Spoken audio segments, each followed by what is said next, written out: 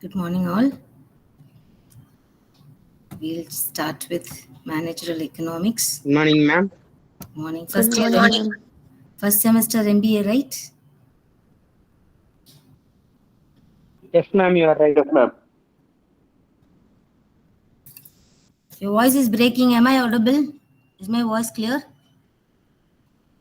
Yes, ma'am. Just check. Okay, thank you. So I'll share my PPT.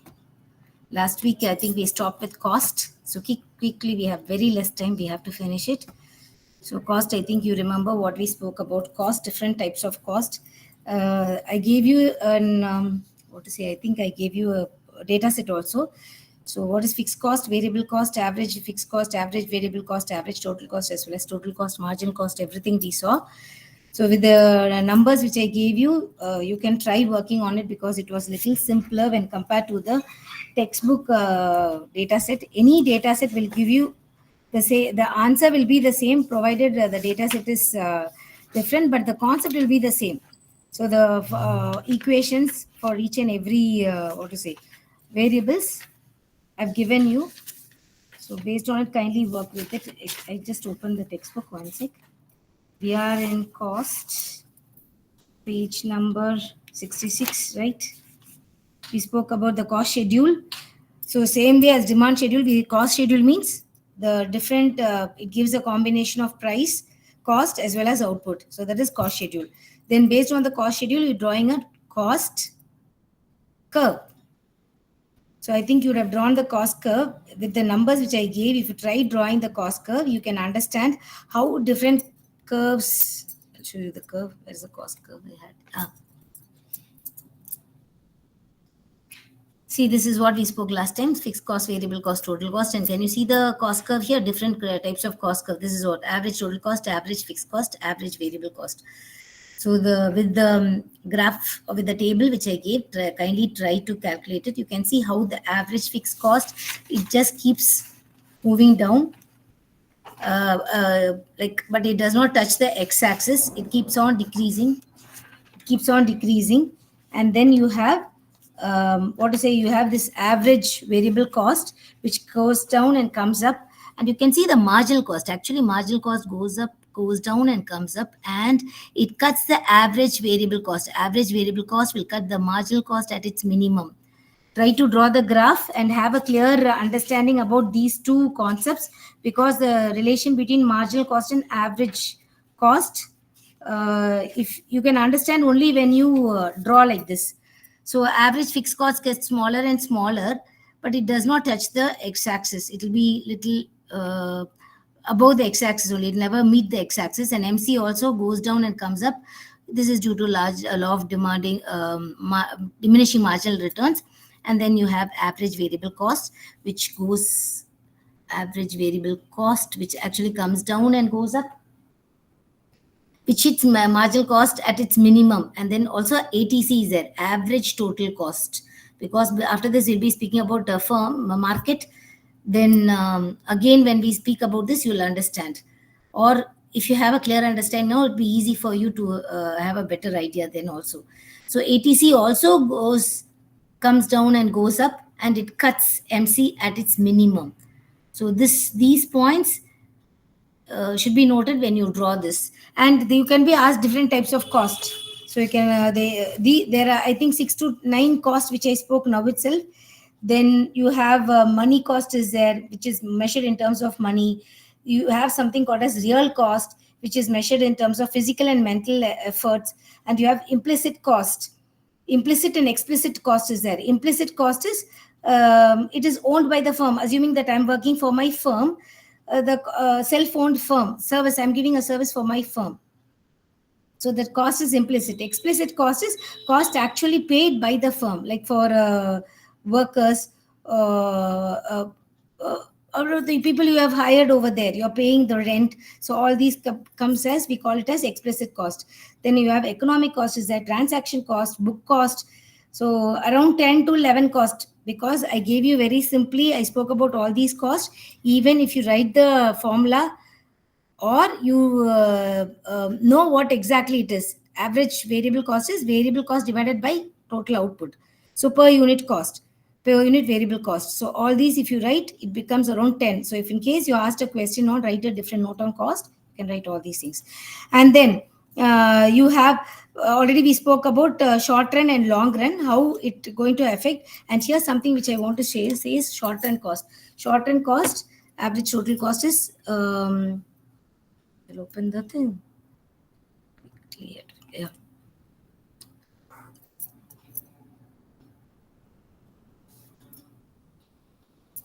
So actually you have uh, output in your x-axis and cost in your y-axis, and short run cost always it's like a boat-shaped curve. And this is total cost is here. So this is short run cost. So what does this cost say? This cost, I'll put a term here also. This is minimum. When cost is minimum, this is output. You produce output. Okay. This is a minimum cost. Till this, we call it as economy of scale. And here, in spite, you know that you can increase your output. At the same time, your cost is also increasing. So here, what happens? This we call as diseconomy of scale. So this economy of scale and this economy of scale, we'll be speaking little after this. Then this, what did I say? This is short run cost curve, and long run cost curve is many short run cost curves form the long run cost curve. So it is almost like a boat-shaped curve.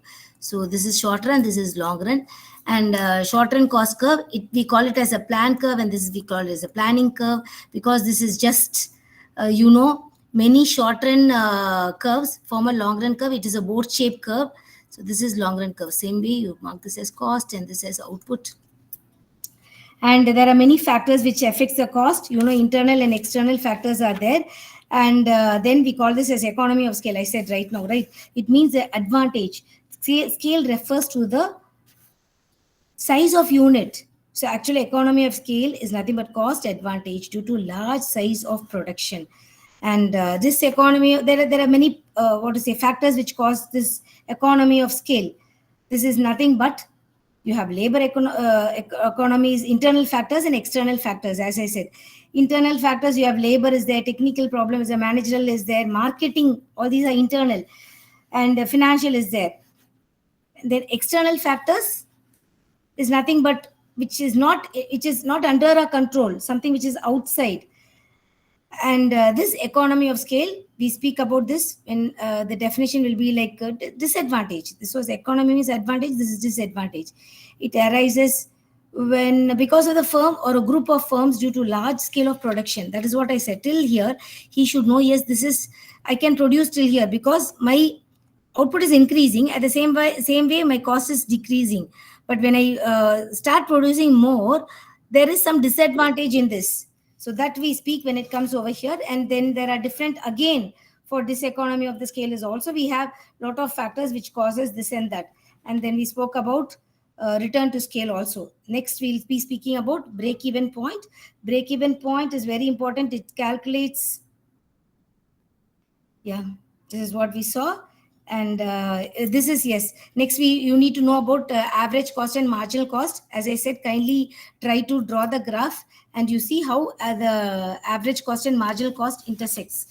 The minimum point, I said average cost should cut marginal cost at its minimum, and marginal cost comes down and then it raises. So the other side, when marginal cost is less than average cost, you see average cost is decreasing. At one point, average cost is equal to marginal cost. And then the another phase will be, as marginal cost increases, average cost will also increase. Here, marginal cost is greater than average cost. Kindly have this graph so that it will be easy for you to understand. Marginal cost, nothing but the change in total cost by producing one extra unit of output. And the average cost is total cost divided by output per unit cost. So this is what we saw. Economy of scale, diseconomy. Last class, I think I remember speaking about constant, diminishing and increasing return to scale. So this is what it is. And then about break-even point. Break-even point, we know that it calculates and examines the margin of safety of a business based on revenue, which is associated with cost also. And actually, It helps to find out the volume of sales when the firm's cost and revenue becomes equal. No loss, no profit. That is what they say over here when we speak about break even point. And here you can actually, this break even point can be performed graphically and as well as mathematically. This break even chart, it gives the relation between cost, revenue, and output or units sold. So this is what it is. This is a graph. I think it is in page number 74 in your textbook. So when you draw the graph, we have fixed, there are certain assumptions. The cost must be, fixed cost must be constant, the variable cost must be constant, the total unit sold or per unit sold, that must be constant. All these are some practical difficulty when you calculate break even point, but we do calculate break even point with certain limitations.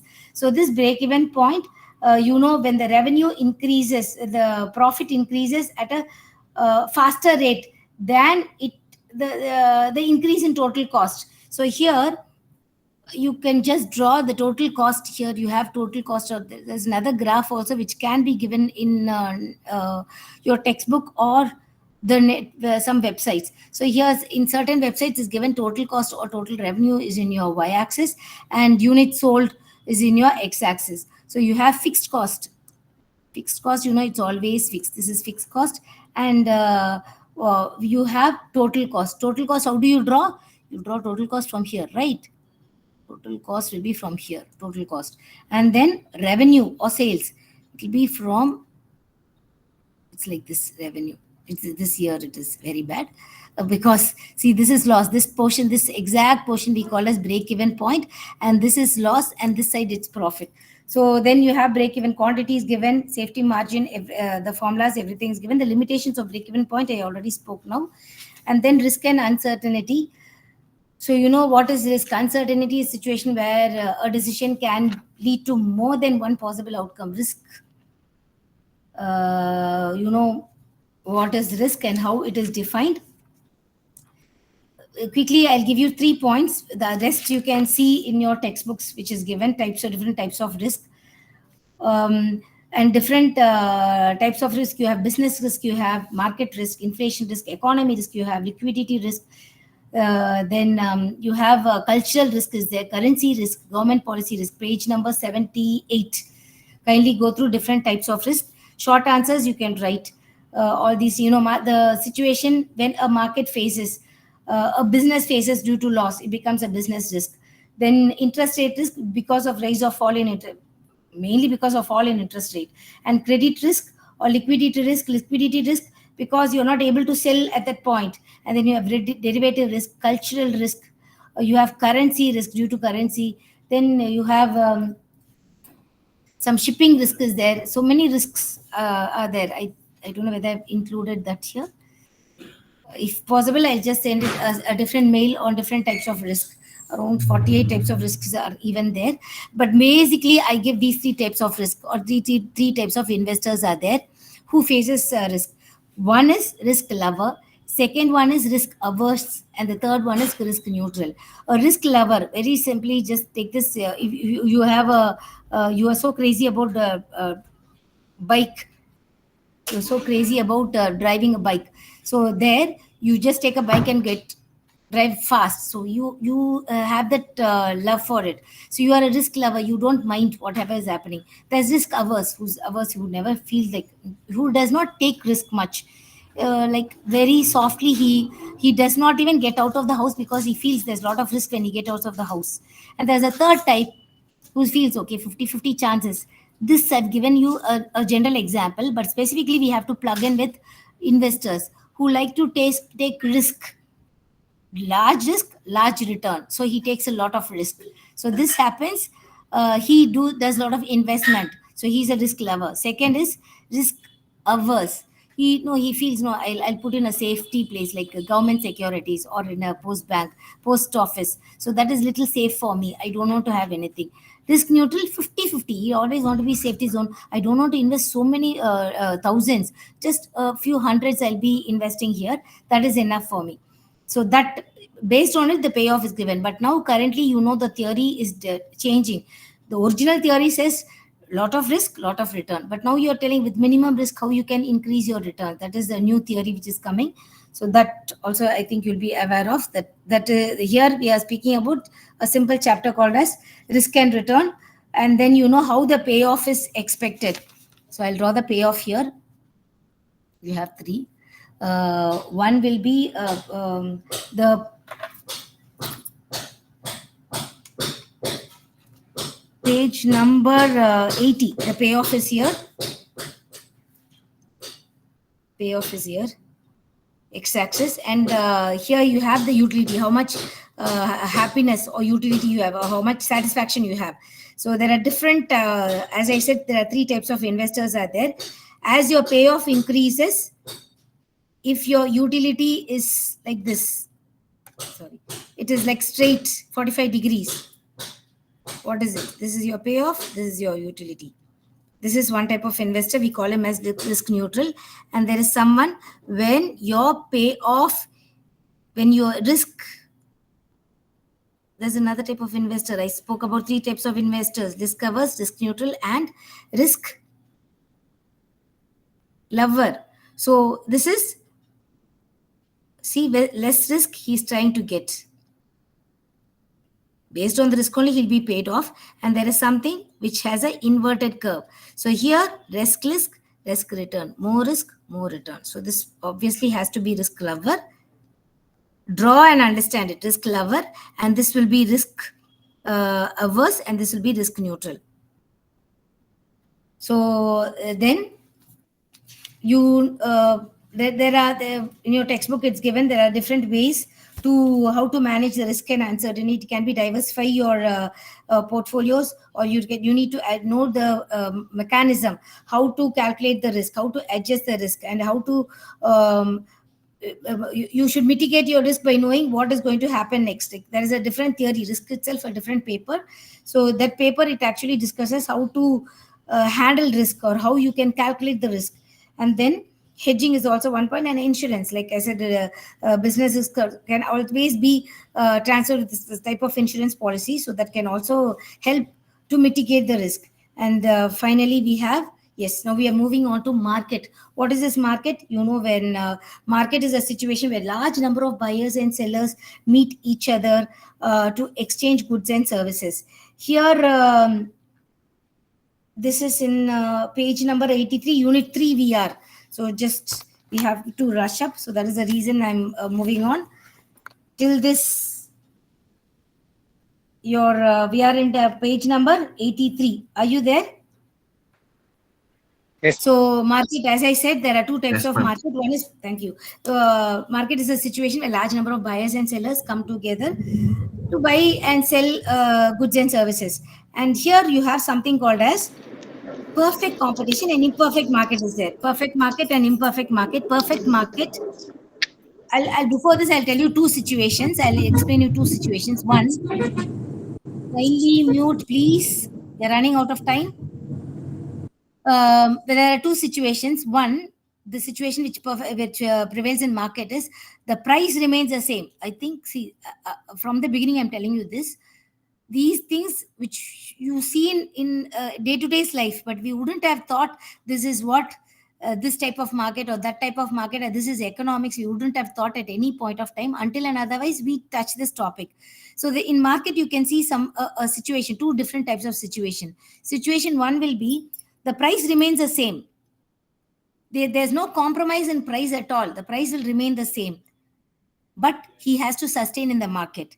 There's a second situation where only by reducing the price, or only by having the price, holding the price, he can survive in the market. So these two are reality. These two are real situations which exist in the market. So we have something called as perfect competitive firm, and there is something called as imperfect competitive market. Perfect competitive market, we'll be speaking about this, and about definitely about market you'll be getting a question. So this is no doubt about it.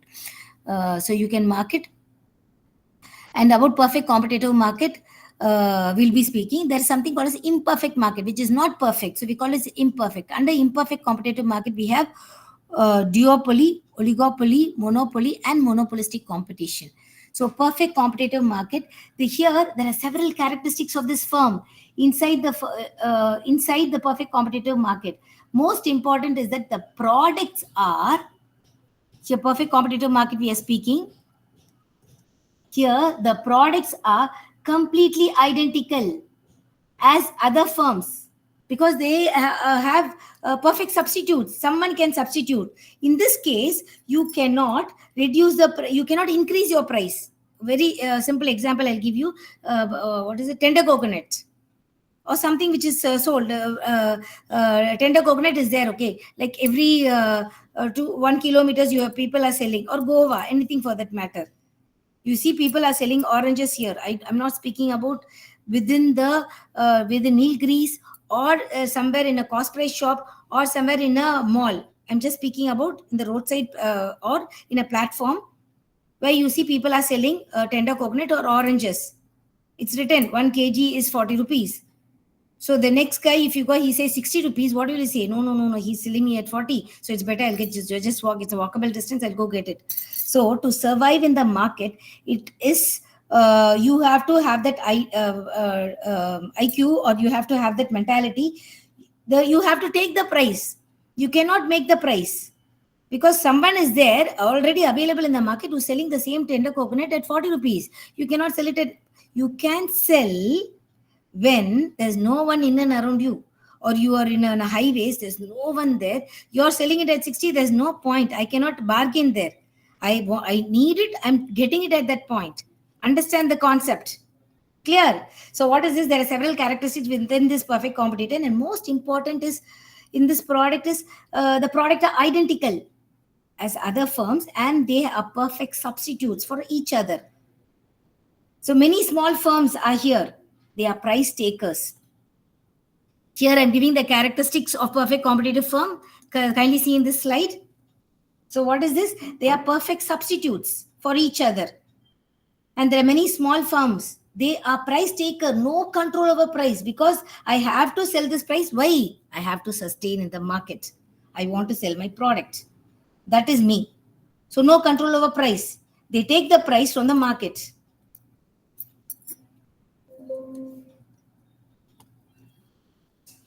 Here something happens here.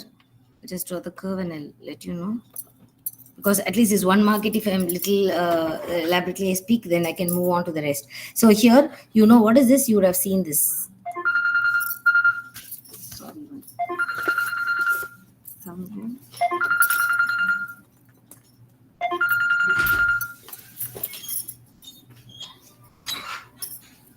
Sorry. So what did I say? This is a firm. We have price, and this is. Do you remember this graph somewhere in your life? Did you remember this graph? Where did we see this? Where did we see this? What is this? Demand curve, supply curve. Very good. Yes, demand and supply. That's all. Very simply, demand and supply. So this is basically what did we say? This is a market. So market for orange we'll have market for orange. This is the demand and supply, and you have something industry. Usually, I'll give an example for milk here. Industry. This is industry of firm. So I don't want to confuse you. Industry of firm, or this is a market graph. So here, as I said, he's a price taker. He has to take the price. It will be the same as this. So what happened? It's one individual firm. Since he's a price taker, the demand over here is horizontal. It's perfectly elastic. He does not have any control. We saw this perfectly elastic. He does not have any control over price. If you increase the price, other firm will be there. There are so many firms in the market, they'll go and get it from them. So you cannot lower the price either. You will be having the price. There's one case when the individual price itself will come down. That will be a very interesting case. So that will be we call it as when you calculate profit and loss. So that will be a very interesting case of this perfect competitive firm. So what happens here is you have I should have spoken about marginal revenue. Okay, after this I'll speak about revenue. I think I did not give you about revenue. Okay, here you have something called as marginal revenue curve. Demand curve is also marginal revenue curve for perfect competitive firm. What is this marginal revenue? Additional revenue that a firm gets when they sell one and another unit, extra unit. Marginal revenue. You have speaking about marginal cost, marginal utility, marginal profit, marginal revenue. So marginal means by selling one extra unit. So the additional revenue which he gets by selling one extra unit. So when they sell one extra unit, they're getting some revenue. So this marginal revenue in this perfect competitive firm, this price line will be the same as marginal revenue line, will be the same as average revenue line. This is also the demand curve. This is only for perfect competitive firm. Okay. So demand and marginal revenue horizontal. So here we can try to plug in few curves, few cost curves. Like you have a cost curve like this. I'll try to do here itself, or else I'll show you. This is something like this. I'm sorry, drawing this like this. This is ATC curve. And as I said, your marginal cost curve will come down and go up like this, marginal cost curve. Okay. This is marginal cost curve. What happens here? We, after plugging in few cost curves here, we can actually find how many units a firm has to produce. A firm should produce. There is 2 golden rules. So soon after this, I'll speak about those producers equilibrium also. So what is the 2 rules? We have to produce when MC and the ATC. This is ATC, right? I said no, MC and ATC. When MC and ATC cuts, how many units should you produce? You should know that. That is the main key of this macroeconomic, of the managerial economics. That is profit maximization rule. All firms should produce when MR cuts MC, MR equal to MC. So again, I'm drawing here one curve. So assuming I'm having, I had this MC, MR curve here, and MC curve is like this, MC curve. So the rule says when you have to produce when MR equal to MC. Assuming my MC is like this, I'm getting it like this. Okay, this is point A, point B. Kindly look into this graph. This is point A, point B. What is the first rule of profit maximization is MR should be equal to MC. You can see 2 points, point A and B, MR is equal to MC. But can I stop my output? This is output. What did I say? Profit maximization rule, or where you should stop your output to increase your profit as a firm. So that is what we are speaking here. This is the main key of managerial economics. So MR is equal to MC. What happens here? So there are 2 points. MR equal to MC. All firms should produce when MR equal to MC. Can I stop here? If I stop here, see, my output I can increase my outputs, right? This is cost. Just a few minutes back, we saw this, the economy and diseconomy of scale. Now I'm bringing both here. This is cost. So what this is output. So what happens? Your cost is minimum. Okay. It's increasing. Here also MR is equal to MC. But here, what happens? It is more your revenue. MR is greater than, cost is greater than revenue. So you have a profit maximization rule as what is profit? Revenue minus cost in economics. Profit is revenue minus cost. This profit is nothing but P into Q. Okay, P into Q. So what is this P into Q? From here I'll tell you. This is P into Q, right? This entire box is revenue. This is P into Q. When I bring in cost, there's a cost here. If my cost curve cuts here, my cost curve cuts in this place. This is my average total cost, assuming this is my total cost. So when the cost is here, it'll be something like this. So here I will be reducing, deducting the cost. So revenue minus cost, this will be my profit area. Okay. So this basically says that you should always produce as long as MR is greater than MC. Very simple rule. MR must be greater than MC and MC should cut MR from below. Right? MC should cut MR from below. This is the third rule. Make a note of this. What did I say? First rule is MR equal to MC. This is profit maximization rule. I seriously don't know. It must be in your textbook. If I've seen the page, I would have definitely indicated you. But this point, you must be clear about this when you move into market. What did we speak? We are speaking about profit maximization rule, MR equal to MC. When MR equal to MC, this is profit maximization, or where you should stop producing. Where you should always produce, as long as MR is greater than MC, it is always safe that you can produce. When MR equal to MC, you should stop producing. And the third rule is MR should cut MC from below. This is a point. So you should stop producing here. When you produce more, the cost is greater than revenue. So here, can you see revenue minus cost, or revenue equal to revenue greater than cost is always profit. Revenue less than cost is loss. So when revenue is greater than cost, then you have profit. The firm will produce as long as MR greater than MC. MR should, MC should cut MR from below, and MR equal to MC, that is a point. These 3 points, I want you to have it in your mind. We are speaking about perfect competitive firm. Few characteristics I said we are speaking over here. Where am I? I'll show you the graph. What is it? Here, the main key characteristics. There are large number of buyers and sellers. Yes, no? What did I say? In my garden, suddenly there are a lot of mangoes are there. They just pluck in and they are sitting on the roadside itself. There no need to be any people. I no need to get any government license to give the what is in my firm or what is in my garden. Someone who's passing the roadside can just get it from me. There's a shop next to my house. I can give it to them and ask them to sell it. I needn't have any license. Here itself also someone can sell outside the house itself. So what is it? There are a large number of buyers and sellers who can influence the markets. They cannot influence the demand. A large number of buyers, he cannot influence the demand. Large number of sellers, he cannot influence the market supply. Because it is homogeneous good, same good. Even rice also can be a very good example for this. Selling rice.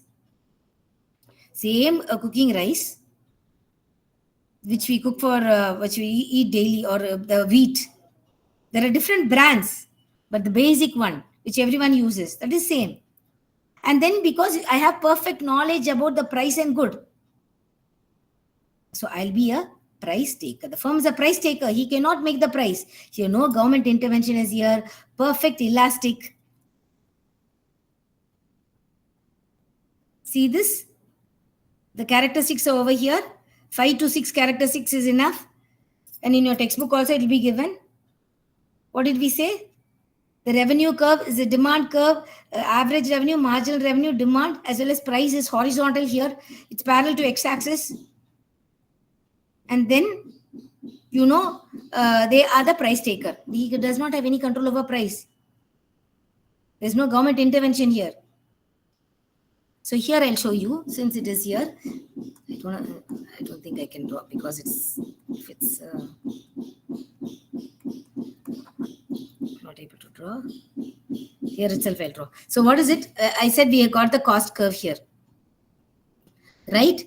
MR cuts MC. This point. When MR cuts MC, this point, right? This point I'm drawing.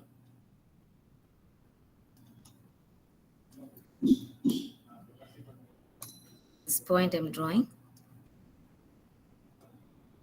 What is this? This is MR cuts MC. So this is price and this is the quantity. This is the price and this is quantity. So this entire box is revenue. P into Q is revenue. What is the formula for profit? Profit, I said, revenue minus cost. Revenue is P into Q. So this I got. This entire box, green box, is revenue. Right? Cost will be, this is cost, right? This is cost. Cost cuts here. So in this point, my graph is so that I brought everything together. In certain graphs will be little confusing. Here I didn't do it purposely, but it came like that. So yeah, I'll bring the cost here. This is a cost. Okay, this box is the cost. So black is the minus cost. So revenue minus cost.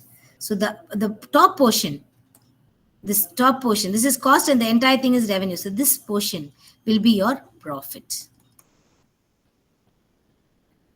When this cost moves up, you will be getting a loss or break even point. When this cost moves here or this exactly cuts P, you have a break even point. That is no profit, no loss. Okay, so we spoke about perfect competitive firm. We are speaking about perfect competitive firm. This is the characteristics. And the example, I can say orange milk, anything. I can bring it over here. The profit maximization rule. As I said, this is a producer equilibrium where MR equal to MC and MR should be greater than MC and MR should cut MC from below. Sorry, MC should cut MR from below. You should stop producing at that particular point. That is profit maximization rule. And then I'll just speak about revenue and then I will move. I think I gave enough inputs on revenue. Just very few seconds. You please wait and check whether I'm having revenue here. Somewhere I remember writing about revenue. It's not here. So I think I've given you enough inputs about revenue.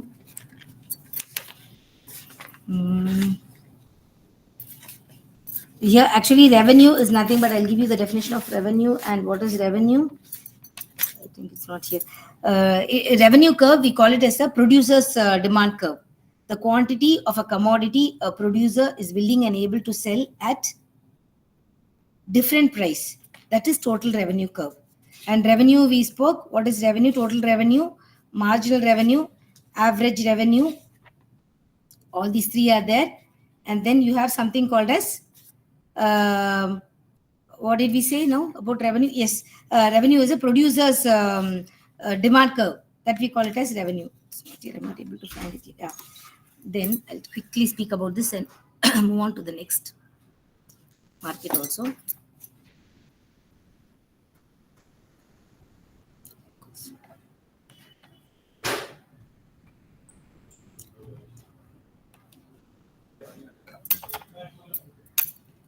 So,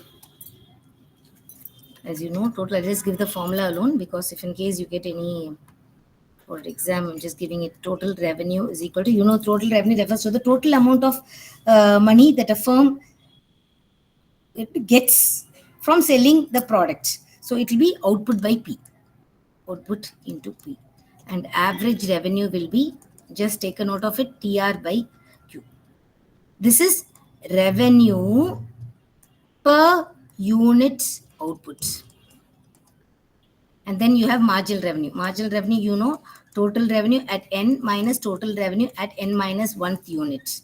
So P, what did we say? Revenue we is telling, right? So total P into Q. Total revenue is equal to P into Q. Right? So this is, from here I'll tell you. So average revenue is given as total revenue by Q. Total revenue formula was already P into Q. So average revenue is equal to P into Q by Q. So average revenue is same as price. And I said this is producer's demand curve. That is why I said this. Okay. So quickly moving on to the next market. So now we have to get into, we spoke about perfect competitive firm. And now we are going to speak about imperfect firm. What is this imperfect firm? Something which is not perfect is imperfect firm. And yes, here you would have had 3 cases. Sorry, I think I didn't tell you this. See, the 3 cases are here. I'm not able to draw this. That is why here here if you draw this is profit. And when this ATC curve moves little, the top itself, it's above the price line. Then we get as a, we get a loss. And if exactly touches the demand curve, then it is neither profit nor loss. That is a break-even point. Actually, there's a shutdown rule in this perfect competitive firm. The firm should shut down if the price is below average variable cost. You see where the cost is? You know how the cost is over here when we plug the cost. There is a cost curve. See, if the price line, again, it's a NOT note, price line is below the average variable cost, it is the shutdown rule for perfect competitive firm. Okay? It's not written here. I think I don't know when the other notes I've sent it. I'll just recheck it again. So then the next one, as I said, is imperfect competitive firm. Imperfect firm. First, I'll be speaking about oligopoly. Oligopoly is nothing but few. What did we see in perfect competitive firm? Large number of buyers and sellers. Oligopoly market, very few sellers. Quickly, I'll give you an example.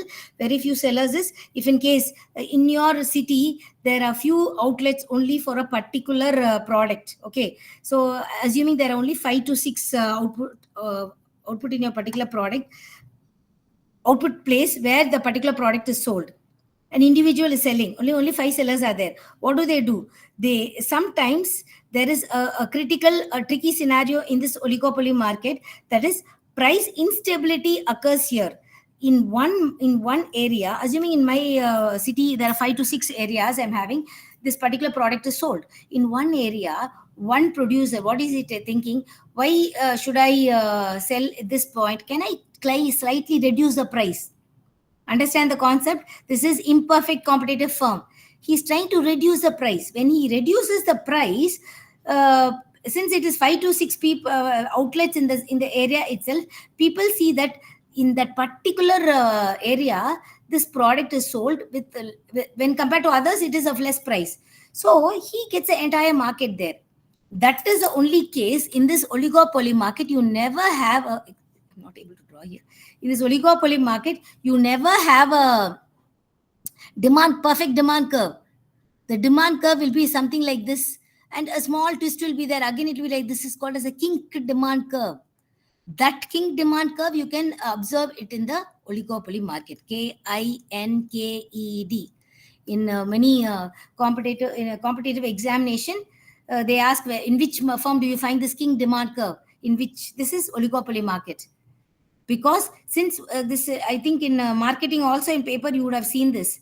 A producer or a seller who just try to reduce the price, he just gets the entire profit. That is skimming price, they say.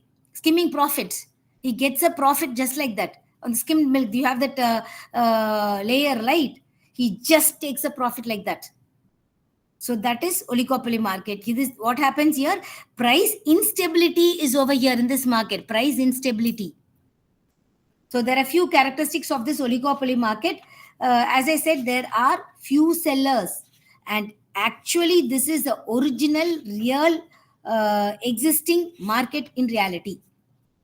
When you open, they spend about 80% of their on advertisement itself. Example, when you open the TV, what happens? Car, a cell phone, all these are real examples of oligopoly market. What is happening here? Here are a few sellers, same characteristics. There are a few characteristics here also. I think I would have posted it here. Oligopoly. Okay, here, see, there are few sellers, few large producers, high barriers to entry. No one can just like that enter and have a car market and control over price. He's making the price. And this is a real firm. He spends a lot on advertisement. And the price instability is there. All these points also you can add. This is the king demand curve, right? See here. Price instability is there. Demand is elastic here. So you have 6 to 8 points. Point out. If they ask you about oligopoly market, just have this point here. And then you have something called as duopoly. What is duo? Duo means two. Only two people sing duet. So 2 sellers. Only 2 sellers. Market is what? We are speaking about buyers and sellers. Only 2 sellers are there. Sellers are selling so in your area, you are a key seller. In my area, I'm the key seller. We are in the same city. So what happens? We two can play a nice game. See, you increase the price. I will also have the same price. They don't have anyone else here. Only we two are here. Only we two are the game players here. Either he'll come to you or to me. So this is a special type of oligopoly market, is duopoly. Clear? I know I'm fast, but I want you to understand the concepts. Is it clear? Yeah, ma'am. Yes, ma'am. Thank you. The next one is monopoly. Monopoly, a single seller. It's a market situation in which there are a large number of sellers will be, large number of buyers will be there, but only one single seller is there. The features is there are a large number of buyers, only one single seller is an individual seller. He is the one, he sets the price. He is a price maker. He's a king, yeah. So he'll have supernormal profit. Not like perfect competitive. Perfect competitive firm, you have a normal profit. You have a profit, you can have a loss. Yes, supernormal profit is here. What is it? He is the one who is keeping the price. He is the one who is selling. He is the entire one who is supplying for the entire market. He's fully controlling it. In this market, you have something called as a price discrimination is there. Okay, price discrimination will be here in this monopoly market. Just check in there are a few points which I've given here. Even in your textbook, I need for you to check this. And here, what happens to the demand curve? Demand here, here only it will happen. A small change in price, the price change, even if it is more or less, demand change will be very less.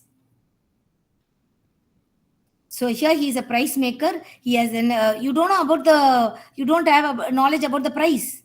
It's fully restricted area. You cannot just like that come inside. No one can get inside. At least oligopoly market is little better. And here you have supernormal profit. Next we move on to monopolistic competition. What is this monopolistic competition? It is a what is the demand curve over here is based on the extent of the product differentiation. When you get into a jewelry shop only, you know what twist they are having inside. 1 for 1 or 2 rupees less per gram. So how many competitors they are facing? They have a lot of, this is a combination of monopoly and perfect competitive firm. Most of the time in the exam, they ask about the difference between monopoly and monopolistic competition. Monopoly, single seller. Here, there are sellers. It is a combination of monopoly and monopolistic, perfect competitive firm. Oh, monopolistic competitors demand curve is one of the many firms that makes up the market demand curve. In the monopolistic competitive market, each firm acts a monopoly itself. Because it's my product, my jewelry shop, I design it in a different way. But I know there are many close substitutes available here. If you're not going to come to my shop, there's a different shop. But the design, but the incentive which I give here, some sort of surprise which I give when you come to my shop, that is different. So here, the monopolistic competitor raises its price. He can raise its price also. Same consumer will buy a similar product in another firm. So here also relatively large number of buyers and sellers are here, but it is a differentiated product. What is this? And he has some control over price. Easily, it is low barrier to entry. And here also he spend most on advertisement. Jewelry shop and what is it? Shampoo, soap. All these can be, I can give it as an example of this monopolistic competition also. And then toothpaste, fast food. Okay, so next. So this table in front of you. It will give a combination of all different type. If they ask you about the difference between perfect competitive and monopolistic competition, you can take this or the other two. Oligopoly alone will be not here, but whatever I spoke, oligopoly's characteristic I would have given here, somewhere here. Yes, it's here. And the curve is also here. And this is a difference. Okay. So quickly moving on to I forgot this price discrimination. As I said, no, there's something called as price discrimination. This you can see in monopoly market. What is this price discrimination? Discrimination, you see, there is some sort of difference between me and my sister. My parents are not treating us same way. That is the discrimination. Or the teacher is not treating these two students the same way. Some discrimination meaning that only. So what does it mean? Same product is being sold with different price at different places. Will it happen? Of course it will happen. In a cost price shop, tur dal is different. In the market, it's different. In the mall, if you go get it, it's a different. In a branded place, it's different. Same consumer, same price, same product is charged of different price because I'm willing to pay. I go to that market, to the mall, I'm willing to pay at that price. The food over there. Quality Same, difference may be there, ma'am, due to that. Quality difference. The no, low grade is there, high grade is there, polished one is there. that is also there, Fruit but also. you can see, I think Big Bazaar, Big right? bazaar, yeah. When you get Can I it bring? from ration shop, Ah, you will get very substandard Ration quality. shop is different because that I'm not bringing it here. Yeah, Uh, yeah. what to say, the same in Big Bazaar itself I'll take. Okay, Big Bazaar, I'm getting that eclair chocolate for 64 rupees. Same, I go into market, it's 100 rupees. In another mall, I'm getting it at same 120 rupees because the rate is given 120. Yes or no? But the same chocolate. So that is, there are different degrees here. Degree 1, 2, 3. So what is this? Degree 1, 2, 3 is first degree will say every consumer, each consumers or every consumer a charge price they are willing to pay. I'm willing to pay that. Perfect price discrimination is here. And another example I can bring it here is flight. Flight being the same, the destination point is the same. But you are paying a different money in economy class as well as business class. Class, yeah. Class You difference. can say yes, the service is different, but the destination point is the movie. Initially, I don't know now. Initially, there was in the 90s, also in 80s, we can see there was a box. Within the box, you have a different. Yes, The ma'am. movie Yes. is the same. When you sit closer, you pay the amount for the ticket is different. So, then also the market segmentation comes here. Peak of time, the rooms in the hotel, age group, the train ticket, senior citizen, students, right? All these are example of price discrimination. So you have 1, 2, 3. Sorry, I'm moving on fast because we have to move this my macroeconomics quickly. I'll say what is this? What do we speak about this national income? National income is very important. What is this national income? National income is it's a key indicator, economic indicator that measures the country's economic performance over a specific time period. It is the total value of goods and services produced by a country. The country is resident during the accounting year.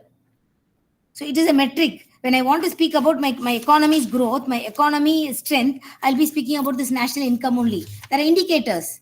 It measures the indicator, I call it as GDP. GDP is gross domestic product. It is the total value of all the final goods and services that is produced in the domestic territory of a country itself. Understand clearly? Within India, the domestic territory I said, within countries borders during a financial year, the total value of all goods and services produced, that is GDP. That is GDP. Then you have GNP. I think didn't I write the formula here? GDP is there, GNP is there. GNP is gross national product, total value of all final goods and services produced by the country citizen, including the product by domestic business and labor abroad also. So that is GNP, gross national product. And then you have NDP. NDP is very simply GDP. You already spoke in. Yeah, it's right. So GDP, NDP will be GDP minus depreciation. And NNP will be GNP. We spoke about GNP minus depreciation. That's the formula. Okay, and this GDP, we have three measures. When income method is there, output method is there, expenditure method is the income method. You know what is the income? You're summing up the income of the individual of an economy. You know how the income comes through profit, through interest, through rent. What is it? The four factors of production. We said no. So that is through income method. Then you have some output method. Output, what are the output of goods and services produced in a nation, different sectors, primary, secondary, tertiary sector is there. So you try to compute the summation of it. We are speaking about macroeconomics. Macro is nothing but summation of all micro. Total outlay method. Third one is expenditure method. Expenditures, consumption, investment, government expenditure. which includes export minus import or net trade. Here, I should speak about aggregate demand and aggregate supply. What is aggregate demand? Total demand of goods and services in an economy. Total supply of goods and services in an economy. Individually, we saw in micro, in macro, total demand. Summation of all individual demand, total demand. That is aggregate demand. Okay. Then quickly, we'll speak about employment, unemployment. You know what is employment rate? How employment is... what is employment and how unemployment rate is calculated. What is the different types of unemployment is there given in your textbook. And then you have unemployment the factors which contribute to this. Labor force is there, work population ratio is there, unemployment rate is there, weekly status, currently, then actively status of the employment rate, everything is there. Unemployment rate is usually calculated as number of unemployed people divided by total labor force. If you're going to express it into percentage, into 100. That's all. And then you know what is a person is employed. The different types of unemployment is there. Between the job, I'm unemployed. Then it is called frictional. There is something cyclic or seasonal. During rainy season, there is no employment for painters or constructor. Within the house is different, outside. So the different types is given, different types of unemployment is given in your textbook. And then we have business cycle. What is this business cycle? You know, there are 4 types of, this is a cycle. It is being faced by every business. You have 4 periods are there. Boom is always on the top, peak.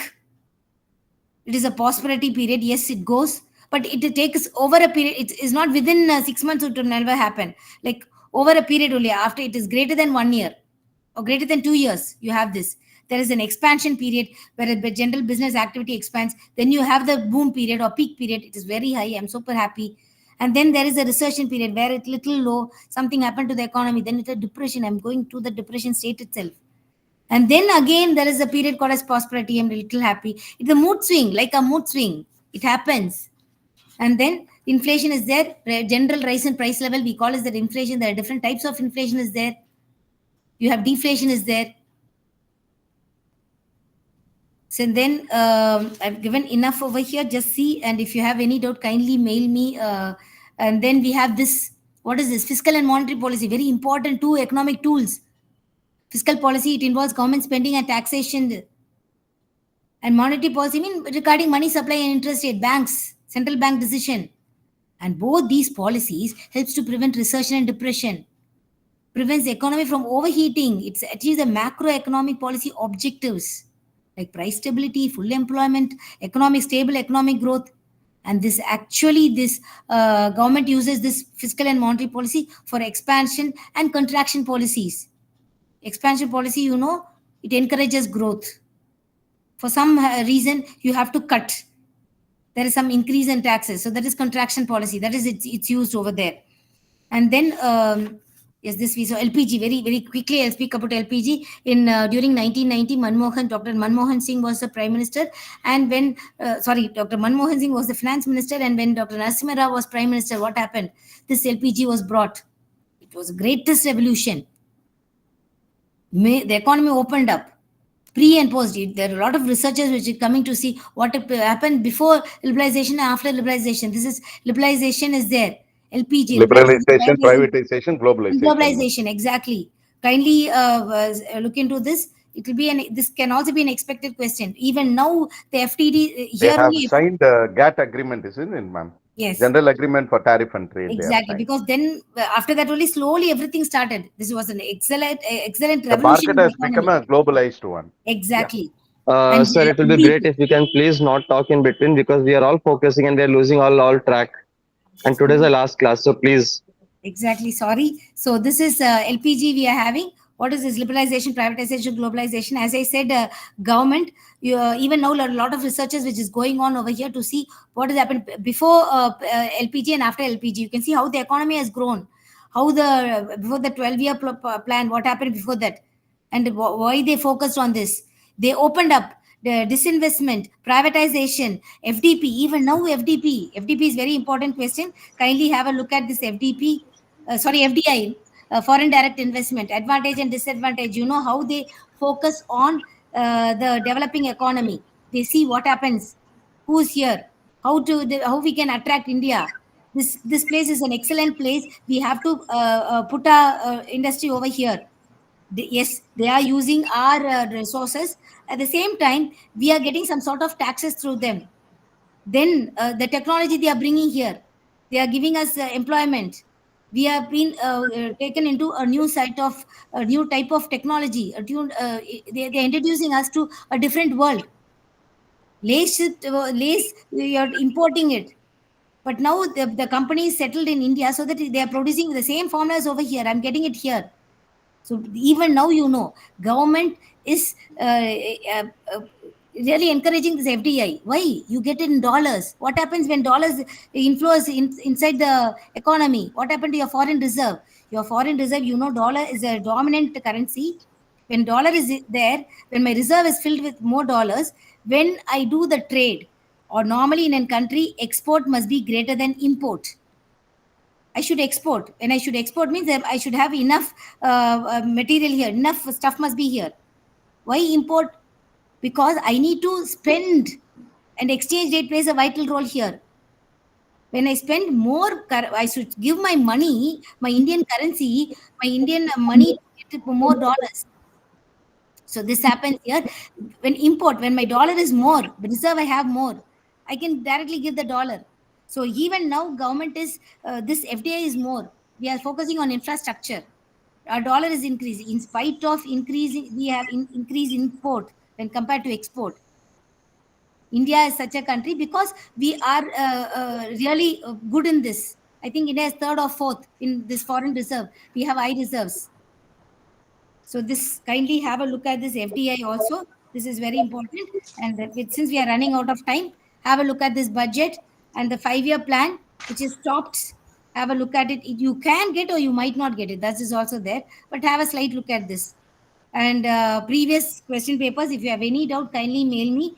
I will definitely help you in this. Since it's a last class and we are running out of time, I quickly have to finish it. Thank you so much for putting up with me, and all the very best. As I said, kindly answer all the questions. Don't leave any question unanswered, and write up to the point. And if they ask you to write only 5 questions, just answer only 5 questions. And see to it that the question is answered properly, not with extra term. And also the keywords, plug in the keywords when it is needed. Okay.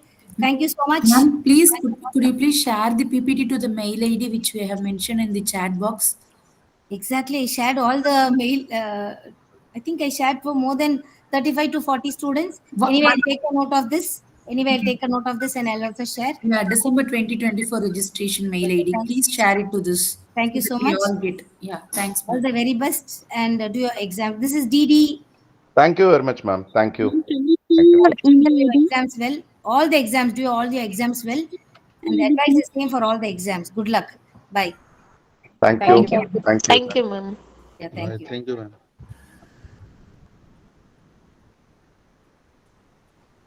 Thank you, ma'am.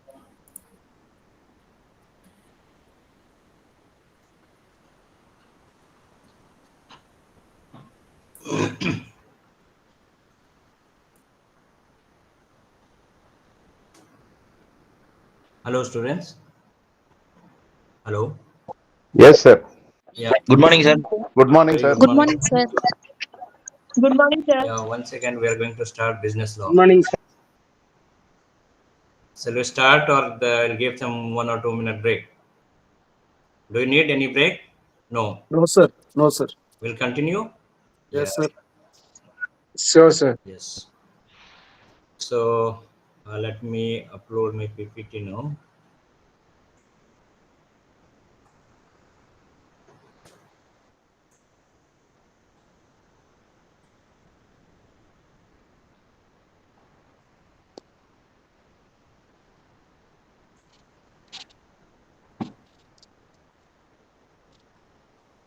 Can you see the PPT now? Yes, sir. Yes, sir. Yes, sir. Yes, we can see. Yeah.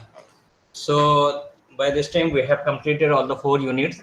somehow broad area we have covered, and in details you need to go through the study material. Okay, so lot many things are there, but only few important topics I have discussed, and based on the syllabus almost everything I have covered, but very shortly. And I will share the PPT today. Okay, whoever has sent mail today itself, I will share PPT. Right. Today we are going to discuss about the two small act. So one is Factory Act, another is Industrial Dispute Act. Okay. Shall we start now? Yes, sir. Yes, sir. Yeah. So Factories Act. What is the objective of the factory? All of you know what is factory, what is industry. I think almost all of you are aware of it. But what are the objectives of the Factory Act? Why it is required? In examination also, questions are being asked, short question. What are the objectives of the Factory Act? Okay. So what is factory? You tell me, anybody has any idea about? Place meant for manufacturing of goods. Yeah, the place, small place, manufacturing of goods. Okay. Here we have mentioned here. I'll discuss about the meaning of factory also. So let us know what is the objectives of the Factories Act. So main objective is to improve health, welfare and safety of the workmen. Those workmen who are working under the factory, they are underprivileged people, and many of the time it has been seen that their welfare is not taken into the consideration. So Factory Act is enacted to improve the health, welfare and safety measures. There are three measures: health measures, welfare and safety measure of the workmen. This is the first objective. Second objective, to regulate by imposing restriction as to hours of work. Sometimes you must have seen that they are exploited. Factory workers are being exploited. They are continuously doing more than 10 to 15 hours work, but they are not being compensated properly. So another objective, to regulate by imposing restriction as to hours of work. There has to be some restriction. Beyond that, they should not work, including rest and provision for availing of leave. There should be some provision for rest and provision for availing leave also. To maintain all these things, this Factories Act is enacted. Another objective is to make stringent provisions as regards employment of women and young persons and duration of their work. It is again exploitation. You must have seen that many small kids, small children are working who are minority of the age, like some Bengal industry in Firozabad, glass industry, then sometimes carpet industry, small, you can say that kids are being employed in that work. For to restriction on that, and sometimes women where they are not supposed to the work, it is hazardous for them, still women workers are working. So restrict all those things, this Factory Act is enacted. What is the first objective? To improve health, welfare and safety measure. The second objective, impose restriction on hours of work, including rest and availing of leave.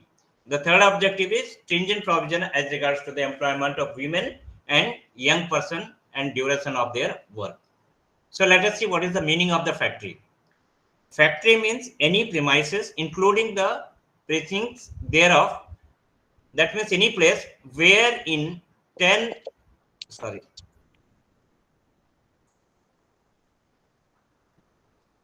where in 10 or more people, wherein 10 or more workers are working or were working on any day of the preceding 12 months, and in any part of which a manufacturing process is being carried out on which the aid of power.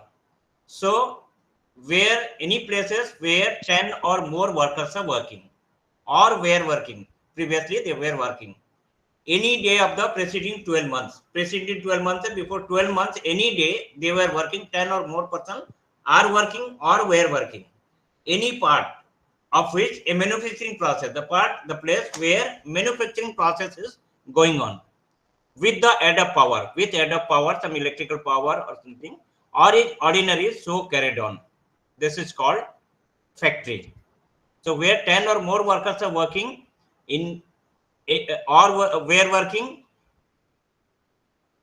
on any day of the preceding 12 months, and any part where some manufacturing process is going on.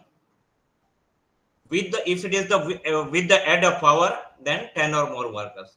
Then another one is the where 20 or more workers are working or were working on any day of the preceding 12 months, on any part of which manufacturing process is being carried out, on without the add of power.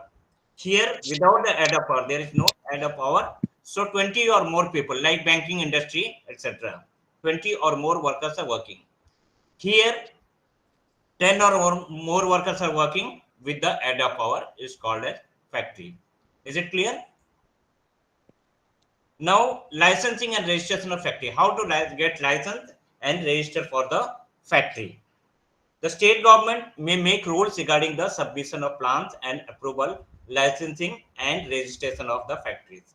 The state government, they may give notification regarding the submission of plan or application for the approval of licensing. All the state government, they have provision. The site chosen to locate the factory must have the previous permission in writing of the state government or chief inspector of the factory. The site which you are choosing for manufacturing process, that should have taken permission, previous permission in writing from the state government or chief inspector of the factory. Before registration, you should have this place of working or place of manufacturing. The site chosen located the factory must have the previous permission. The third is such permission will be granted to applicant unless he hold duly complied with the direction of the government. You have to follow the rules and regulation direction of the government. As per that only you need to apply. Every application must be duly accompanied with a certified plan. You should have certified plan of the factory showing all the details together with a challan representing the fee payable for such registration. Whatever the registration fee, that should be paid through challan, and licensing or renewal licensing. If it is a licensing payment has to be done or fee has to be paid, or if you are applying for renewal of licensing, then you need to pay that amount. So every application must accompany with a certified plan of factory. It should show all the details together with the challan, all the details, and challan should be there to pay the fee. If permission is not granted either by the state government, you have applied to the state government. So if permission is not granted either by the state government of the chief inspector within 3 months from the date of submission of such application, permission is presumed to have been granted. If you have applied with proper procedure and with proper fee, proper application with certificate plan and certified plan, then the place of working, everything is proper, then you have applied, and within 3 months, if you are not getting any reply from the government or the chief inspector of the factory, that means it's presumed that you have been granted. On the refusal of the state government to grant permission, the aggrieved applicant preferred to appeal for the 30 days from the date of refusal. If it is within 3 months, they are not responding to you, that means it is granted, you can start. Otherwise, if there is a refusal, if they send any refusal letter that you cannot do, then you can go for appeal within 30 days from the refusal. Within 30 days, you can go for the appeal. Every order refusing to grant permission or license must be a speaking order. A speaking order in the order passed after hearing both the side, and it is passed with the reason stated. Every refusal, they should have reason. Both the parties have to be together and they should discuss, and what is the lacuna, it should be discussed and to be mentioned that this is the reason why your permission is not granted. And license or permission cannot be denied merely on the direction of the government without hearing the applicant. You cannot deny without hearing the applicant. You should ask the applicant what is the reason, what is the justification for this one. Then only you can deny. If it is not satisfied, then you can deny. Otherwise, without that, you cannot simply deny to start the factory. Next, licensing and registration factory. Then notice period. The occupier must give 15 days notice to the state government of chief inspector of factory before begins to occupy or use any premises as a factory. If you are going to use any premises as a factory, so prior 15 days notification you should give it to state government or chief inspector of the factory that I am going to start my business here. It is essential to intimate by notice the inspector with a copy addressed to the chief inspector of the factory. It is necessary to intimate and give notice to the inspector with a copy addressed to the chief inspector of the factory. If any new person is appointed as a manager in a factory, if you are appointing any new manager in your factory, then it is necessary to inform the chief inspector. First, you need to give the intimate to the inspector, and a copy you need to forward to the chief inspector of the factory, so that they should know that who is the new manager or new person in this factory. Next is penalty provision.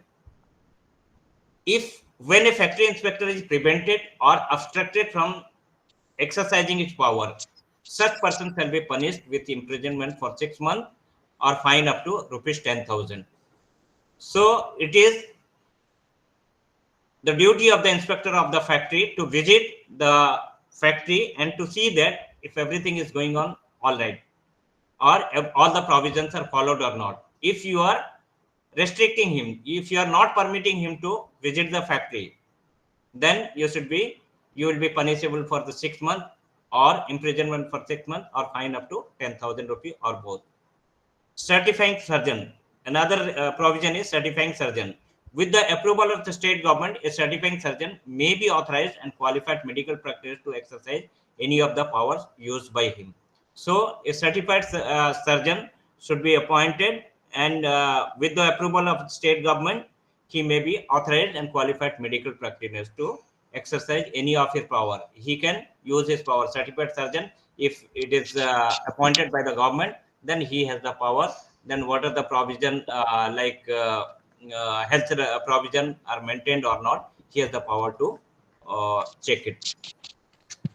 So these are the regarding licensing of the factory. Now, as we said that the objective of the factory, first objective to provide health, safety and welfare measures to the workers. What is the health measures? Here I have mentioned the sections. You need not to mention section. You just write on the point only. So health section is 11 to 20. First is cleanliness.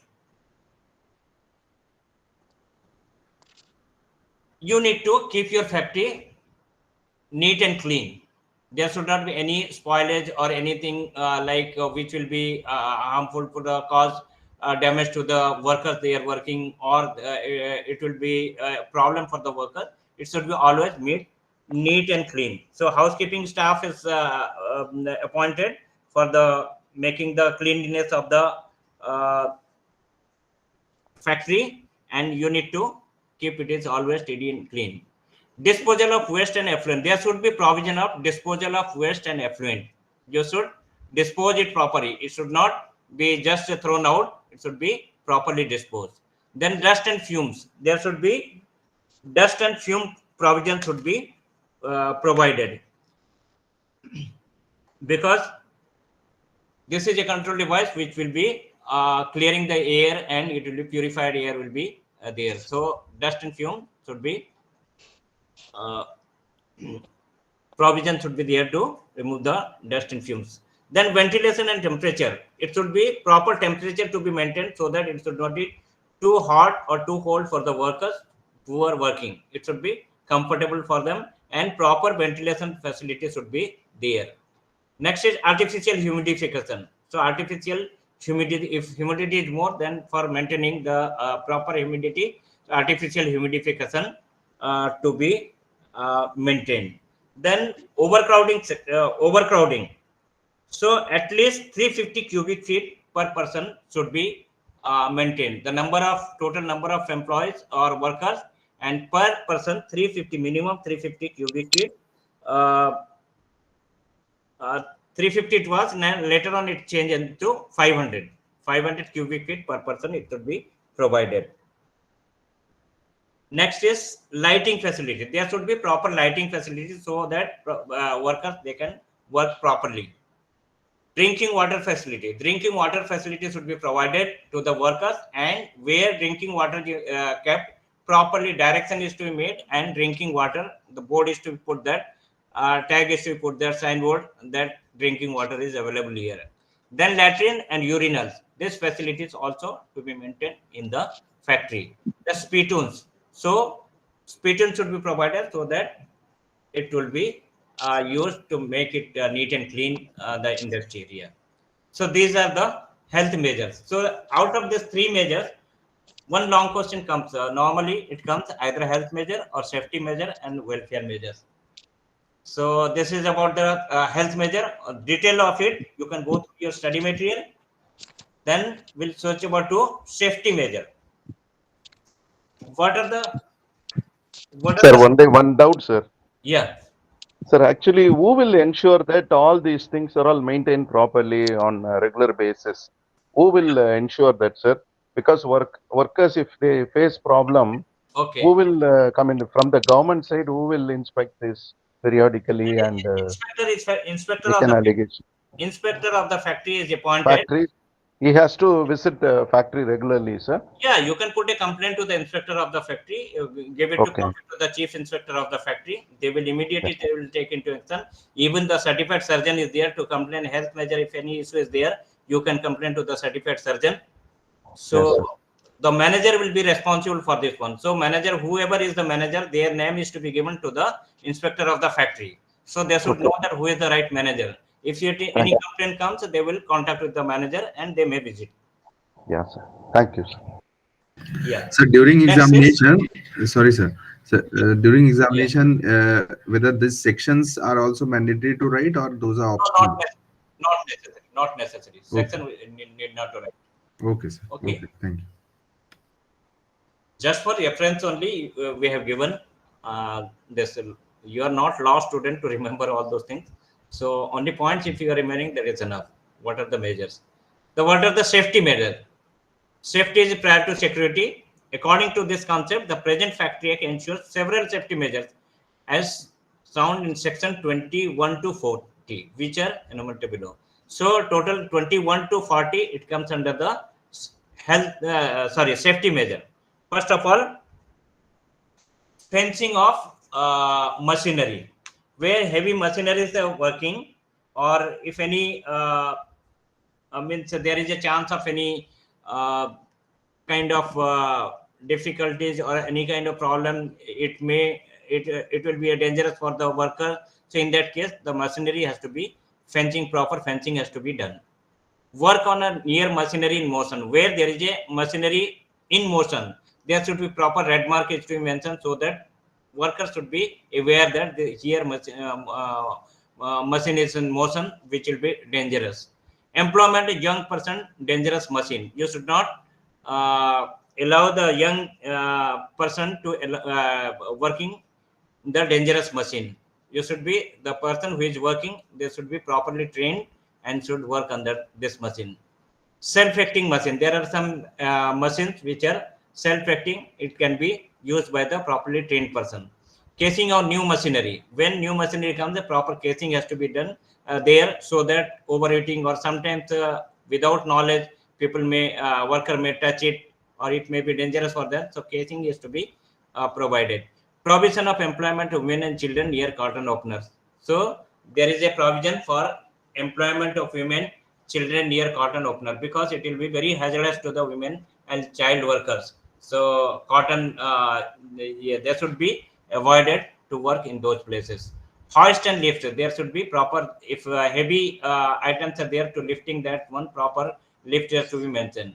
Lifting machine, chains and ropes, and lifting tackles. So all this machinery should be there to where the heavy work is going on, to lift those things easily, comfortably they can be. And revolving machine, where revolving machine is there should be proper care has to be taken, so that the proper safety measurement has to be taken. These are the few sections about the safety measure. The another one is health measure. These are the three very important topic in factory guide. One is the objective, second is the licensing, how to take the license, the third is the what are the three different measures: health measure, welfare measure, and safety measure. Welfare measure is sitting facilities. There should be proper sitting facilities in the factory where the workers are working. For them, properly sitting facility or rooms has to be there so that they can take rest. First aid appliances. There should be, there must be first aid appliances in case of any emergency. First aid can be used and proper. It should be kept in proper place and demarcated that first aid is here. Canteen facilities. There should be canteen facility where more number of workers are working in that place so that they can take the benefits of canteen. Shelters, restrooms, and lunchroom. There should be shelters, restrooms, and lunch rooms.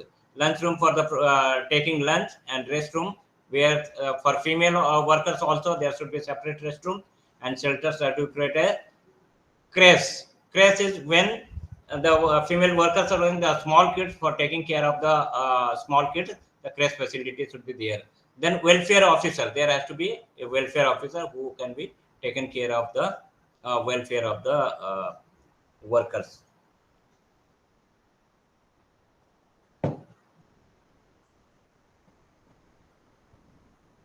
Next is working hour. What is weekly hours? No adult worker shall be required or allowed to work in a factory for more than 48 hours in a week.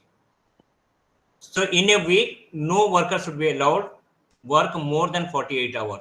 At present, it is reduced to 40 hours. Earlier, it was 40 hours, 48 hours. Now, it is 40 hours. So no worker should be allowed to work more than 40 hours in a week. Daily hours. No adult worker shall be required to or allowed to work in a factory for more than 9 hours. Maximum, you can allow them to work up to 9 hours in a day and 40 hours in a week. If 9 hours in a day, it should not cross more than 40 hours in a week. However, to facilitate the change of shift, this limit may be exceeded subjected to the previous approval of the chief inspector of the factory. If you have shift system, so like 2 hour shift, 3 hour shift, or 4 hour shift, it may exceed more than 9 hours. But for that, you need to take previous permission from the chief of the inspector of the factory. In shift facility, what is there? At a time, you are not working more than 2 or 3 hours.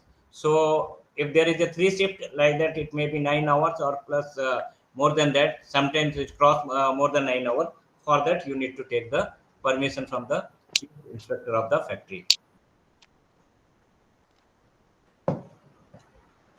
This is all about the Factory Act. Any doubt or anything you want to clarify? Because once we complete this one, then we'll go for this old question paper, 1 or 2 old question paper we'll take, we'll revise it. Weekly, how many days, working days, sir? Weekly, 5 days, sir? Weekly 5 days means 8 hours only it comes, 40 hours means. Yeah, that Right, is sir? up to the factory where if 5 days Because working you are hours. saying it should not exceed 9 hours. Then they have to work in a day 8 hours. 8 hours into 5 days, 40 Okay. hours it comes to. Yeah, it comes. They work extra, what will happen, sir? They will be paid double wages, sir. Yeah, OT they pay, but for that overtime they pay, but for that you need to take permission from the chief inspector of the factory. Okay, sir. Like shift hour, shift duty, 4 hours. If we are 3 shift, then 12 hour it will become 12 hours. Yes, sir. So in that case, or 4 hour 3 hours means 12 hours. In that case, you need to take permission from the chief inspector of the factory that this is the provision we are taking, and monthly we are not crossing, or weekly we are not crossing more than that. So like that, there will be the provision is to be made, and you need to manage it. Yes, sir. Thank you, sir. Yeah. Next is industrial dispute. What is industry? Most of you are working in industry. Can anyone tell what do you understand by industry?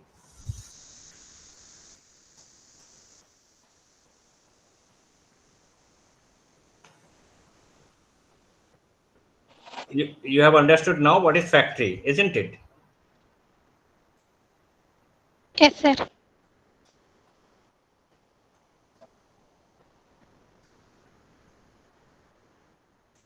Any idea? Industry?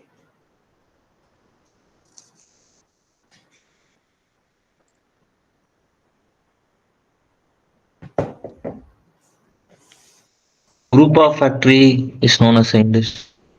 Sorry.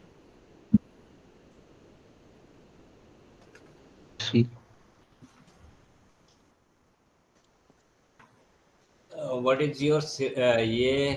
It is industrial relation or industrial dispute? It is ID Act.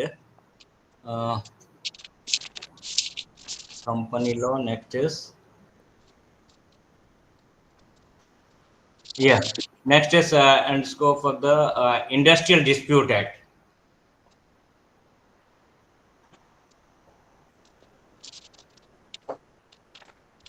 Those industries which are engaged in large production, sir. Yeah. Just a second. Let me take it. Industrial Dispute Act.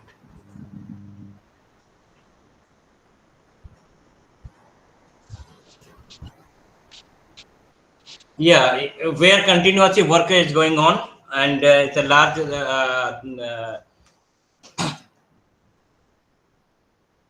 Engaged in large production, sir. large productions are going on. Like Ashok Leyland, Student. Ennur Foundries. Yeah.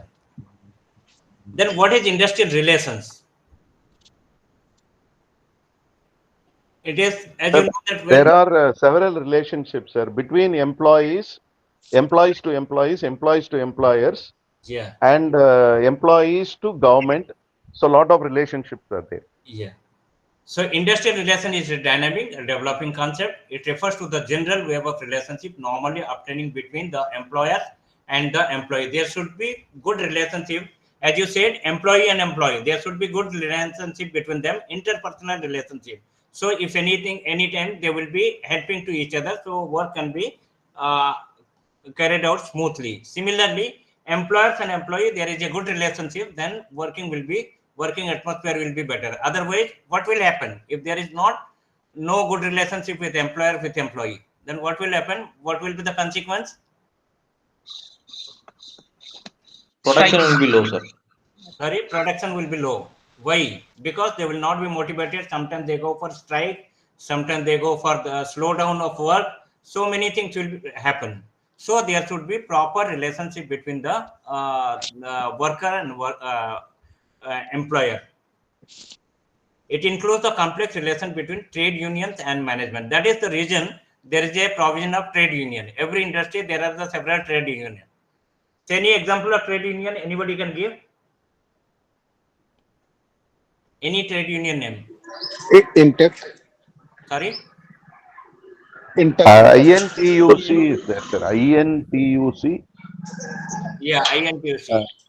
Yeah, that I think BMS. that is the Bharati oldest Mazdoor Sangh. one.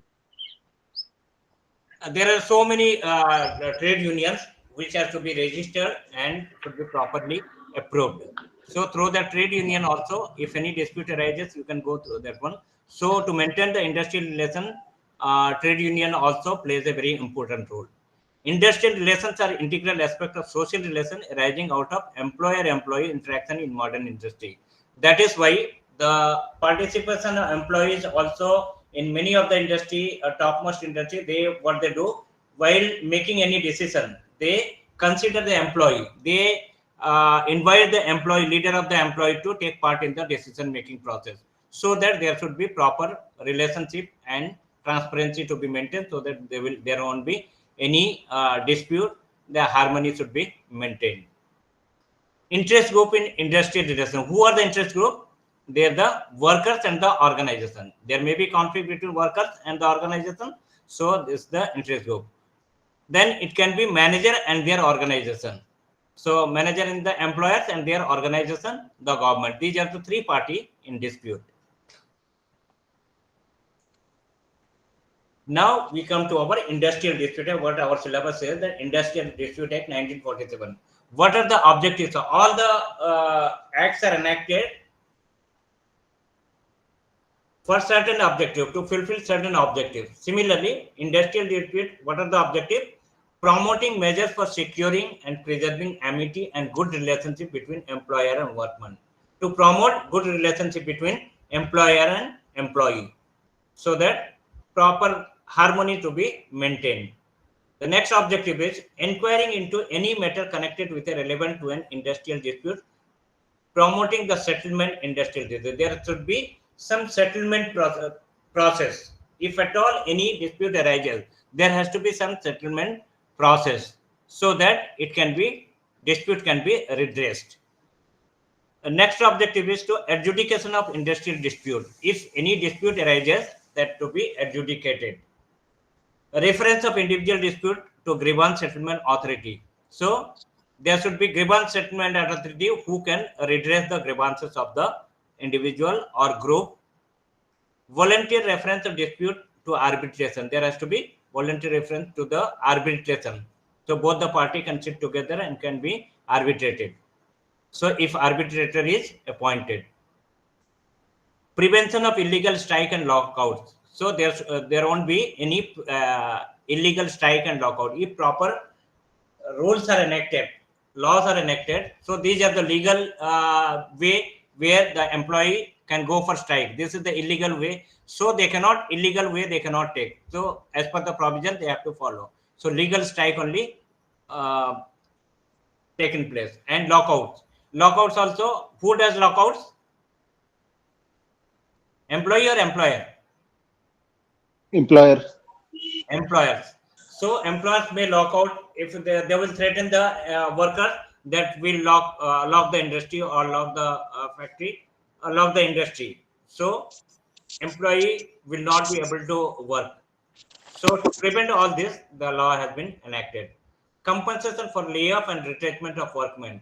If any layoff is there, layoff means due to shortage of coal or power or something, the industry is closed. In that case, there should be proper compensation. If you have laid off, then it doesn't mean that worker will be or employee will be responsible for that. In that case, there should be proper compensation facility. And retrenchment of workmen. Many of the industry retrenchment goes on. So in case of retrenchment, you need to compensate suitably. Provision of the payment of wages from the date of the award till the suit pending before courts of law is decided. If any case is gone to the court of law, there should be provision for payment of wages.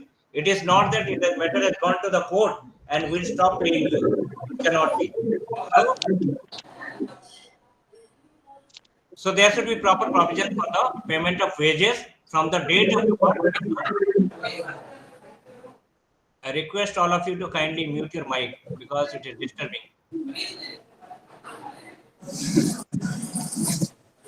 Mr. Jayabalan, can you mute your mic, please?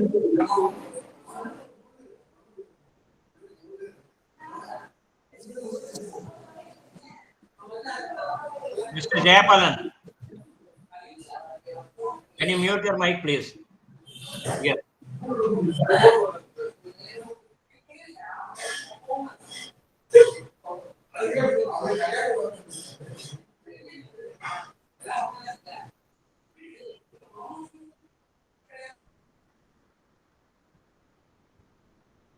Okay. Next,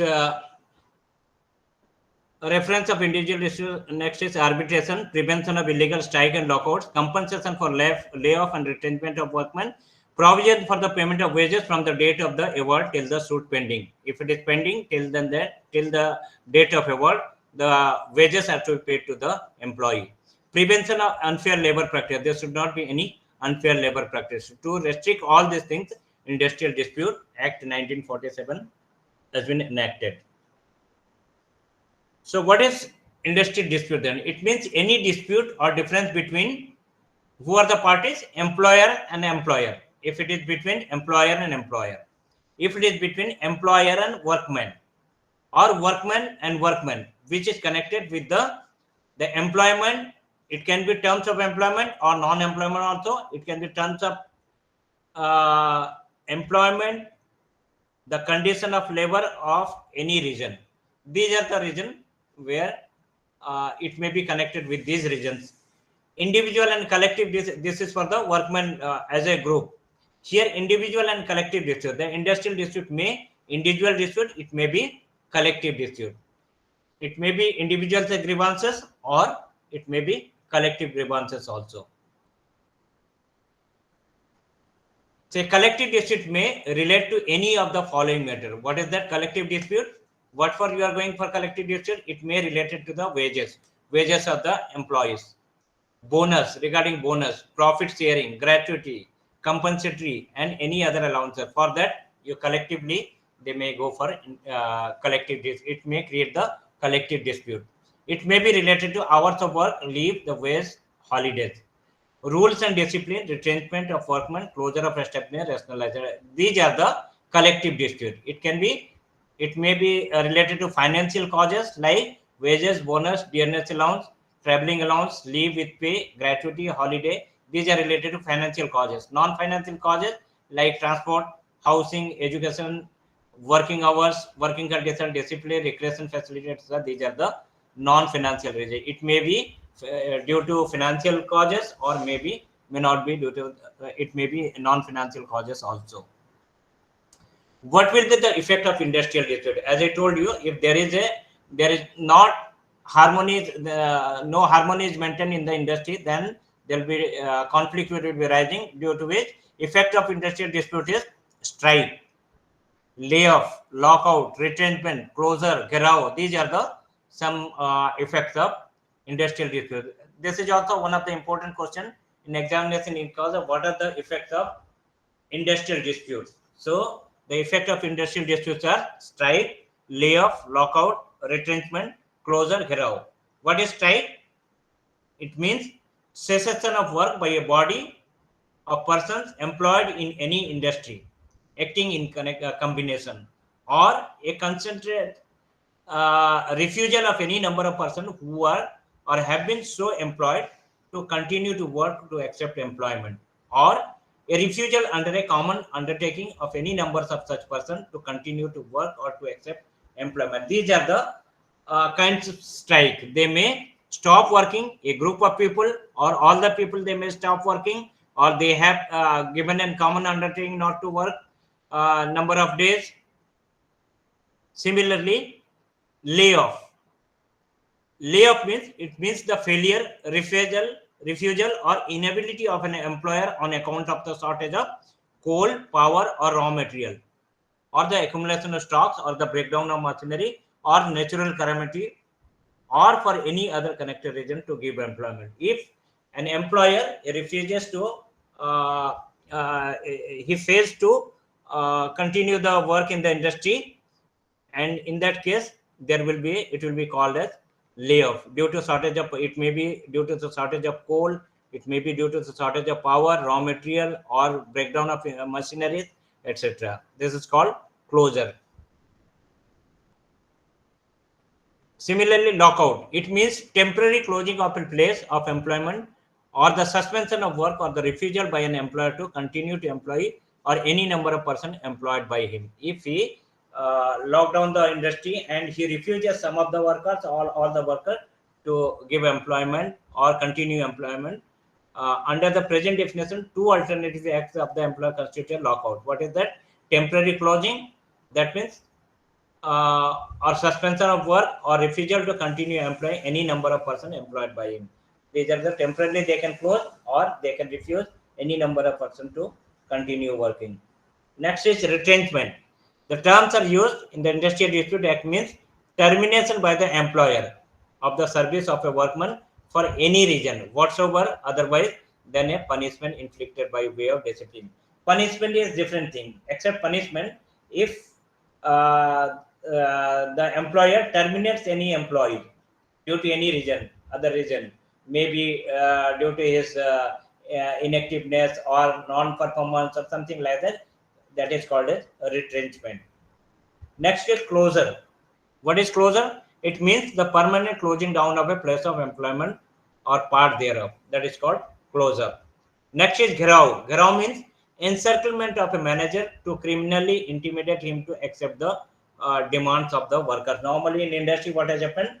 some of the like group leaders or some union leaders, what they will do, group of people, they will go and gherav the manager to and compel him to accept their demand. So that is called gherav. So these are the various effects of the industrial dispute.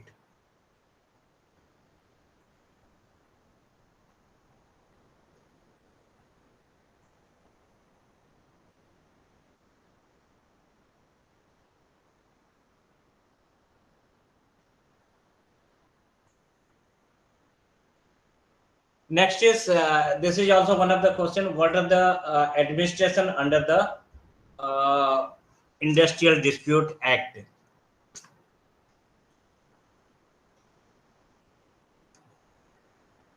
I think this minimum wages act is not there in your syllabus. We will not discuss ideal fair wage. We will not discuss this one. So Industrial Dispute Act is the last one. So what are the authorities like administration under this Industrial Dispute Act is? First is works committee.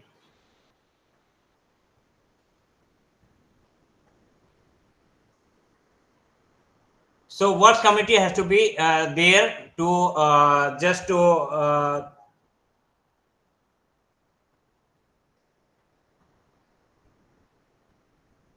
one second.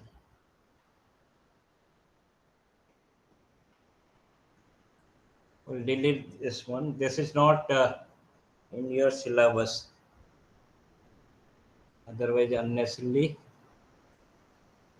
Ideal living, fair living. Yeah.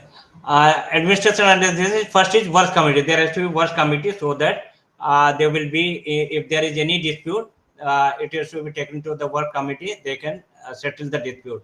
Next is conciliation officer. There has to be a conciliation officer who can redress the dispute of the workers. Next is board of conciliation. If it is not resolved by the conciliation officer, it would go to the board of conciliation. Board of conciliation, number of arbitrators will be there. There it can be discussed and can be settled. If it is not settled by the board of conciliation, it will go for court of inquiry. It is step by step proceeding further. Court of inquiry is to be taken place. What has happened? Who is responsible? What is all these things? It is to be done. Then, if it is not redressed by the court of inquiry, it will go to the labor court. Finally, it will go to the labor court. And if it is settled by the labor court, fine. Otherwise, it will be again. It will proceed to the industrial tribunal. There has to be a tribunal. Any idea of the tribunal? What do you understand by tribunal? Court and tribunal. Any difference?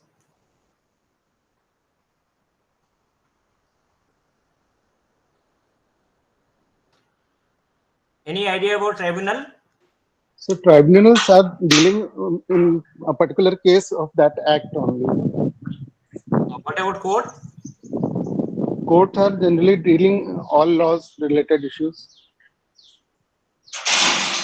Yeah, there is the one main difference is the court is the this legal body where you have to all the procedure to be followed and go.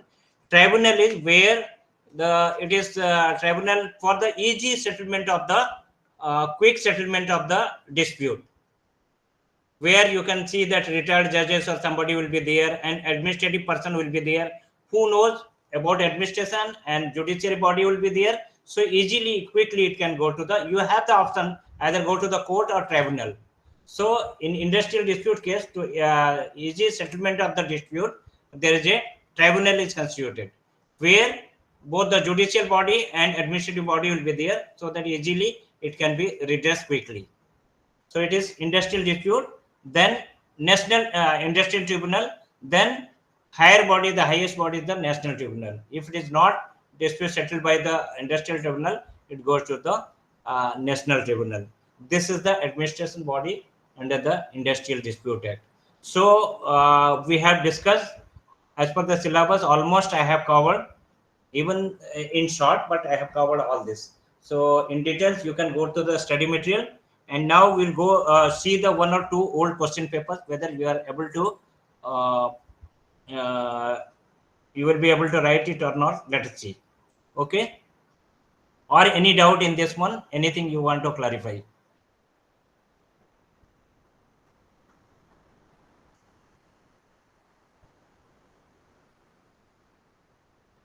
No, sir. Okay, business law, one of the paper I will upload now. Let us see.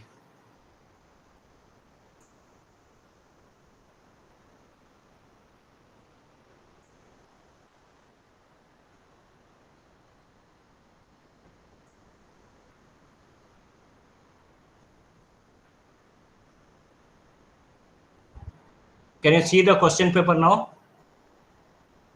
Yes, sir. It's visible.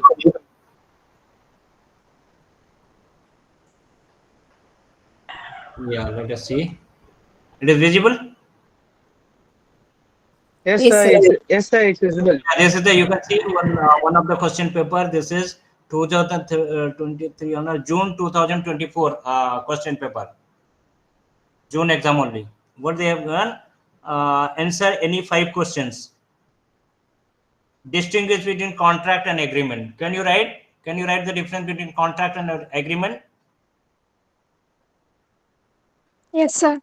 Yeah. What is a contract? It's legal. Legal document.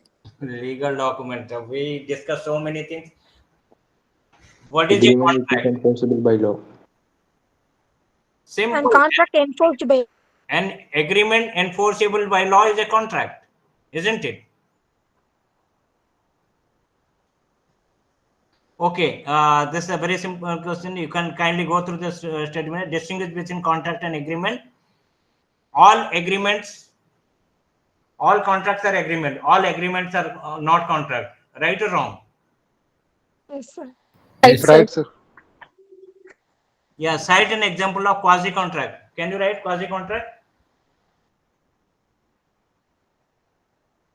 I have discussed this with example. Quasi Yes. contract. Yes, sir. Yes, sir. Somebody should not take the advantage from others. Okay.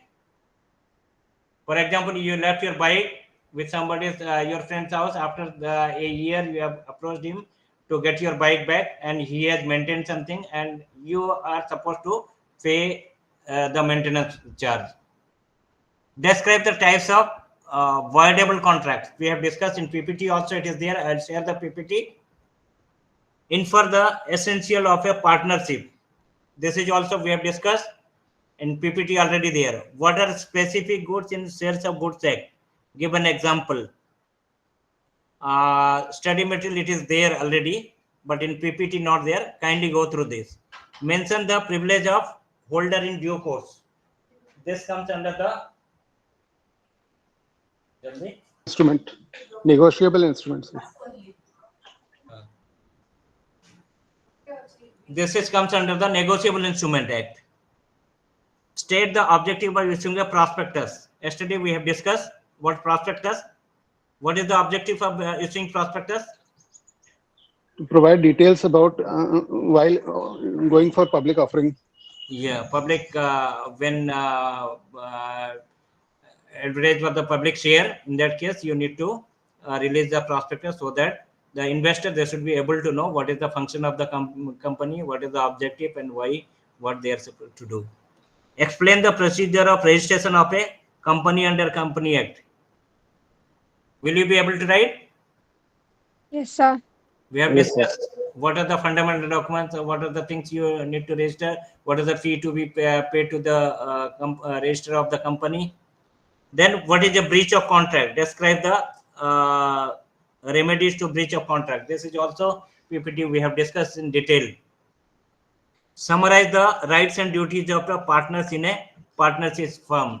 This also it is their sharing of profit, then sleeping partner. All this we have discussed. In detail, kindly go through the study material also. Discuss the essential element of contract of sales of goods. Classify the types of negotiable instrument and outline their characteristic. Can you write? What Yes, are the sir. Yes, sir. what are the different negotiable instruments? Check. Check. So check bill of Bill exchange of Bill of and exchange. Bill of exchange. Promissory note. Promissory. promissory note. So you can write the characteristic also. What is a check? What is promissory note? Will a bill of exchange? We have discussed about the differences also. So I hope you will be able to write. Illustrate the contents of memorandum of association. What are the contents in memorandum of association? What are the various clauses? Contents or clauses? Anything comes, you can write. What are the clauses? What are the content? Sir, name clause, objects clause, Yeah. then First is name clause. registered office Liability clause. clause. Name clause first. So register office name of the company, then object clause, Capital clause, then then association clause. I don't know where from you are bringing all this association clause, where it is there.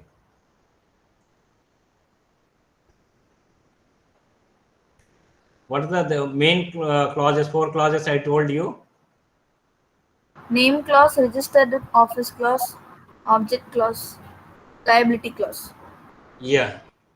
First one is name clause. You can name clause, then register office clause, then object clause, liability clause. These are the 4 important clauses in the memorandum of association. Okay. Name clause, what you need to do, name of the company, and it should be at the end of the company limited. Registered office clause, where is the registered office, what is the address where people can go and see the documents. Object clause, what are the objects of the company. So what is ultra virus?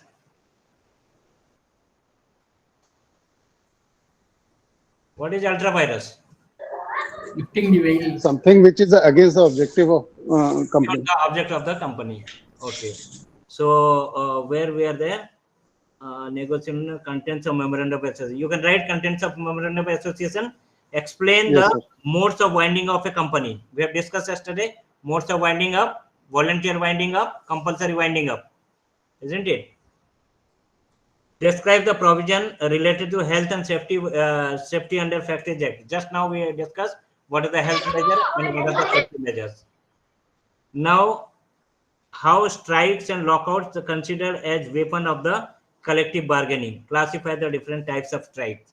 We have discussed now strikes in detail. You can go through the study material, various kinds of strike. There, slow down strike, pen down strike, all these type of strikes are there. You can go through the study material. Next is case study. You can say in this case study that Mr. Balwant, an old man, by a registered deed of gift, granted certain landed property to Miss Rima, daughter. By the terms of the deed, it was stipulated that any annuity of 20,000 should be paid every year to Mr. Balwant of this. Someone expected. What is the question? With suitable explain with the suitable arguments. Here, if you know the what is agreement, what is a contract, what is the written contract, what is valid contract, then only you will be able to write the answer. It is little will enlarge this one. What are all headings to be written under for this question, sir? First of all, you have to identify the problem. What is the problem? Here we see Mr. Balwant, an old man, by a registered deed of gift, granted certain landed property to Miss Rima. It's very small. I'll just enlarge it. I'll see.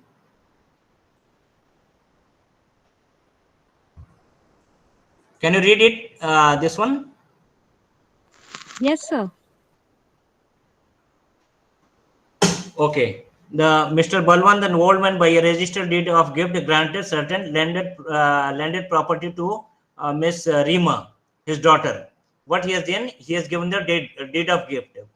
By the terms of the deed, it was stipulated that any annuity of rupees 20,000 should be paid every year to the Mr. Sawant, who was the brother of the Balwant. So Miss Rima, every year she has to pay 20,000 rupees to Mr. Balwant. On the same day, Miss Rima made a permission to Mr. Sawant and executed in the favor of the agreement to give effect to the stipulation. So Ms. Rima failed to pay the stipulated sum.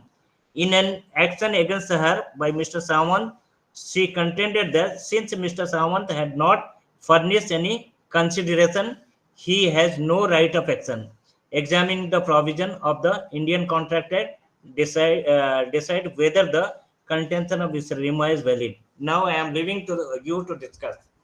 So she says that Mr. Balwan, he has given the gift deed to Rima, and he has mentioned in that one that she has to pay 20,000 rupees annually to his brother. And both brothers of Mr. Balwan. On the same day, Ms. Rima made a permission promise to Mr. Sawant and executed in his favor an agreement to the stipulation. Mrs. Rima, she has given the agreement to Sawant also. Mr. Rima failed to pay the stipulated sum in an action against her by Sawant. The contended that since Mr. Sawant had not furnished any consideration, he has no right to. So, Mr. Thakur, please.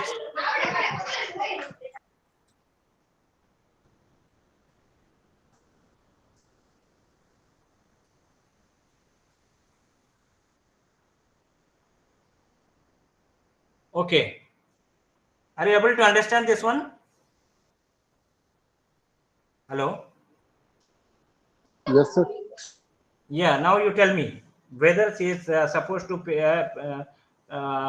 where Mr. Rima failed to pay the stipulated sum. In an action against her by Mr. Sawant, she contended that since Mr. Sawant had not furnished any consideration, he has no right of action. Is it right or wrong? Sir, in this particular case, there are two agreements basically. First is in form of gift deed, and second is form of agreement executed in favor of Mr. Sawant. So Yes. she is liable to pay. Yes. So like this, if you are able to understand that what is the what is an agreement, whether there is a valid agreement or not, whether a valid contract or not, so all these things, then only you will be able to reply. In some of the case study, there will be at the end there will be a question. In some of the case study, directly they have here gonna explain with the suitable argument. You need to argue that whether the she is supposed to pay or not. Okay. This one of the example. This is what the law contract is given. Company law it may come. Sometimes law contract also it comes. So based on that, you need to write the answer with suitable reason. No, here they have given another one is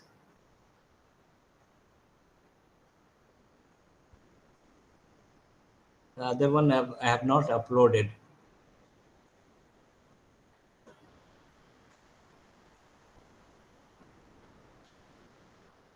Okay, is it clear? Or any doubt, anything you want to ask? I think time is over.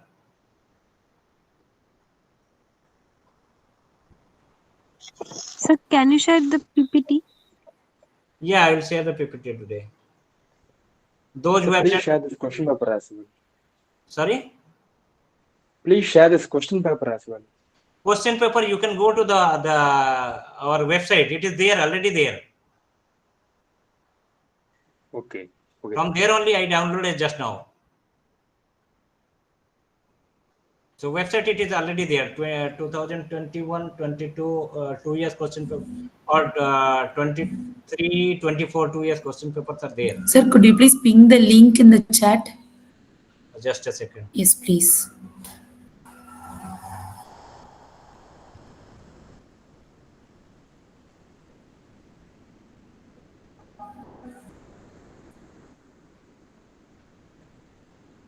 I'll give the link of all the question: management concept, manager, economic, accounting for manager, business environment, research methodology, organizing behavior. See, January, December 2023-24, both the question papers are there. Give the link. Yeah, that link, yes.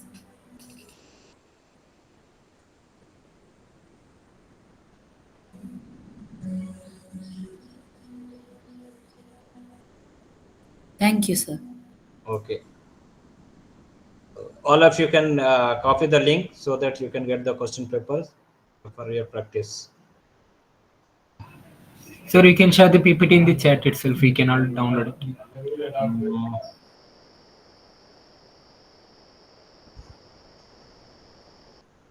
Here I don't know how to attach this one in chat box. Is there any provision for attaching in chat box? Anyone? Sir, there is no option to attach in chat box. Then Instead, you please share the mail PPT to this mailbox, mail ID. We all mapped here, December 2024 registration. No, those who have sent me mail, I will share with them. Nizam, Tell me. this Google Classroom only created. So you can upload in the Google Classroom. The students can download from that. You can ask Satish tomorrow. You say, send your PPT to Google Classroom. Yeah. That will share in Google Classroom. Otherwise, all of you can get it. Otherwise, those who have sent mail, okay.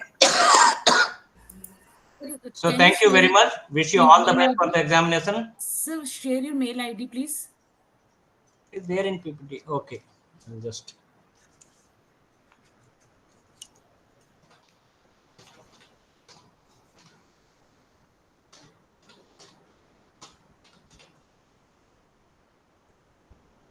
Got it? Yes, sir. Thank you. Okay. Thank you very much. Wish you all the best. Thank you, sir. Thank you, sir. Thank you, sir. Thank you, sir.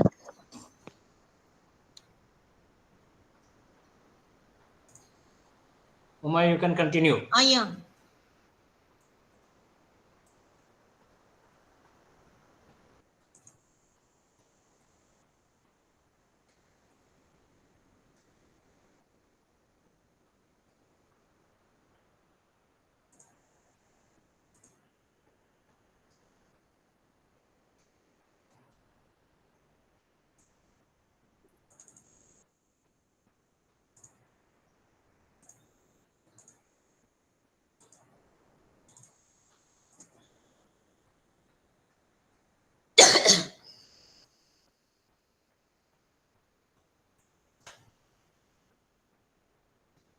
Good morning, all of you. Good morning, ma'am. Very good. Good afternoon, ma'am. Yeah.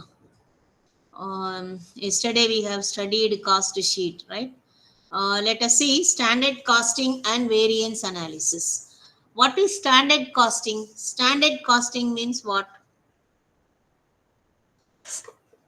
Generally, the standard costing we use as a technique or tool to control the cost in cost accounting and taking some managerial decision making in the management accounting, right? In both the accounting, we are using this as tool or technique, right? So standard means you are fixing something it is here, we can say it is a predetermined cost. This if you produce any product, you are ascertaining that this much should be the cost. Producing pen, it should be only 10 rupees, like that. So that is the predetermined cost, and then you have to estimate how much cost incurred for material, labor and overheads, right? Then you have to add some percentage of profit, then you have to fix the selling price, right? So that is called standard norms. So what could be the expenditure we can incur for producing that product? That is called standard costing. Okay, so once you are fixing this standard costing, you have to see your actual performance. You have to compare with your actual what is incurred. So if your actual cost is greater than your what you have fixed in the standard, so you have to analyze why expenditure over expenditure you have incurred, what is the reason behind that, like that you have to analyze, and then you have to control the cost, right? So the standard costing is very, very important aspect under that is we can say it is one thing. First you have to setting the standards, then you have to compare the actual with the standard performance, and then you have to analyze why it is deviating.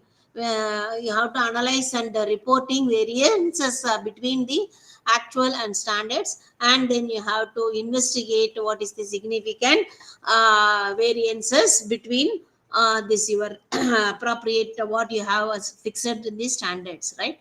So this variance analysis is very important aspect in the standard costing. So variance may be variance means when you are comparing with the actual, between the actual and standard, that is called variance. Okay, sometimes it may be a favorable, sometimes it may be a adverse or unfavorable. So we have to ascertain whether is it a favorable one or a unfavorable one, right?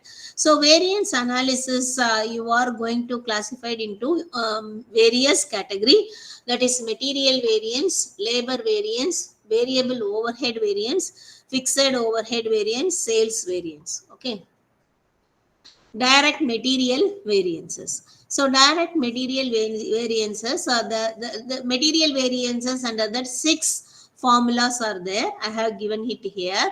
One is material, direct material, why it is deviating, what is the reason.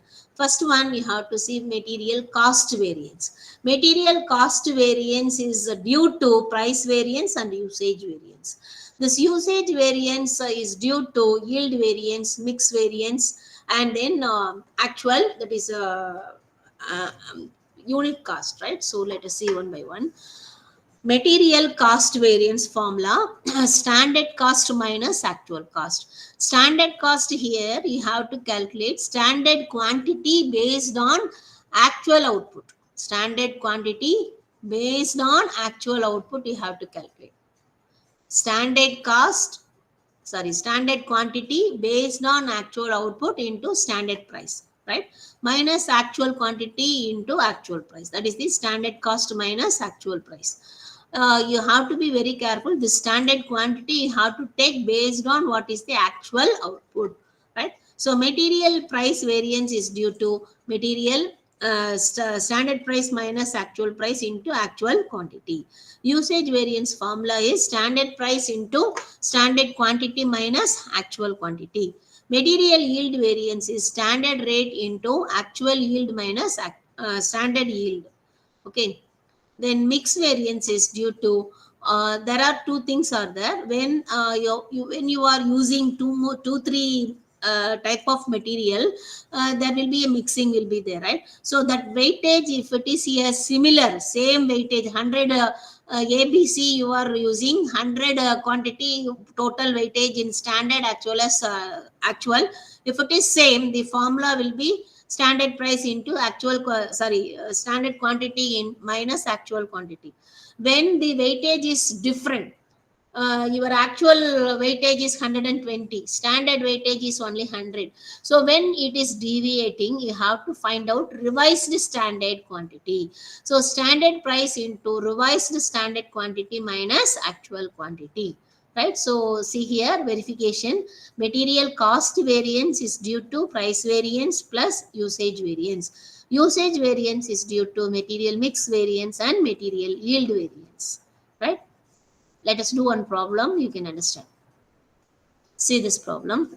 A manufacturing concern which has adopted standard costing furnished the following information. Standard material for 70 kg finished product, 100 kg of raw material required, and the price of material ₹1 per kg. Actual output is 2,10,000 kg. Material used 2,80,000 kg. Cost of material 2,52,000. Calculate material usage variance, material price variance, material cost variance. Okay. So material first you have to calculate what is the, see here. If you what is the actual output you are using? Actual standard material 70 kg, finished product is 100 kg of raw material, required, right? So if you are producing finished product, 70 kg of finished product, how many kgs are required? Standard material, that is 100 kg of quantity is required, right? So rate is 1 per kg. Actual output is 2,10,000 kg.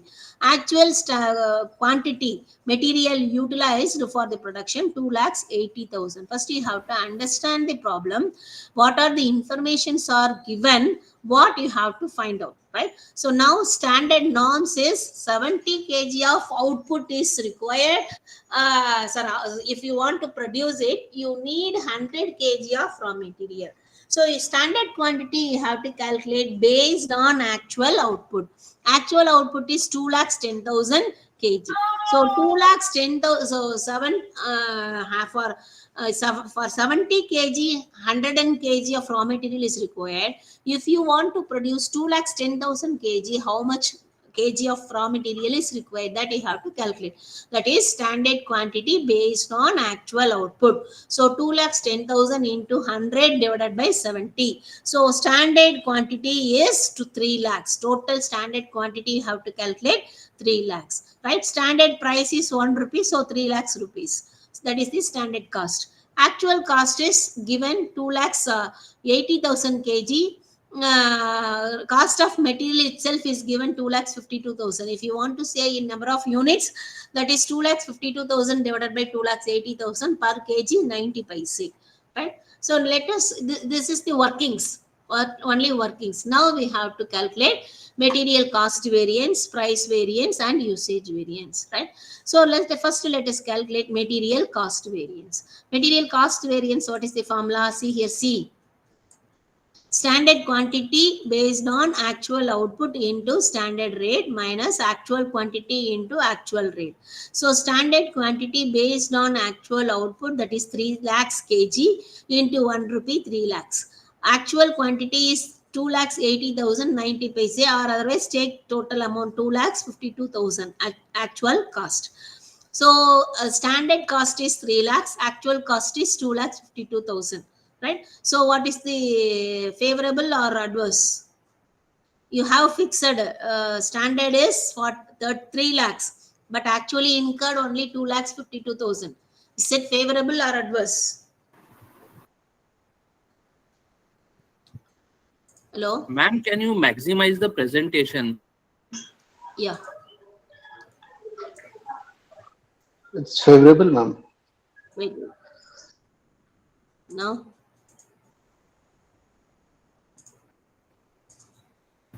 Now is it okay? Yes, thank you, ma'am.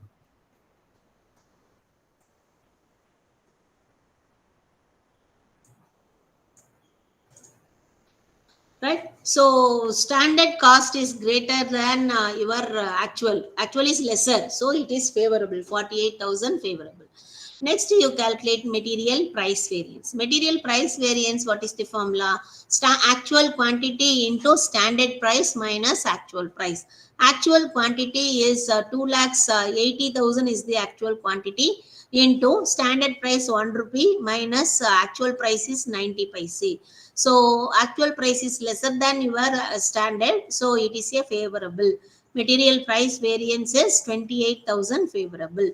Now you need to calculate material usage variance. See here, material usage variance, what is the formula? Standard rate into standard quantity for actual output minus actual quantity. So standard rate is 1 rupee. Standard quantity based on actual output is 3 lakhs. Minus actual output is 2,80,000. So what is your material usage variance? 20,000 favorable. Why? Because utilization of your material is lesser, actual is lesser than your standard, right? So 20,000 favorable. Now you can verify whether your variances is correct or not. Material cost variance is 48,000 favorable is equal to price variance and usage variance. Price variance is 28,000 favorable plus usage variance is 20,000 favorable. So totally 48,000. Do you understand this problem? material price variance, right? Then next problem, let us do when mix variances and then revised quantity, that we will see, right?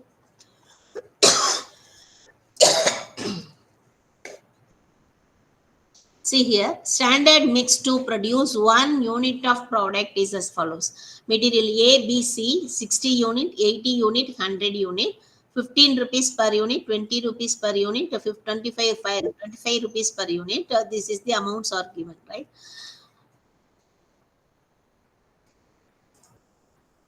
This is only 900, right? So total you are using 3 type of raw material, material A, B and C. 3 type of material you are using for producing one output, 1 unit of output. Total combination of A, B, C is that is 240 units, right? So 240 units are required to produce 1 unit of output. This is the standard norms. Standard cost for producing 1 unit is given 5,000 rupees, right? So here actually 10 units, April, during the month of April, 10 units were actually produced and the consumption was as follows. Actual cost is given ABC, A 640 units, B 950 units, C 870 units. This is the actual number of units, raw material you have used for production, right? So now we have to calculate standard quantity based on actual output. We have to calculate, right? So actual output is 10 unit. Standard quantity what you have fixed is 60 unit for producing 1 unit. What for 10 unit? So 60 into 10, 600 for material A. Material B, 80 into 10 unit, that is 800 units are required. Material C, 100 into 10, 1000 units are required. This is the standard. So total standard quantity based on actual output is 2400 units are required, right? So see here, rate is given 15, 20, 25. You calculate, this is the standard cost. Total standard cost is 50,000. Actual cost, it is given in your problem itself. You take it as it is. Now let us calculate material cost variance. What is material cost variance? Standard cost minus actual cost. Standard cost is standard quantity based on actual output, that is 2400 units into standard rate you have multiplied. So standard cost 50,000 we have calculated in workings. That you have to take it here, minus actual cost is 52,225. So is it adverse or favorable? Your actual cost is greater than your standard cost, so it is adverse. So 2,225 rupees is adverse, material cost variance. Next one, material price variance.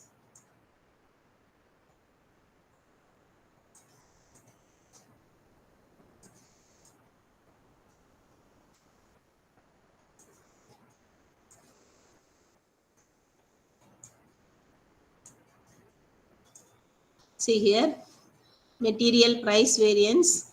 What is the formula? Standard price minus actual price into actual quantity. Material ABC, standard price 15, 20, 25. Actual price is what is given, you take it. Actual quantity, what it is given, 640, 950 and 870, you take it, multiply, and individually you have to calculate what is adverse or favorable, right? So material A, if you see, actual price is greater than standard price, so it is adverse. Material B, actual price is lesser than your standard price, so it is a favorable. Material C, actual price is greater than your standard, so it is a adverse. So you have to take net effect. A is 1600 adverse, B is 1900 favorable, C is 2175 adverse. So net effect is that net effect means you have to take both adverse, make total, deduct favorable, right? So what is the net adverse is 1875. Okay. Then next one you have to calculate material usage variance. What is the formula for material usage variance? Standard quantity minus actual quantity into standard price. So standard quantity in material A, B, C we have calculated based on actual output. You have to take 600, 800, 1000. Actual quantity 640, 950, 870. Standard price you have to take. Now you see actual quantity is greater than your standard, so adverse. For A, material B, standard actual is greater than your standard, so adverse. Material C, actual is lesser than your standard, so it is favorable. So net effect, these two are adverse, this is favorable. So adverse is greater, so to 350 adverse. This is the material usage variance, right? See here, verification, material cost variances, see here, 2225 adverse or equivalent to material price variances, how much?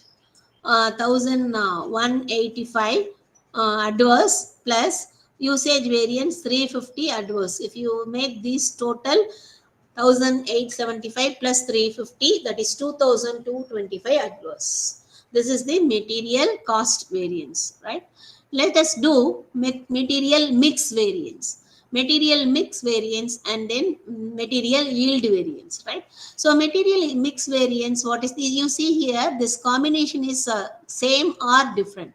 You see the actual standard combination of A, B, C, totally 240 units for one. 1 unit of output. Say 10 unit of output is 2400. Actual quantity total is 2460. It is not uniform, right? So you have to find out revised standard quantity. If 2400 here also 2400, no need to go for revised standard quantity. You can apply only standard quantity, right?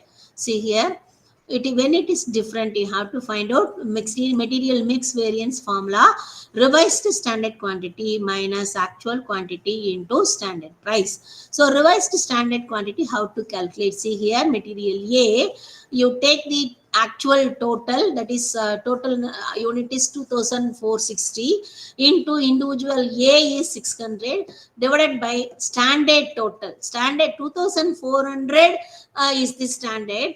Out of it 600 for material A, you have fixed this standard. If it is 2460, what should be the material for material A is required? That is the question. Okay, that you have to find. That is the revised standard quantity. That is total unit of actual into standard unit of A divided by total standard quantity based on output, standard actual output, right? So 2400. Similarly, you have to calculate for material A, B, and C. So this one is the revised standard quantity. You have to take 615 minus 640, 820 minus 950, 1025 minus 870. So see here, actual quantity is greater than your revised standard quantity, so adverse. Here material B also actual is greater, so adverse. Material C actual is lesser, it is favorable. So net effect is 900 favorable. Material mix variance is 900 favorable. Now we have to calculate material yield variance. Material yield variance, what is the formula? Actual yield minus standard yield into standard output price, right? So actual yield, it is given in your problem 10 units, right? So standard yield, how you have to calculate? Standard yield is not given in your problem. How will you calculate? See your actual material you are used for the production. Actual material, that is 2460 is given. Total quantity of actual material used for the production 2460. What is your standard norm for producing 1 unit of output? 240. So 2460 divided by 240. This is the standard output, what you have used for the production, right? So 10.25 units. So actual unit is 10 unit minus standard unit is standard yield. Actual yield is 10 unit. Standard yield is 10.25 into standard output price. Output price, how we have to calculate? That is 1 unit of output you are using. No, so see here in working C we have calculated 1 unit of output. It is given in your problem 5,000 rupees. 1 unit of output, if you produce material A, B, C, this much of material is required. Cost is 5,000 rupees. That is the one output price. Okay, so 5,000 rupees is the output price. So actual yield variance.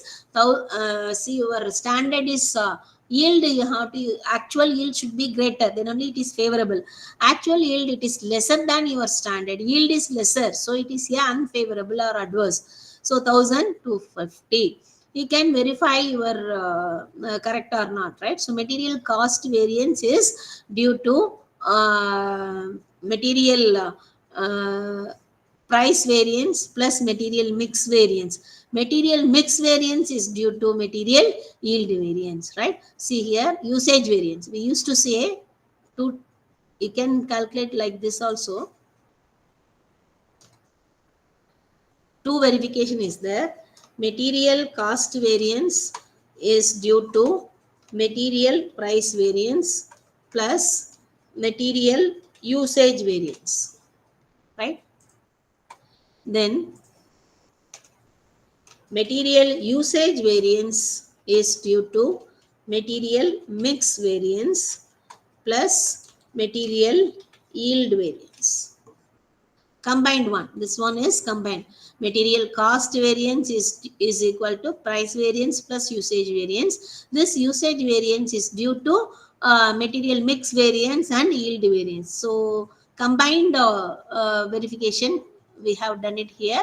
So you cost variance is 2,225 adverse. Here price variance is 1,875 adverse. Mix variance 900 favorable, use yield variance 1,250 adverse. If you make this total, you will get it 2,225 adverse, right? This is the verification of you can make sure whether you have done correctly or not.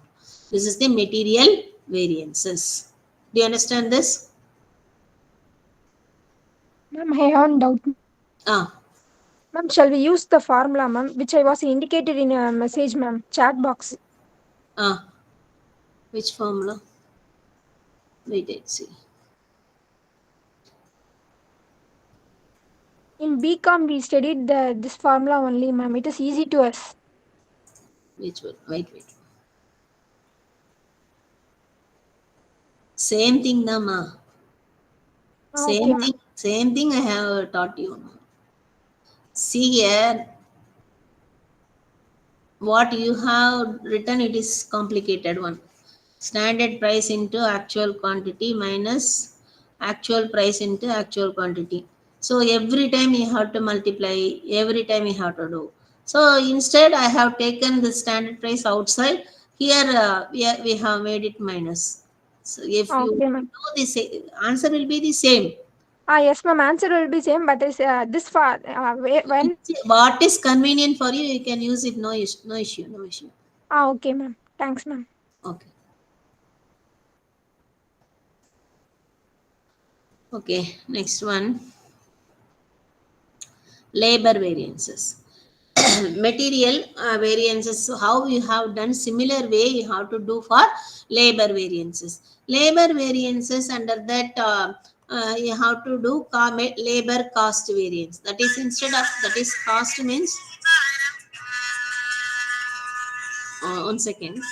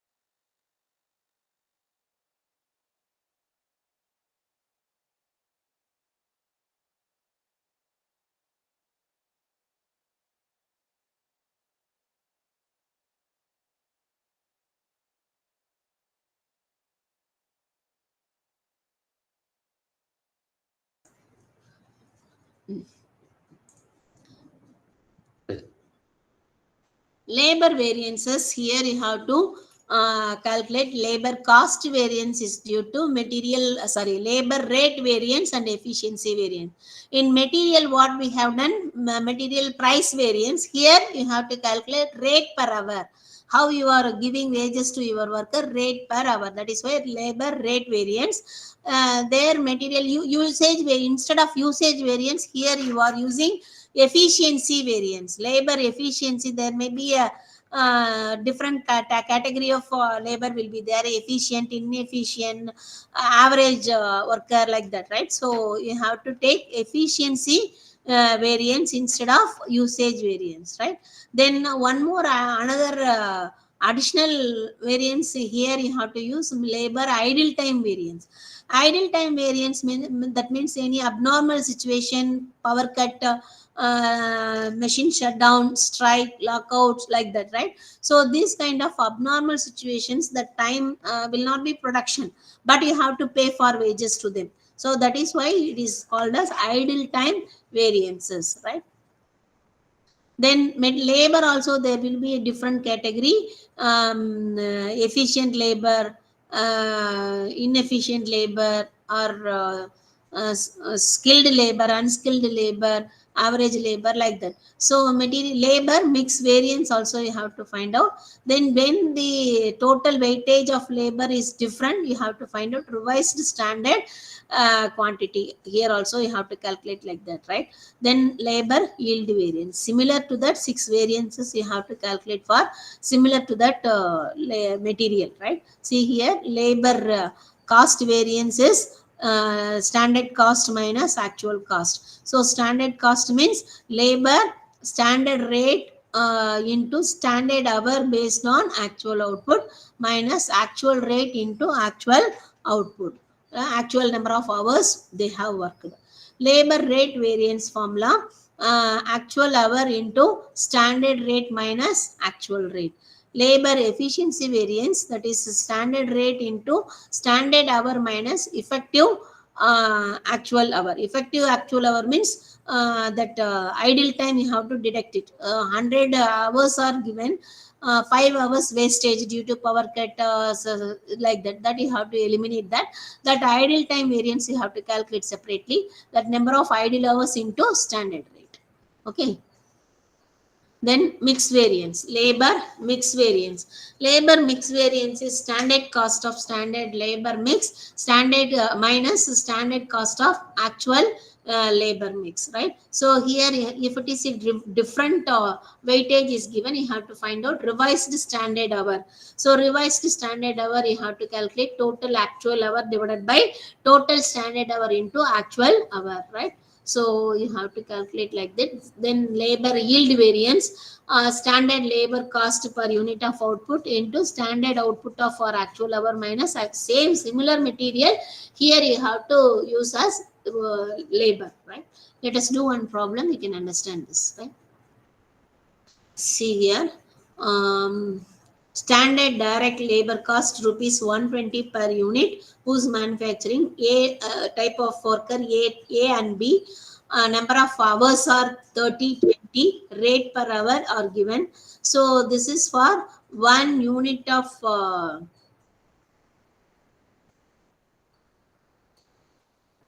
1 unit of output. If you want to produce, the labor cost is 120 rupees. This is standard, right? So in actually you're producing 100 units of output. So 100 units of output, actual number of hours, type of worker 5100. Here it is given, total amount is 12,400 actual cost. Now we have to calculate standard hour based on actual quantity. Actual quantity is 100 units. For 1 unit, if you want to produce, if you are how many hours are required? 50 hours are required. 30 hours. So what for 30 into 100, 3000 hours. 20 into 100, 2000 hours are required. Standard rate, if you multiply, standard cost is based on actual number of hours, that is 12,000. Actual is given as it is, you take it. This is the first you calculate this workings. Then now you apply the formula. Labor cost variance is standard cost minus actual cost. Standard cost is 12,000 minus 12,400, so 400 adverse. Right? So labor rate variance. Labor rate variance, what is the formula? Standard rate minus actual rate into actual hour. Standard rate is 2 rupees, 3 rupees. See here, 2 rupees, 3 rupees, 1 rupee 50 paise, 4 rupees. So actual rate when it is less than standard hours, actual rate is lesser, so favorable. Here B, actual rate is greater than standard, so it is adverse. Take the net impact, 300 adverse. Next, labor efficiency variance. Labor efficiency variance, what is the formula? Standard hour minus actual hour into standard rate. So standard hour 3000, 2000, actual hour 3200, 1900. You have to see your problem. Ideal time, if number of idle time, if it is given, you have to deduct it. So actual hour, you have to deduct it from actual hour. Okay. So here idle time is not given, so leave it. So as it is, you have to calculate what is the net impact. Actual hour is greater than standard hour, so it is the adverse. For B, actual hour is lesser than your standard hour, so you have, it is favorable. Net impact is 100 adverse, right? Then labor material variance. Labor material variance, what is the formula? Revised standard hour minus actual hour into standard hour. So revised, why we have to do for revised one? See here, total weightage for standard is 5,000 labor hours. So here actual is 5,100 hours. It is ununiform. So when it is a different total weightage, you have to find out revised standard hour. Revised standard hour, that you have to take it. Total actual hour is 5,100 into 3,000 standard hour divided by 5,000 total standard hour. So revised standard hour for A 3,060, for B 2,040. So now you have to calculate labor material variances, right? Here production is not given, so they have asked you only calculate cost variance, rate variance, efficiency variance, and mix variance. That's all. Okay. That's all with regards to your labor variances. If idle time number of hours are given, when you are calculating this efficiency variance, you have to deduct that idle number of hours from actual hour, and then you have to calculate separately for idle time variance. Idle time variance, what is the formula? What is the formula? Idle number of idle hours into standard rate, right? There are other ratios, other variances also there. Fixed variable, fixed variances, variable overhead variances, sales variances. These are the things you will study in management accounting in third semester. This first semester we have given only material variances and labor variances. This kind of problem from the, for the examination point of view, part A or part B, they may give for calculate material variance or labor variances. Definitely one problem will be given. So you should be very thorough. Okay, we have completed all the units. Now let us discuss whatever doubts you have. You can ask me. Any other doubts from any chapter? Raise one by one. Ma'am, kindly share the PPTs, ma'am. This PPT is already available on our website, ma. Ma'am, could you please ping that link in chat, ma'am? See here, go over PPT. Same, no, Nizams are shown, no, same thing. It's question paper link, ma'am. The SAR show. Question paper. It is also there in our website. You go to our DD website, student support services, teaching and learning material, it is there. There you take it, that is PPT, MBA, first semester.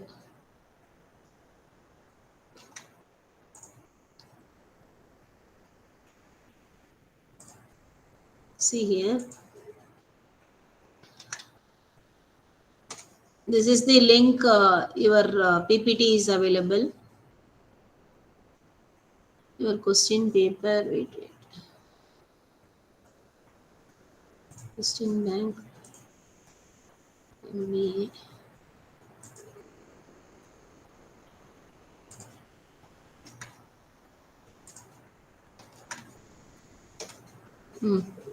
Link I have sent. It is everything. It is available in our website, ma. Any other doubts? Important doubts? You can ask. Anybody? So, what are the chapters you have learned in this accounting for manager is first one, basic accounting concepts and conventions, and then journal entries. That is important golden rule principle of accounting, that is classification of three accounts, that is personal account and real account and nominal account. That is very important rule, golden rule of accounting, basic accounting rules, right? Then you have to learn journal, ledger, trial balance, then final accounts, preparation of trading profit and loss account and balance sheet. Okay, so this is the final statements with adjustments also I have given. Very importantly, definitely case study, 15 marks question case study definitely will be given. Final accounts, most of the question paper if you refer, that question will be asked. Sometimes they may ask from marginal costing decision making problem, sometimes fund flow statement or cash flow statement, and then sometimes ratio analysis preparation, that ratios will be given. You have to prepare balance sheet or proprietary fund statement like that. And All simple problems only, no, ma'am? Simple sums like working capital. Yes. Okay, ma'am. Thank you. Not that much complicated, they won't ask you. Exactly, ma'am. Because if you are a BCom student or MCom student, they will ask you you become. this is no problem, only simple one, basic things. Simple sums. But you should practice all the adjustments. Practice. Sure, ma'am. You should know how, if don't worry about the answer. Whatever procedure you know properly, you do it. If you your final account statement, when if suppose any one entry if you have done wrongly, answer will be wrong, but don't worry about it. If you are writing purchases written, opening stock Less in the returns. account debit side, sales and closing stock in the credit side, if you have done correctly, definitely you will get marks. If out of 15 marks, at least 12 marks, 10 marks, 12 marks, you can get it. Okay. If answer is exactly correct, you will get full mark. Whatever be the problem, full mark you can get. Answer if it is answer if it is not correct, don't worry, you will get some marks for steps. Okay. Thank you, ma'am. Thank you. Then after studying this theory question, then capital expenditure and revenue expenditure theory part also there in first unit. Then second unit, depreciation theory question also will be given. The problem or question also may be asked. Theory questions, what are the types of depreciation, then what is depreciation, then how it is depreciating, like that. So many theory questions also they may ask. In that problem is written down value. There are various methods are there. In your syllabus only 3 methods given. One is written down straight line method, and second one is written down value method, third one is annuity table method. Annuity table method very simple. The table value multiply by that number of year point, table value will be given, rate of interest will be given, you have to multiply in that. I have prepared on problem in this PPT, you go through that, right? Then in the same unit, ratio analysis are given. So ratio analysis, it is your work. You have to by heart all the formulas, and then you have to practice it. If balance sheet is given, you are required to calculate working capital ratio, debt equity ratio, current ratio, like that. If they ask, you have to calculate. If you know the formula, then only you can apply. right? So you should be very careful. Not only formula, you should say for an example, current assets, what are the items you have to take it for current asset, that you should know. Okay. Similar way, you have to be very careful. Ratios are given, you are required to prepare balance sheet or proprietary fund statement. So in that case, you should know what are the informations are given in your problem. Out of that, how to find out one another, one figure from another figure, right? So say that yesterday we have done, no, working capital is given, net working capital, current ratio will be given. So from that we have calculated, derived the value from one another, right? Similar way, next, this ratio analysis theory part, what are the limitations, what are the advantages, like that they may ask. Then next chapter is fund flow and cash flow statement. And fund flow and cash flow statement is very, very important subject. Definitely one problem will be given, either fund flow or cash flow in part B. Part B, they, or part C also sometimes they may ask. So step preparation of fund flow statement or cash flow statement may be asked. In part A, they may ask you small things will be given, how you are required to calculate funds from operation, cash from operation, like that. So 4 marks question, that kind of questions also will be given. And then in theory part, they may ask you what is the difference between fund flow statement and cash flow statement, and then what is working capital, like that. Write short notes, what is working capital, what is flow of fund, like that they may ask you, right? Then fourth unit is marginal costing technique. Marginal costing technique is very, very important aspect. Definitely in the examination point of view, one small problem, either part A or part B will be given. Calculate PV ratio, break even point, find out that expected profit is 6,000. What is the sales? Sales will be given. What is the profit? Like that. Margin. Then margin of safety, like that. So sometimes two different period will be given, you have to find out PV ratio, break even point, that change in profit divided by change in sales into 100, that formula you have to use. Either that kind of problem or straight away they will give you. So any method, one problem you can expect from either part A or part B, from marginal costing, right? And then marginal costing technique, decision making problem, definitely you can expect one problem. Eight, sometimes very simple problem will be given in part C, that accepting export order or not, merging of plant or not, shutdown or continue, like that. Decision making key factor or limiting factor, any one of the decision making problem may be given in part C also or part B. One problem you can expect from that, right? Then part unit 5, if you come there, cost sheet. Cost sheet, sometimes theory questions will be asked. Prepare the specimen of cost sheet, or what is cost of production, what is prime cost, what is works cost, what is cost of goods sold. So like that, some small adjustments will be given. You are required to calculate cost of production, how to determine the closing stock value, like that they may ask in small part A or part B. Sometimes prepare cost sheet in part C also. Depends upon the who is going to set the question paper. It depends upon their mood, they may say take. And then variance analysis. Variance analysis, definitely one problem will be given, either material variance or labor variance. Part A or part B you can expect. Any one of the problem definitely will be given from variances. So all the chapters are very, very important. You cannot ignore any chapter. You should know, you should have thorough knowledge about all these things. Already those who have from commerce background, no issue, already you might have studied all these things.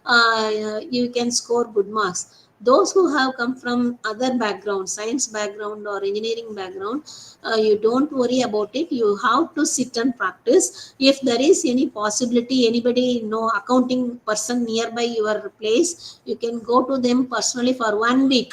1 week for personal tuition, like that, definitely you can understand.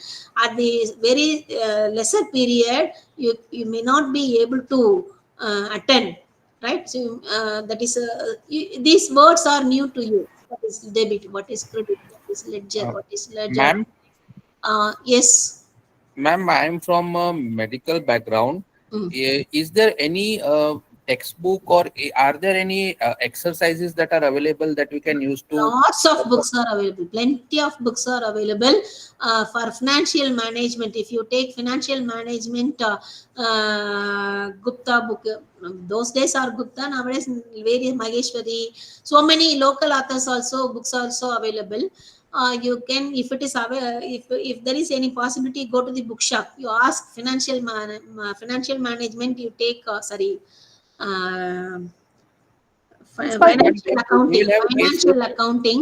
You take final accounts are test. Manage combined together. It is difficult. You cannot get it accounting for manager. You cannot get it. It is not available in the market. Basically, what I am interested in is the case studies like you just showed for solving problems that will help me understand practically what is to be done. Any book of that sort. That's why that all these things are inbuilt of the chapters. It is not a separate one. Okay. Right? When you are studying final accounting, you will study the final account statement. When you are studying the fund flow, cash flow, you will study that. So it is inbuilt of that textbook. There is no separate case study like that. If it is a theory paper, case study will be separated, right? Anywhere they may take it from that, right? But accounting paper, based on that, it will be in your part of your syllabus, part of your inbuilt content. Okay. Okay. Thank you, ma'am. Okay. That's all I have. Which calculator we need to use for exam? Calculator. Calculator or normal calculator? Normal calculator. Normal calculator is allowed, but mobile are not allowed to take inside as using calculator. Don't ask them. Don't take mobile with you. So simple calculator you can take it, and then answer sheet, accounting answer sheet may be provided. You can ask your invigilator, or you can plain sheet also. You can scale and pencil. You can make while preparing statement. You can draw the line, debit side, credit side, like that also you can do it, or you can get it accounting sheet. It is up to you. Okay.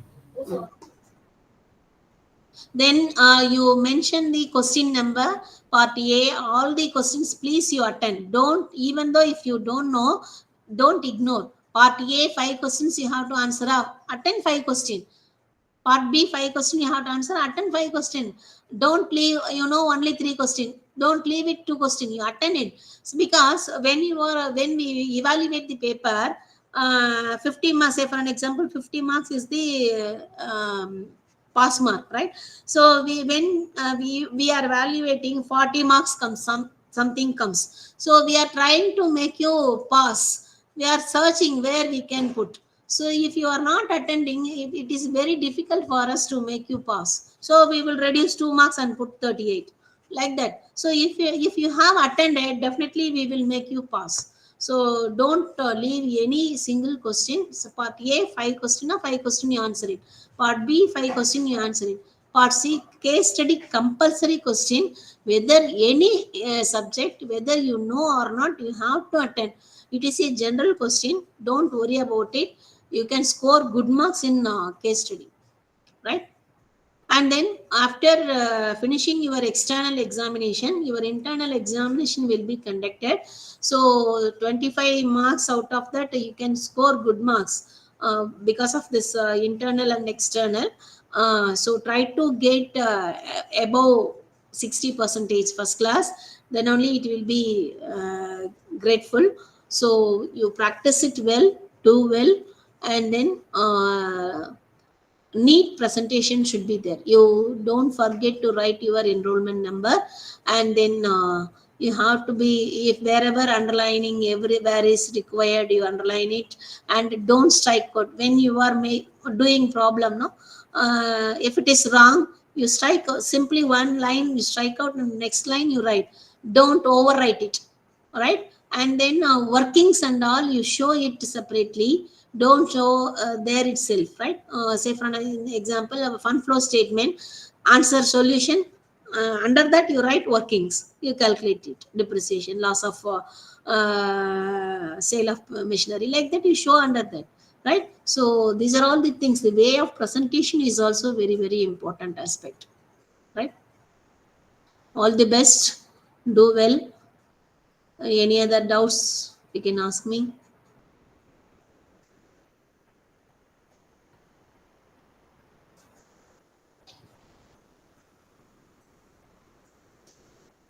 Thank you, ma'am. Thank you. Okay, thank you. Thank you, ma'am. Thank Thank you. you, ma'am. Thank you, ma'am. Thank Thank you. you. Ma'am. Thank you. ma'am. Practice it well. Do well. Okay. Okay, ma'am. Okay, ma'am. Thank you, ma'am. Okay. Thank you, ma'am. Thank you, ma'am.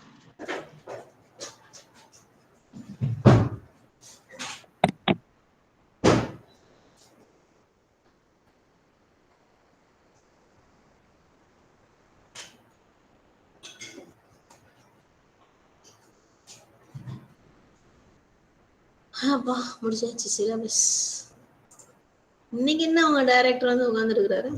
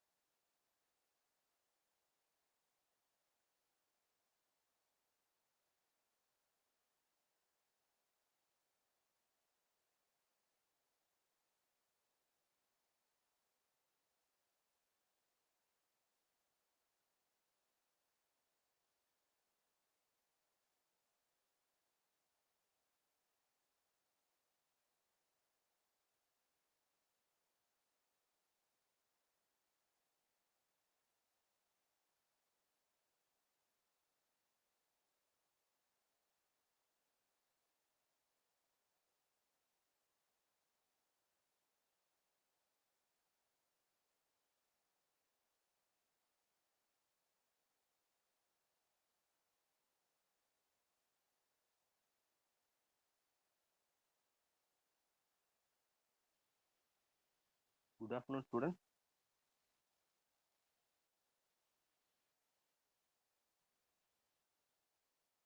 Am I audible to you all?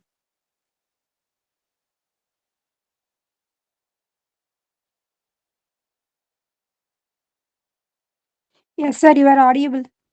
Okay, thank you. Good afternoon, sir. Good afternoon. Because first session when I was taking, I'm alone taking the session. After completing that session, only people are saying my voice is breaking. Right. Thank you. Thank you. Now it is okay, right? Yes, sir, now it is okay, sir. Okay. So we'll be seeing about management concept. I have introduced you what is management, what are all the different types of management practices available, roles and responsibilities of the manager, and I have taught you about different kinds of planning and how it is linked with strategy, that is decision making, right? By today we are going to see about organizing, right? Another important aspect of management.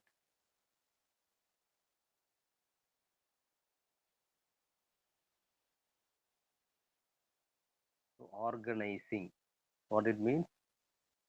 So ordered, you have to make things happening in a order, right? That is what we'll be saying it as organized, right? The same way here we'll be going to see about organizing.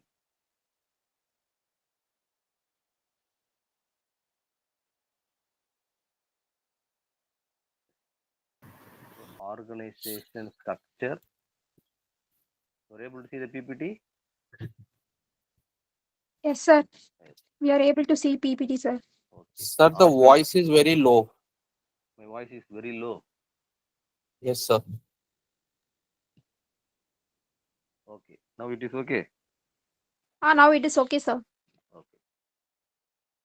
So in organizing, what we are going to see is organization structure and design, delegation of authority, decentralization, line and staff relationships, and what are all the emerging trends in the corporates and their cultures and technology advancements. So from here, let me start the concept of organization. So organization is a process and it has a structural relationship. So you may know hierarchy, right? Top level to the bottom level. That is what here mentioned here as structure of relationships, group of persons, open dynamic, and so on. So overall, if we say organization is the backbone of management, right? Not only management, for all kind of activities, if you want to undertake and you want a successful outcome, you have to be create an organization and you have to do your things in a organized way. So what it means is nothing but the structure of your delegation of authorities. So how you are going to put your employees, where you are going to put your employees, and what are all the responsibilities you are going to give to them. It depends on the levels of hierarchy, right? That is what we are going to see here as organization. So process of organization, it is used to identify the work, grouping of work into smaller groups, assigning work to every individual at every level in every department, defining its authority and responsibility, establishing relationships. So let us slightly move into the real-time organizations, right? All the political parties, major political parties, if you take, the prime minister candidate will not know the people's each and every individual who he is going to get the vote, right? So in Pondicherry, we will be here, we will be casting our vote to some of the political party which we are affiliated to, right? But we are not having direct connection with the top level managers. So whom I am calling top level manager? The prime minister candidates or the president of the party, right? They may not know I am the voter also, right? But because of the work which they are carrying out by creating an organization and creating a authority at different levels from central, state, district, even village level, even booth level and micro level, they are creating posts and they are giving their works and agendas, and it will be flown to the general public, right, through this kind of people. So this way they are creating the organized way of getting our votes, right? Same way the organization is also having the objective. That objective has to be come slowly from top to the bottom of the organization, and that objective have to be maintained and made it successful by all the levels of the employees, those who are doing their activities creatively, right? And they have to attain their result. This way, it identifies the work, grouping work into smaller groups, assigning work to every individual at every level in every department, defining its authority and responsibility, establishing relationships. So all these are the different functions which is associated with organization. So that organization have to be created, or the organization have to be framed. It is not a unique, or it is not a one model which has to be fitted for all the organizations which has been there in the globe, right? So there might be a need for their own fit, right fit. So the organization themselves dividing into different subdivisions, so different categories according to the needs of the organization, right? So it has been divided into functional structure. So organizational structure has been categorized into different ways. So first way we can say it as functional oriented structure. So functional is nothing but there will be a top level manager. For your understanding, let me put it as chief executive officer. Under chief executive officers, all the levels of the departments like finance, marketing, HR, operations, right? So all these are grouped under a department directly with the connection of CEO. So functional area. So marketing is a functional area, HR is a functional area, operation is a functional area, finance is a functional area, which will be directly connected with CEO. So that kind of structure we can say it as functional structure, right? So advantage here is it permits division of labor, encourages specialization. So you can directly put, if I'm a finance graduate, I have an experience in working in financial industry or finance related jobs, so I can be directly posted in that department. So that is the advantage here it is quoted, and disadvantage is fosters a limited point of view of narrow set of tasks. So the finance department only can do forecasting and budgeting, working capital management. So the thinking or the level of the work they have to do, which has its own constraint into a department, functional areas only. There will be no out of box thinking, or there will be no innovative ideas coming from them.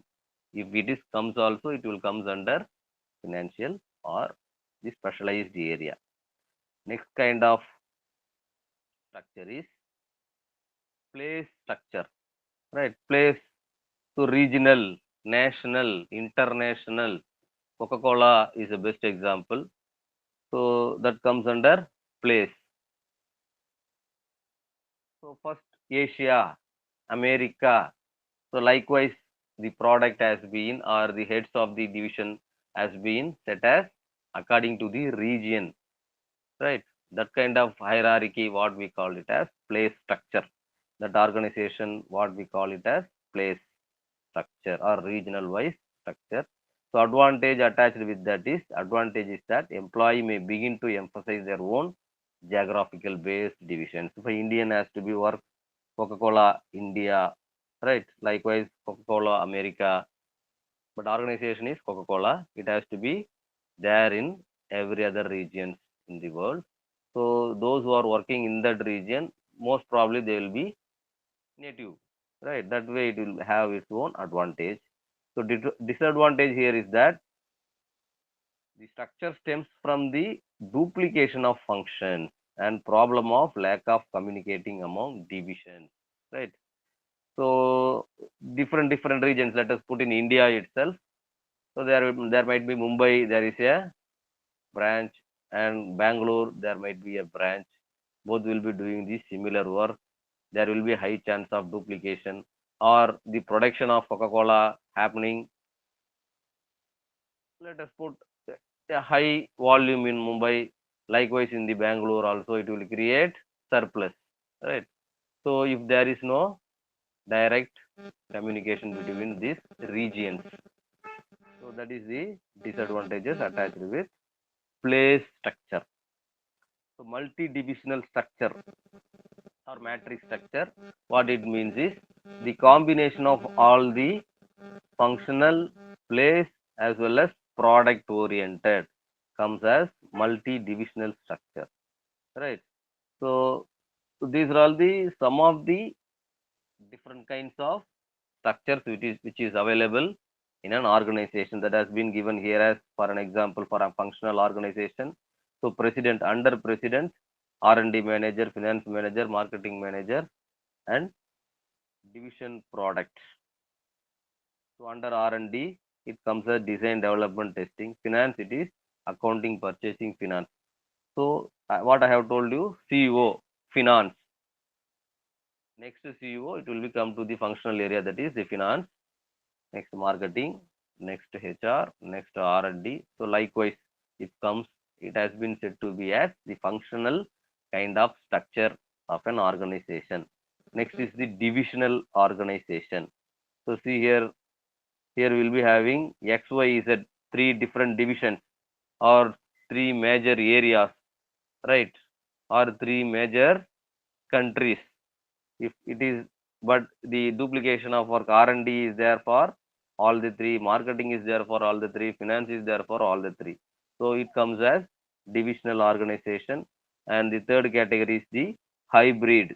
What all the functional and divisional advantages have been taken into account and created as hybrid organization. So most of the organizations in current scenario using this hybrid organization structure only. So board of directors, management committee, then there will be all vice presidents, coordinator, finance, marketing, and HR. Under that directly there will be a connection between vice president and the countries region wise, America, Asia, Europe, right? So all this comes as hybrid.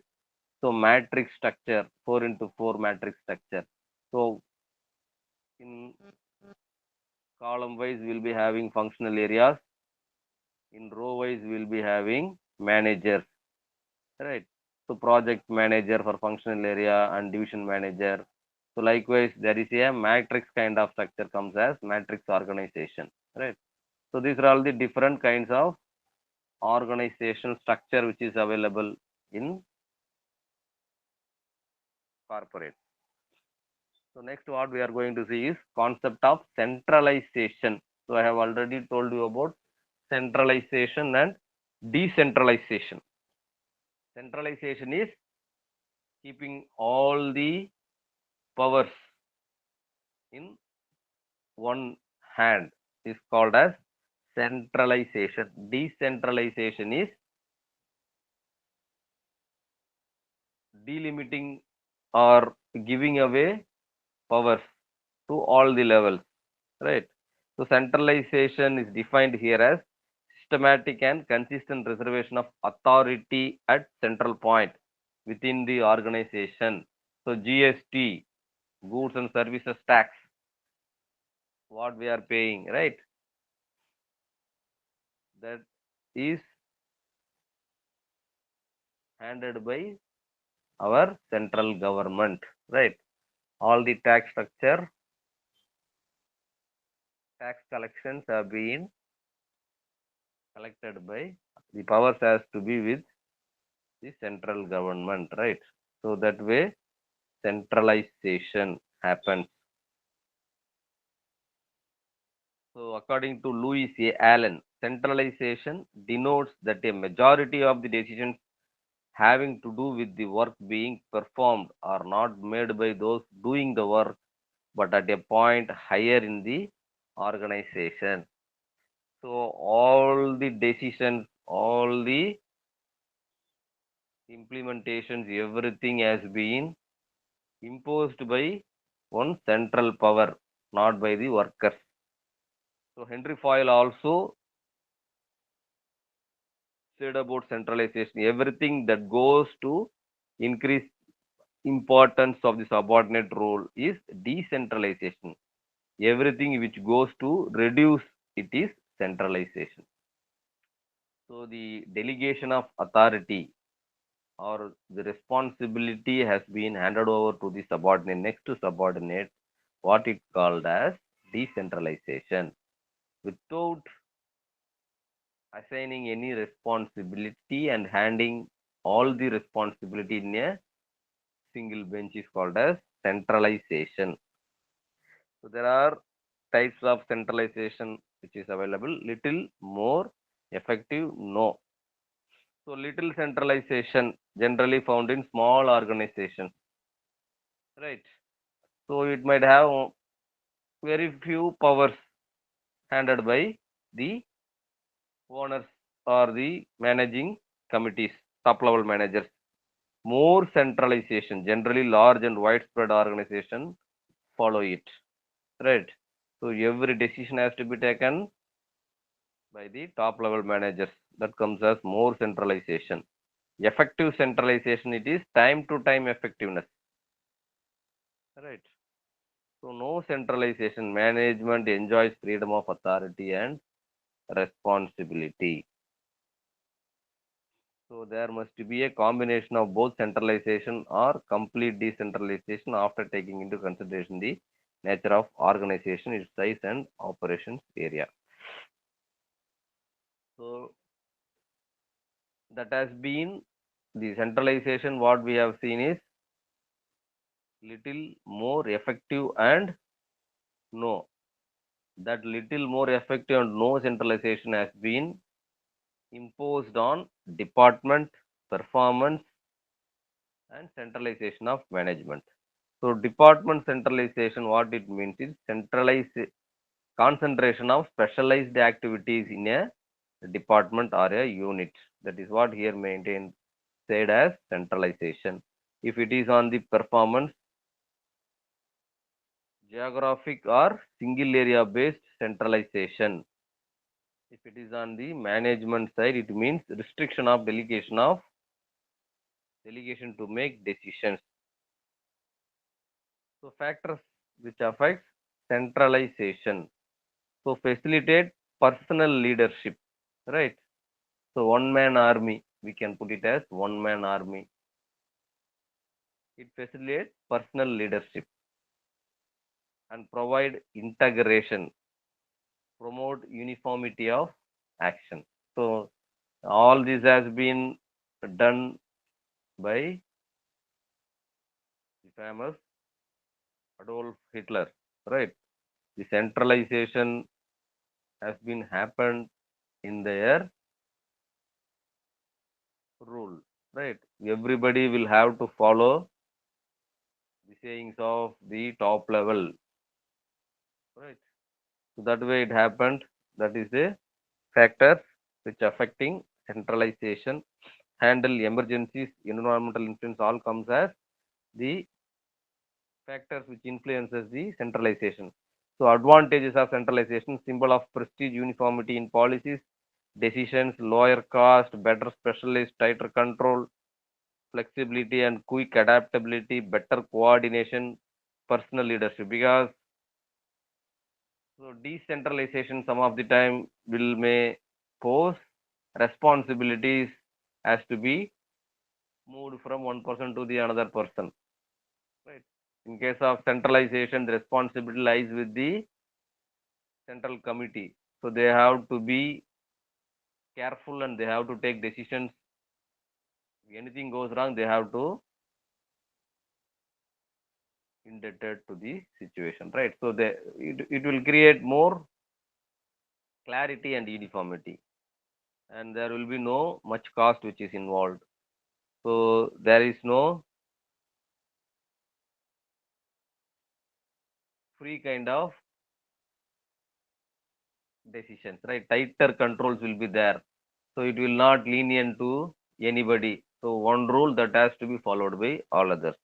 So disadvantages is bureaucratic, remote control, delays in work, lack of employee loyalty. So manufacturing sector, if you have more centralization, that will create more problems. There will be always a fight between management and the organization union, right? So it is like just remote control. So somebody is having this switch, they will on, you have to work. They are off, you have to stop working, right? So that kind of situation is said here as remote control and bureaucratic, what I have told out of Hitler, right? Delays in work.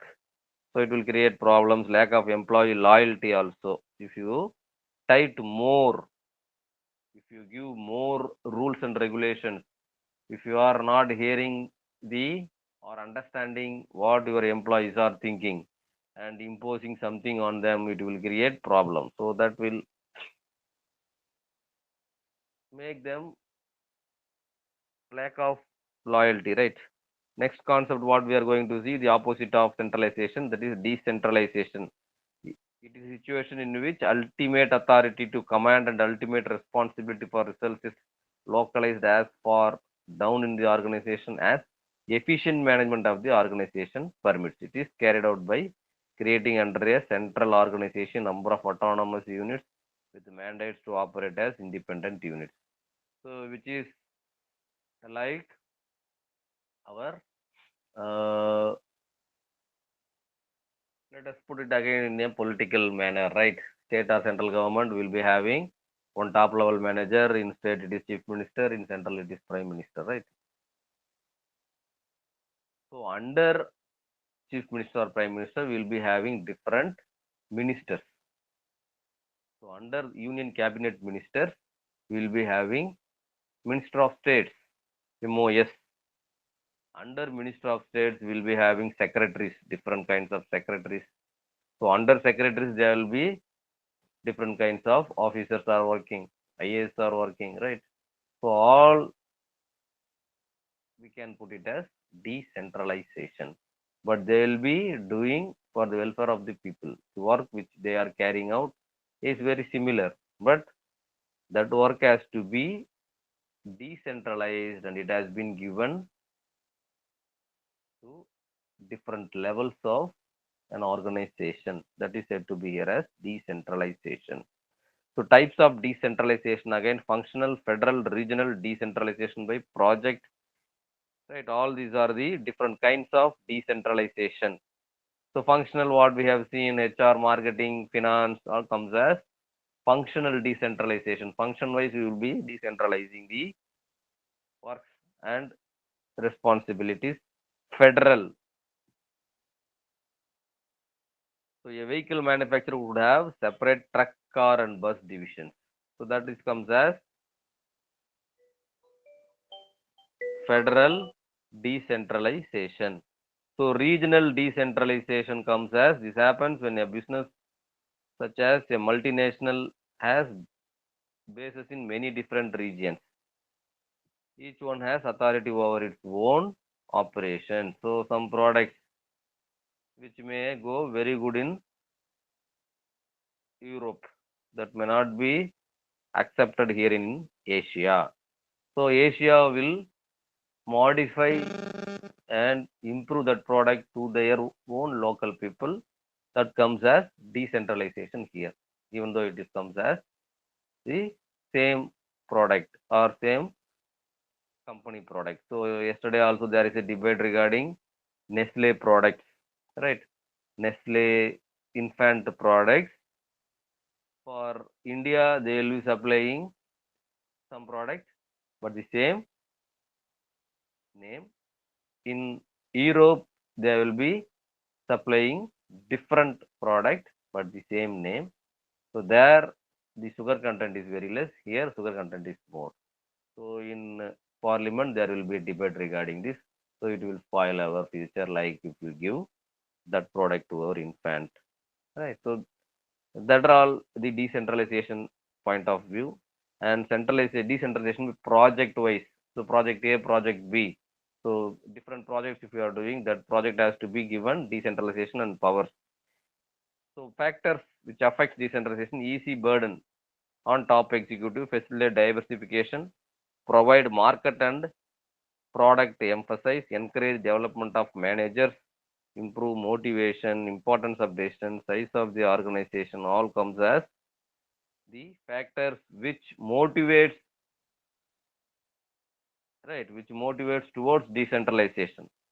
So it will reduce the burden of the top executives, it facilitate diversification, right, provide market and product emphasize, encourage development of managers because they will be doing the work which has to be assigned to them, right, more effectively and efficiently.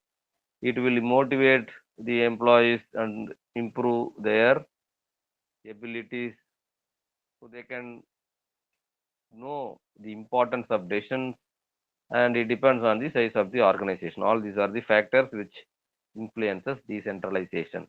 If it is a very small organization, decentralization is not required. If it is a very big organization, so the controlling or the executives cannot look into all this. They can give decentralization, right? So according to that, it has been given here as size of the organization. So advantages of decentralization, there are various advantages of decentralization, such as gives relief to higher executives, as we know. So facilitates managerial development because of they will be doing all the important works and they will be taking decisions, right, according to the roles and responsibilities which is assigned to them, and promotes coordination, boosts the moral and efficiency of managers, promotes greater motivation. All these are the advantages of decentralization. And in case of disadvantages, increased cost. So specialized, you have to recruit specialized, skilled, technically strong people, right? Then only they can able to take all the jobs which has been assigned to them, right? So it will increase cost, need for a generalist manager, problem of coordination, sometimes conflict of interest will arise. So all these are the disadvantages of decentralization. So next concept what we are going to see is delegation of authority. So delegation. So delegation is the process where a manager divides the work assigned to him so as to get help from others in accomplishing the same. So delegation of authority. So if a project manager in an IT company, he may have a project in his hand. So he will delegate different works or different activities to its members of that team, right? That is said to be the delegation of authority. So determination of results expected, the assignment of tasks, delegation of authority for accomplishing these tasks, the exaction of responsibility for their accomplishment. All this comes as concept of delegation. So delegation is the entrustment of responsibility and authority to another and the creation of accountability for performance.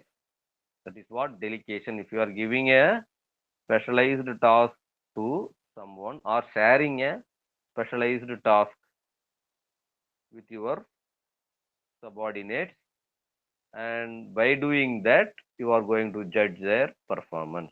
That is what delegation means. So principles of delegation. So principle of delegation by result, by competency, by confidence, parity of between authority and responsibility, principle of unity of command. So all this comes as the principles of delegation. So principle of delegation by result. The purpose of delegation is to get work done by another more effectively than be done by delegator himself in a given situation. So he might have another work. So including that work he may do this work means he may not give his full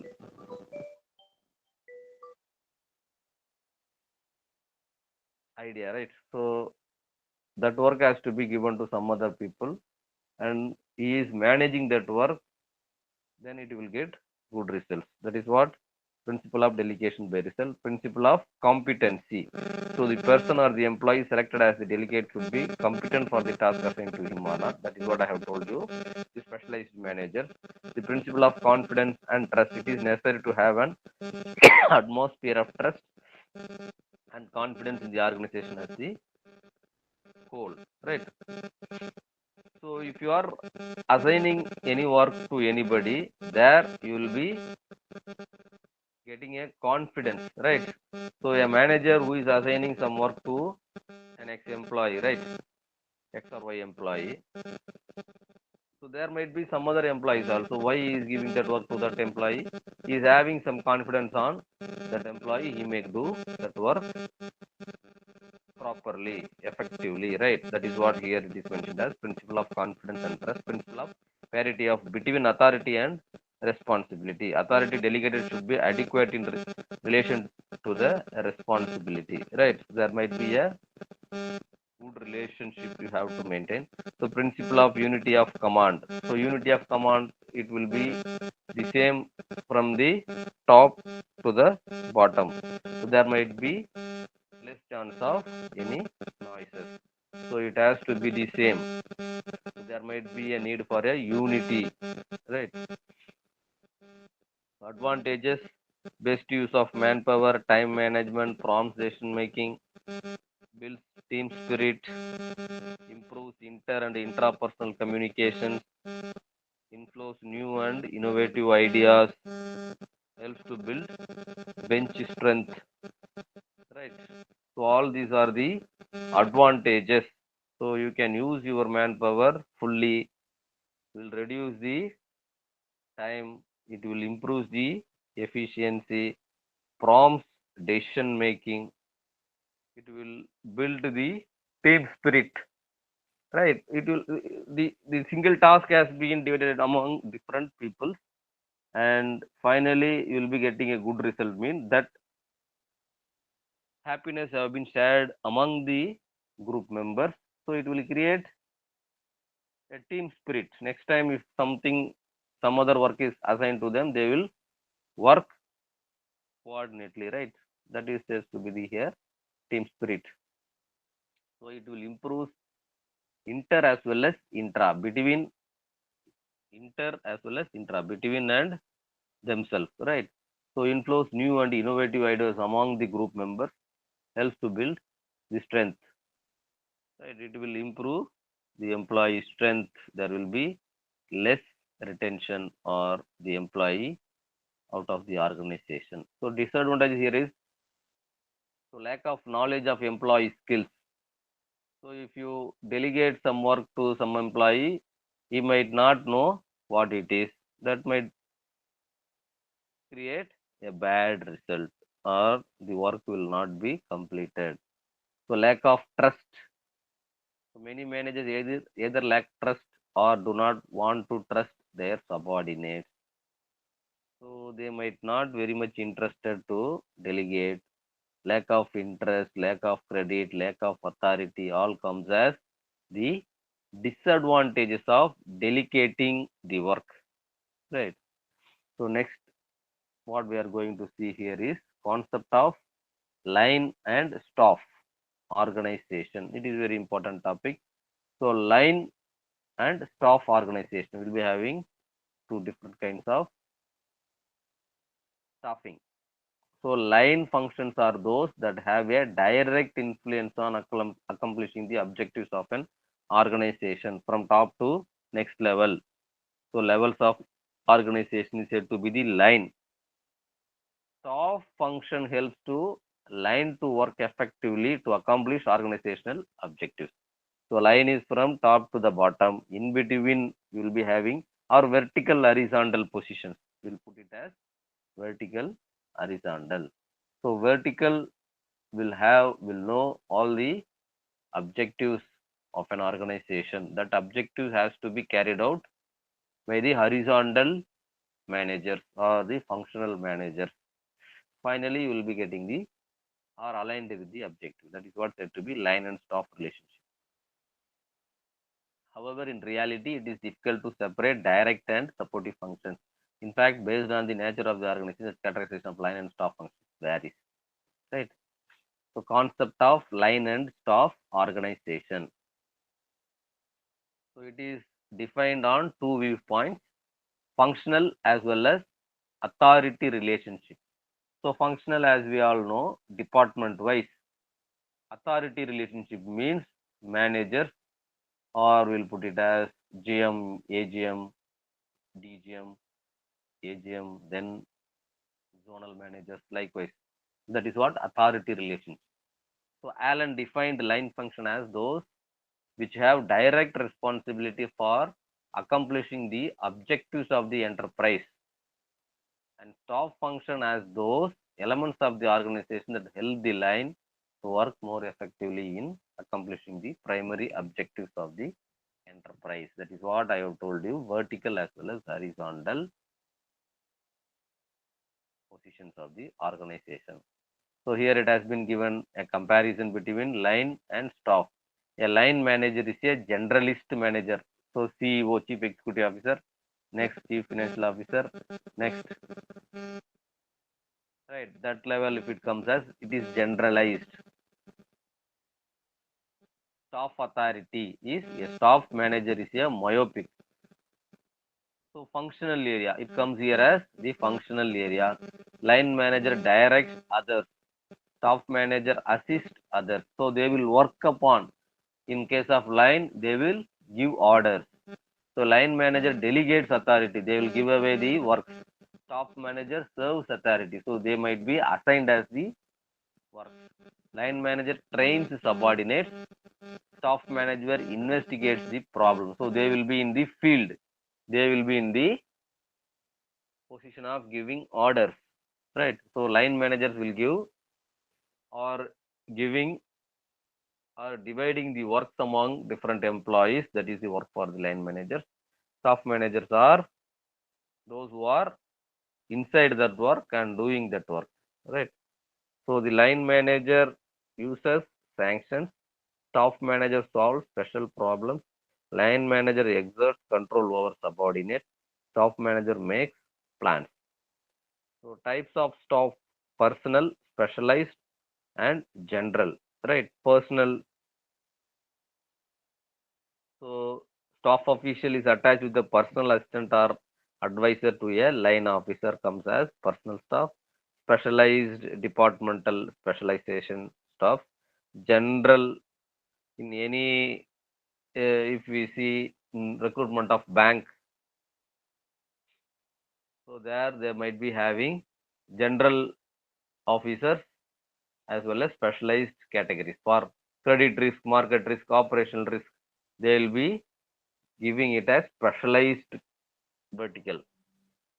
In case of general, so those who are working general banking comes as general manager.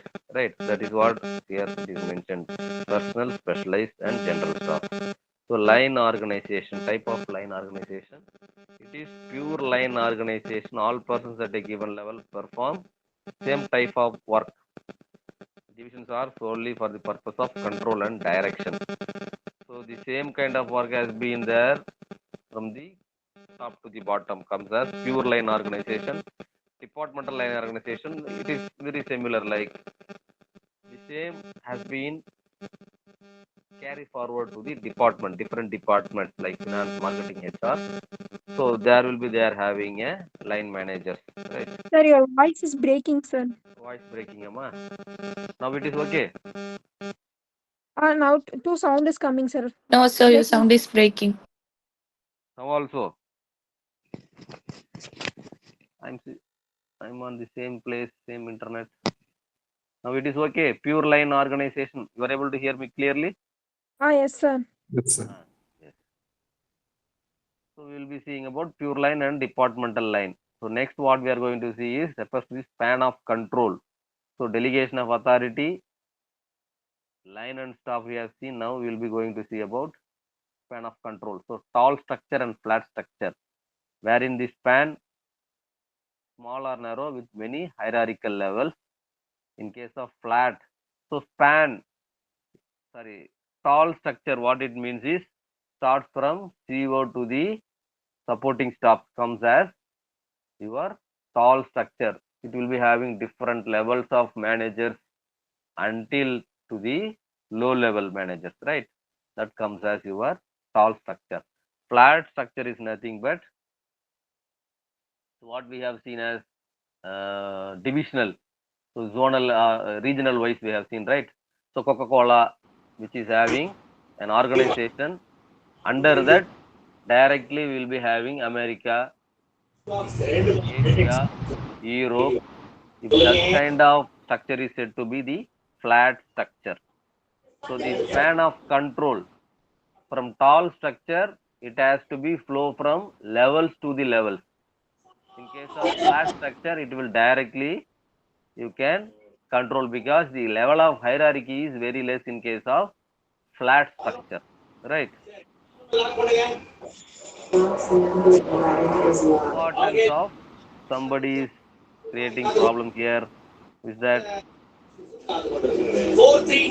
Soundarya, please mute yourself. Soundarya. importance of line and staff organization.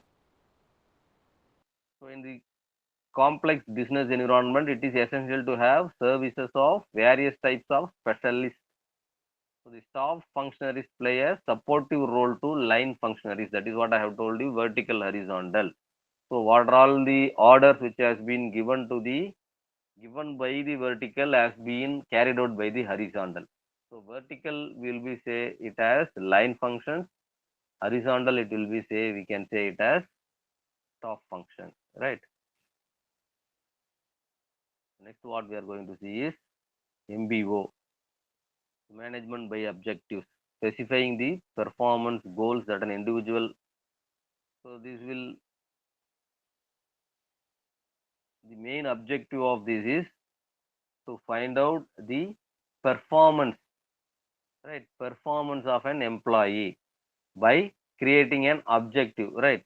So job review and agreement, development of performance standards, objective setting and continuing performance discussion.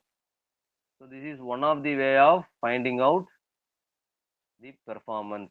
There are n number of different kinds of performance evaluation techniques which is available. It is starting from grading, ranking, 360-degree appraisal, right? Direct interviews, outsourcing the interviews and finding out the performance. And another type is MBO, management by objectives. From the beginning of the session, what I have told you is the organization, which is very important to carry out a work in an organized manner. So the organized manner, what I am mentioning here is you have to either decentralize your power or keep all your power with you, centralized, right? You have to follow different structures. You can use matrix, you can use hybrid, you can use functional, you can use divisional. It is based upon your needs of an organization and the levels of the employees what you are having, right? So all that has been done and you will be falling into delegation of authority, right? Span of control. Then what you are going to do is measuring the performance of your employee. So here for measuring that performance, we will be seeing about MBO. Only one performance evaluation technique I have mentioned here, that is MBO. Likewise, you will be having so many techniques. With this, the organization and its importance have been coming to end. Next, what we are going to see is all about communication. Next important concept, right? Communication. Here, types and process of communication, barriers of communication, communication effectiveness, organizational creativity and innovation, entrepreneur management, management of innovation. So let us first start with communication. What is communication? There are a number of different uh, definition has been given. We'll see about McFarland communication. What he has told is a process of meaningful interaction among human beings is generally said to be the communication. So the interaction between two, it might be verbal, it might be non-verbal, action, yes, any signs, all comes as the communication, right? A process of meaningful interaction among human beings. More specifically, it is the process by which meanings are perceived and understandings are reached among human beings, right? So you have to understand whatever way you may give the communication. It is verbal, non-verbal, action, whatever it might be. The objective of that communication is to understandable by the opposite person, right? Meaningful to the opposite person. Then it is said to be the useful communication. And about Newman and Summer, what they have told is an exchange of facts, ideas, opinions, or emotions by two or more persons. That is said to be communication. Exchange of facts, ideas, opinions, or emotions by two or more persons. Right. So the purpose of communication lies here. The flow of information from in for an organization, it is very much important because through communication only you can send signals. You can flow information from top to the bottom, right? Coordination. It will create coordination. Prior communication of your target to your sales department will create more sales. So that way it will increase coordination, learning management skills, preparing people to accept change, developing good human relations, ideas of subordinates. It is not only from top to the bottom. The communication flow will not always be top to the bottom. Sometimes an innovative idea which may come from low level of an employee. So the communication flow again from bottom to the top also. That is what here ideas of subordinates encourage, right? So these are all the purpose of communication: flow of information, coordination, learning management skills, preparing people to accept change, developing good human relations, ideas of subordinate encourage. So types, let us now move on to the types. I have told you, right? Upward, downward, and lateral. So the communication has been divided among by the direction of flow of communication. We can put it as upward. So flow is from down to the top. Downward, it is from top to the bottom. Lateral, in between, right? Communication. So interpersonal communication between persons. So it comes as verbal, non-verbal, and written communications many times. So other non-verbal communication. In verbal, non-verbal, we'll be having other non-verbal. It comes as body movement, facial expressions, right? In our homes, we'll be able to see. So mothers and fathers will speak by facial expression itself. Some of the important communication has been passed in between by simple facial changes, expressions, right? Signs. So they can able to understand if they are having more coordination. So that will also comes under non-verbal communication. Silence as a communication. Absence of speech or noise, powerful form of communication. Can indicate thinking, anger, fear, right? Sometimes without speaking, if you are asking some questions, opposite person is not able to tell the answer. He simply sees you. That might sometimes irritates you. You might think that he will be looking at you with anger, right? It will also create some problem. It will also send some signal, right? That way, even absence of speech or noise will also be taken here as communication, right?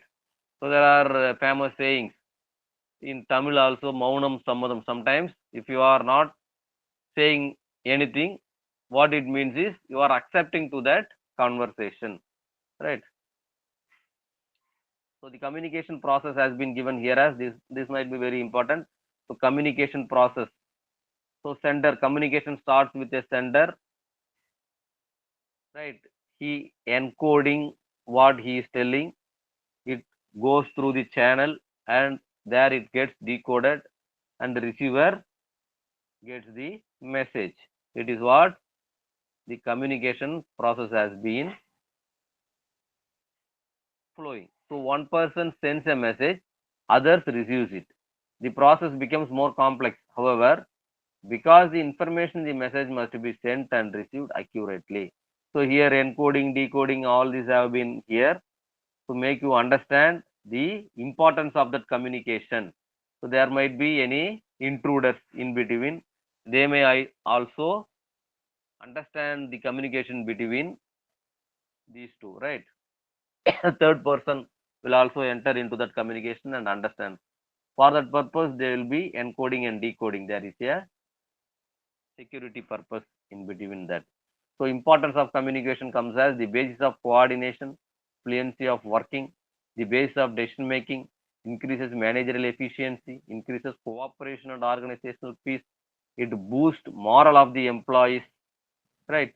So all these are the importance of a communication happening in between persons in an organization, right? It will have more impact.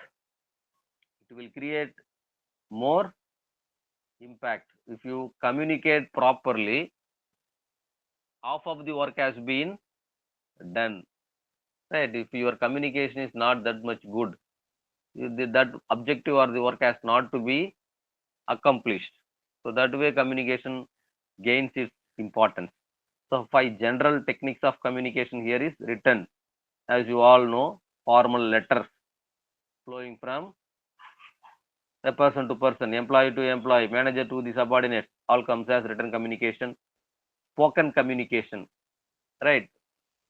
What we call it as political, some persons will speak, remaining all will hear, right? That is spoken communication. Visual, media visual communication, multimedia communication, symbolic communication, symbol signs, all comes as general techniques of communication. So here under written communication, what are all the different techniques which is available? Issuing memo, notice board, letter to staff, email, faxes, internal newsletter, all comes as the written communication.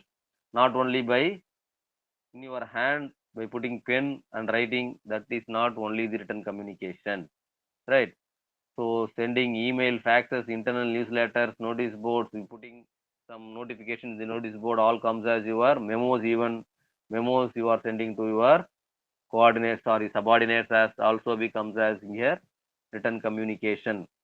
The returns which they are filing for your memo is also taken it as the written communication. Methods of spoken or verbal communication, telephone, as we all know, one-to-one meeting, department or interdepartmental meeting, presentations, company meeting, all comes as spoken, verbal communication, right?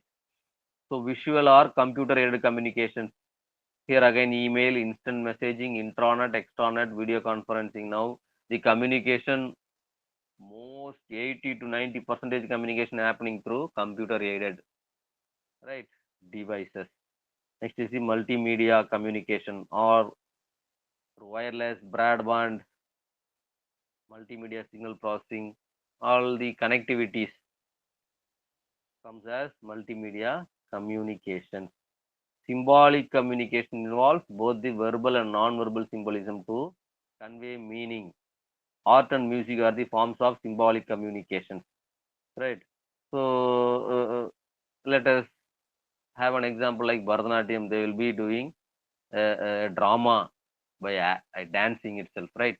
They will be dancing and expressing the Mahabharata and some other works, right? Ramayana, Mahabharata, and some other work by a simple dance. They will be delivering a communication.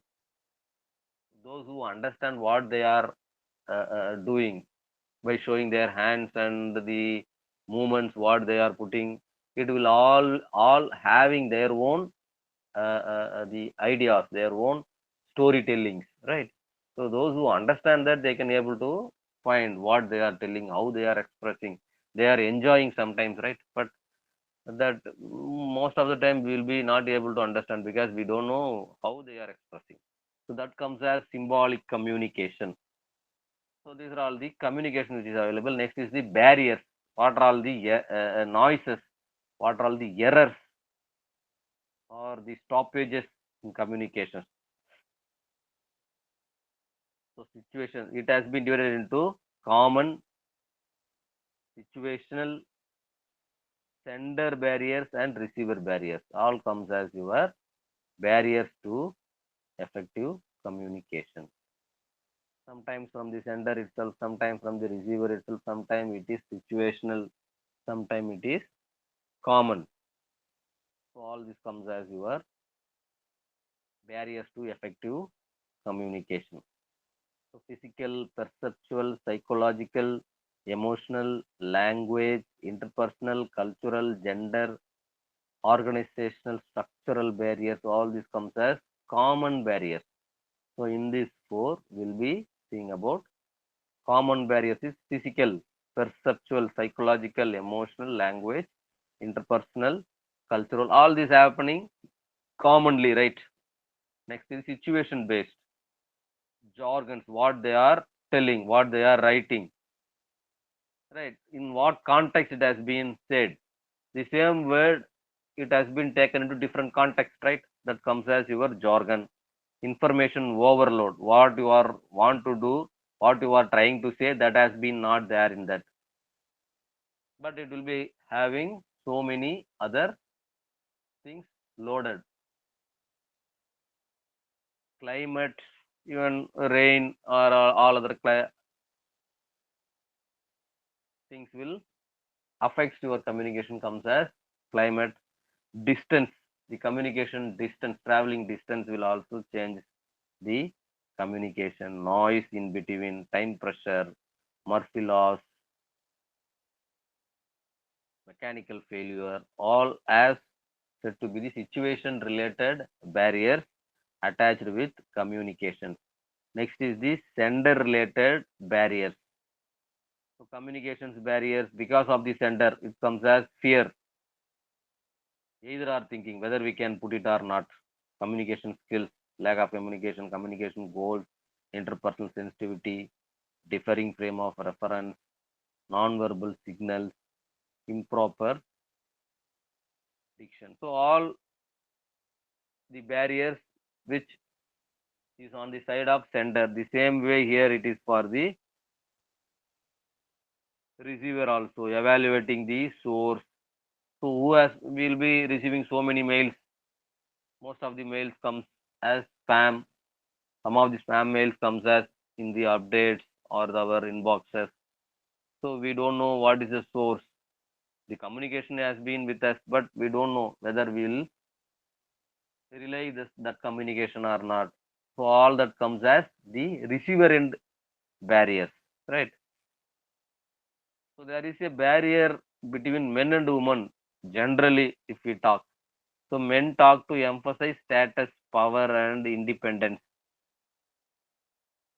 Complain that women talk on and on, offer solutions to boost about their accomplishments.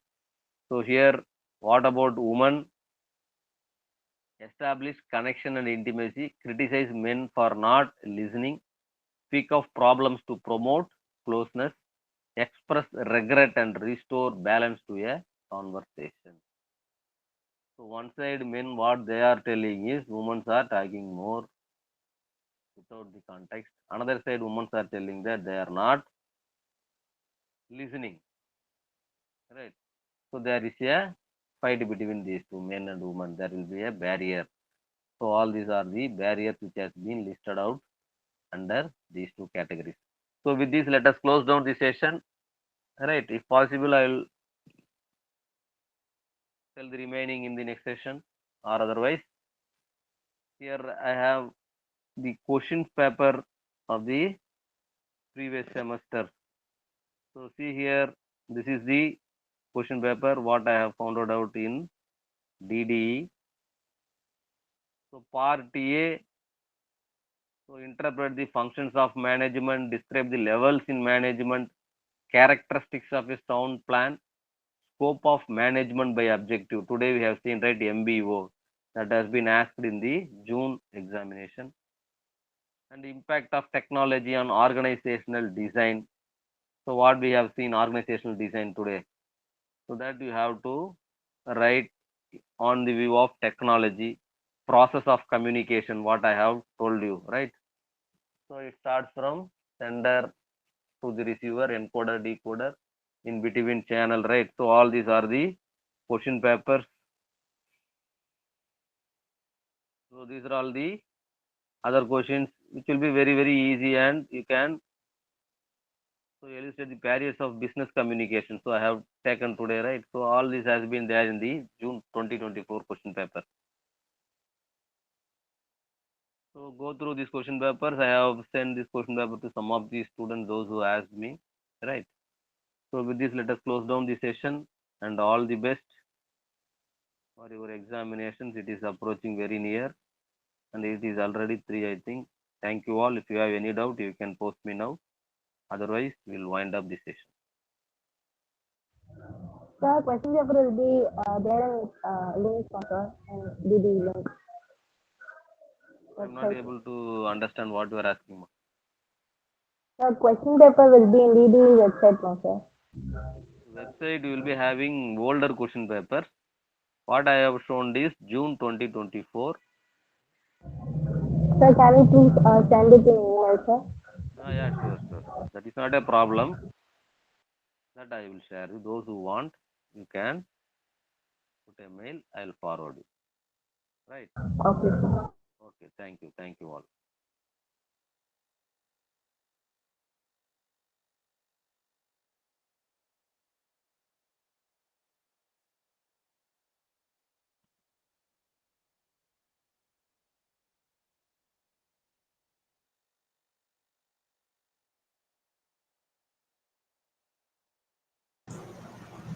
Hello, good afternoon, all of you. Good afternoon, ma'am. Good afternoon, ma'am. Good afternoon, ma'am. Good afternoon, ma'am. Good afternoon, I'm uploading Good my afternoon. PPT. Good afternoon, ma'am. Good afternoon, ma'am. Are you able to see the PPT? Yes, ma'am. Yes, ma'am. Yes, ma'am. Yes, ma'am. Very much. Yes, ma'am.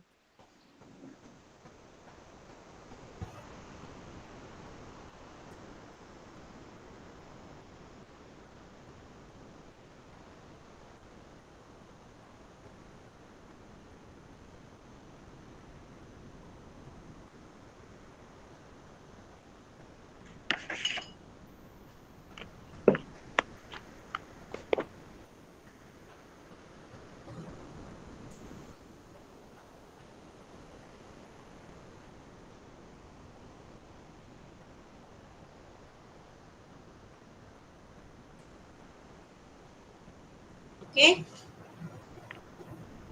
Right. So yesterday we saw about climate and culture, right?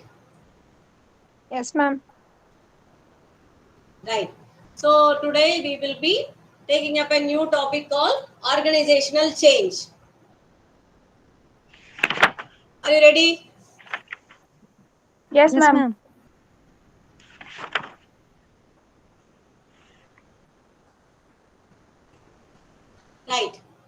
So this is 3 to 4 class and your last class also. So I know all of you will be tired, exhausted.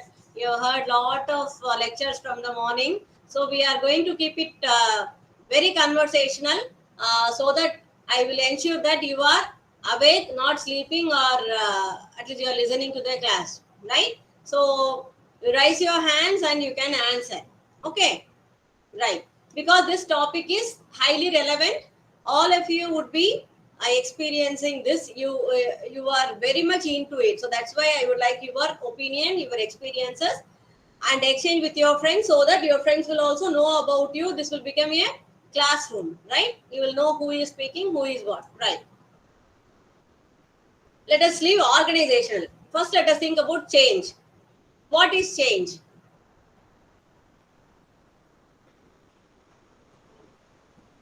What is change? Anyone? It is a transformation, ma'am. Very good. Let us start like this. What are the words you can coin with change, along with change? What are the various meanings we use? Money change, what is it? It's a Coins transition for change, rupee. organization change. Smaller denominations of bigger denomination. We call it as change. Plan change. No, I don't want technically. Don't go into the subject. Just come to the life and tell me what are all the change words you can coin with. Like dress change. You are changing your dress. Right? Like that I'm asking. What are all the words you are able to think about when you are talking about change? Modification. Ma'am, replacing. Very good. Replacing. Replacing something. Very good. Might be modification. Modification. Modifications. Alteration. Very good. Alteration. Evolution, ma'am. Evolution. Very good. Vijay got the point. Evolution. Makeovers. Updation. Updations. Very good. Right. Enough. You are on the right track. Very happy. So, yes. Difference. Alteration. Yes. Alteration already came. So, these are all the words that is synonymous and that comes to your mind when we talk about change, right? Okay. So what is this change? A change is a transformation. That first point, Girivasan has given. You are changing the form from one to the other, right? That is one way. Alterations or modifications, updations. And last we got evolution, right?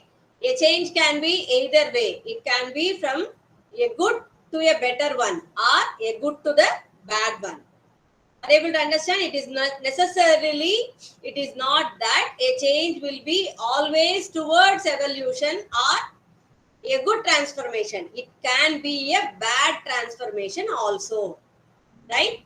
But what we have to understand about change is you have to accept the change. What we say about change is the only permanent thing, right? Everything else will change. Change is the only permanent thing. That will never change. Change will be there in all the life, all the time. See, imagine like this. Every day we are new. Can you believe that? They say that nearly 90% of the cell goes away in the air. When you are scratching, a lot of cells from your skin is flying away. And every day rejuvenating. We are getting new cells in our body. So even the physics is getting changed. That is why a lot of changes in the body occurs without you realizing that it is happening. Can you stop that? No. That is why, remember the topic when it comes to change and development, actually you will be studying change and development as a separate paper. If you are a HR specialization student, you have a paper on this. This is the introduction for all the other specializations. Okay, what is change and development? So what I meant to say is, remember this when it comes. Change is inevitable. Remember this. Okay, you cannot avoid or evade change. Both you cannot do. You cannot evade change. You cannot avoid it because it is inevitable. It will come. It is there. That is the only permanent thing. Right? So remember this. and come to the topic. So what we are going to see about change is organizational change. We are not talking about our life changes or evolutions or whatever we are doing in the personal life. This is about organizational change. When an organization changes or when an organization induces change to its employees. Do you get my point? When employees are forced or employees are, there is no option, they have to undergo a change. How they face it. And when the organization itself has to undergo a change, what happens to organization? These are the two perceptions we will be looking in this topic. Okay. So there are two kinds of organizational change. One is planned change. The second one is unplanned change. Right? That's why I given you the pictures. By that you can see what is a planned change. You have to go to that rock, right? But when it is given to you beforehand, what we can do, we can build a bridge and we can make the transition smooth, right? We can help all the people to walk through the bridge safely to the other side. So it is a planned change. What is an unplanned change? On the way, if the bridge breaks down, it broke. What will happen? Everybody will be hanging on the bridge. So, what is it? Unplanned change. So, what can we do? Can we leave all the people there itself? No. How to handle that change? That is also we will see. But do you get my point? I gave it a little intense because to emphasize the point. But organizational changes will not be like this, just to make it clear. Okay. So, how the organizational changes may appear to you. You may not know that it is organizational change unless you read these words. Okay, because organizational change is not a common word used in any change. Okay, they will not say we are going to undergo a organizational change. Okay, so what is the what do you say? The avatars. What are all the designs the organizational change will be presented to you?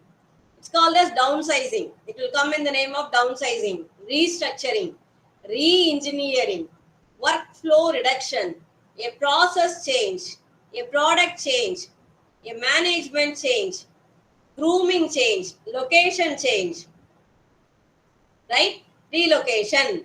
That is organizational change, right? Technological improvement or technological updation. That is an organizational change. Right? Product evolution. That is the organizational change. Are you able to understand my point? So, how the change will come in various names and words.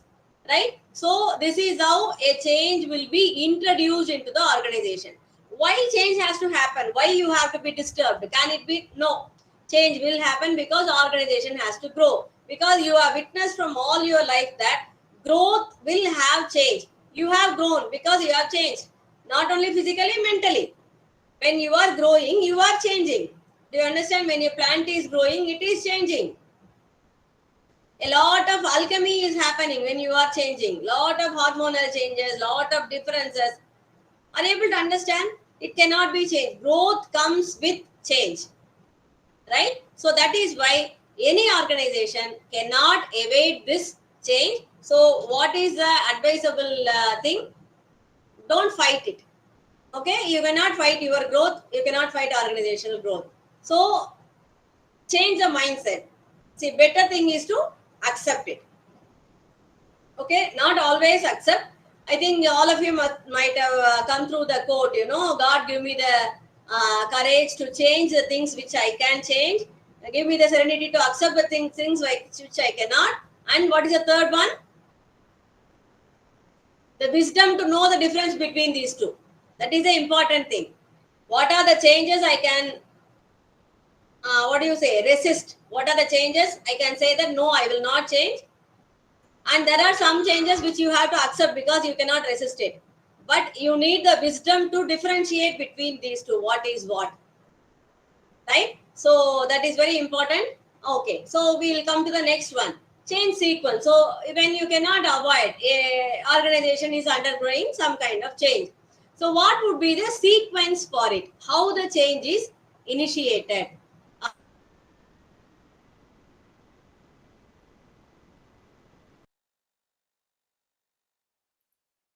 Muted.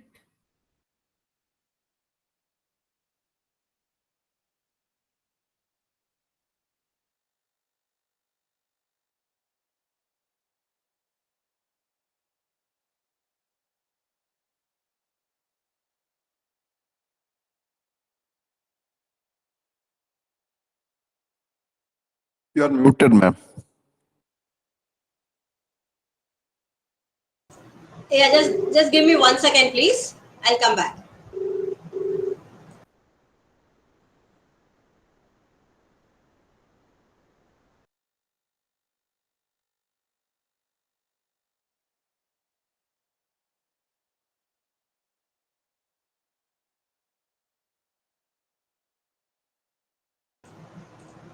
Sorry for that. Okay, come back. Okay, so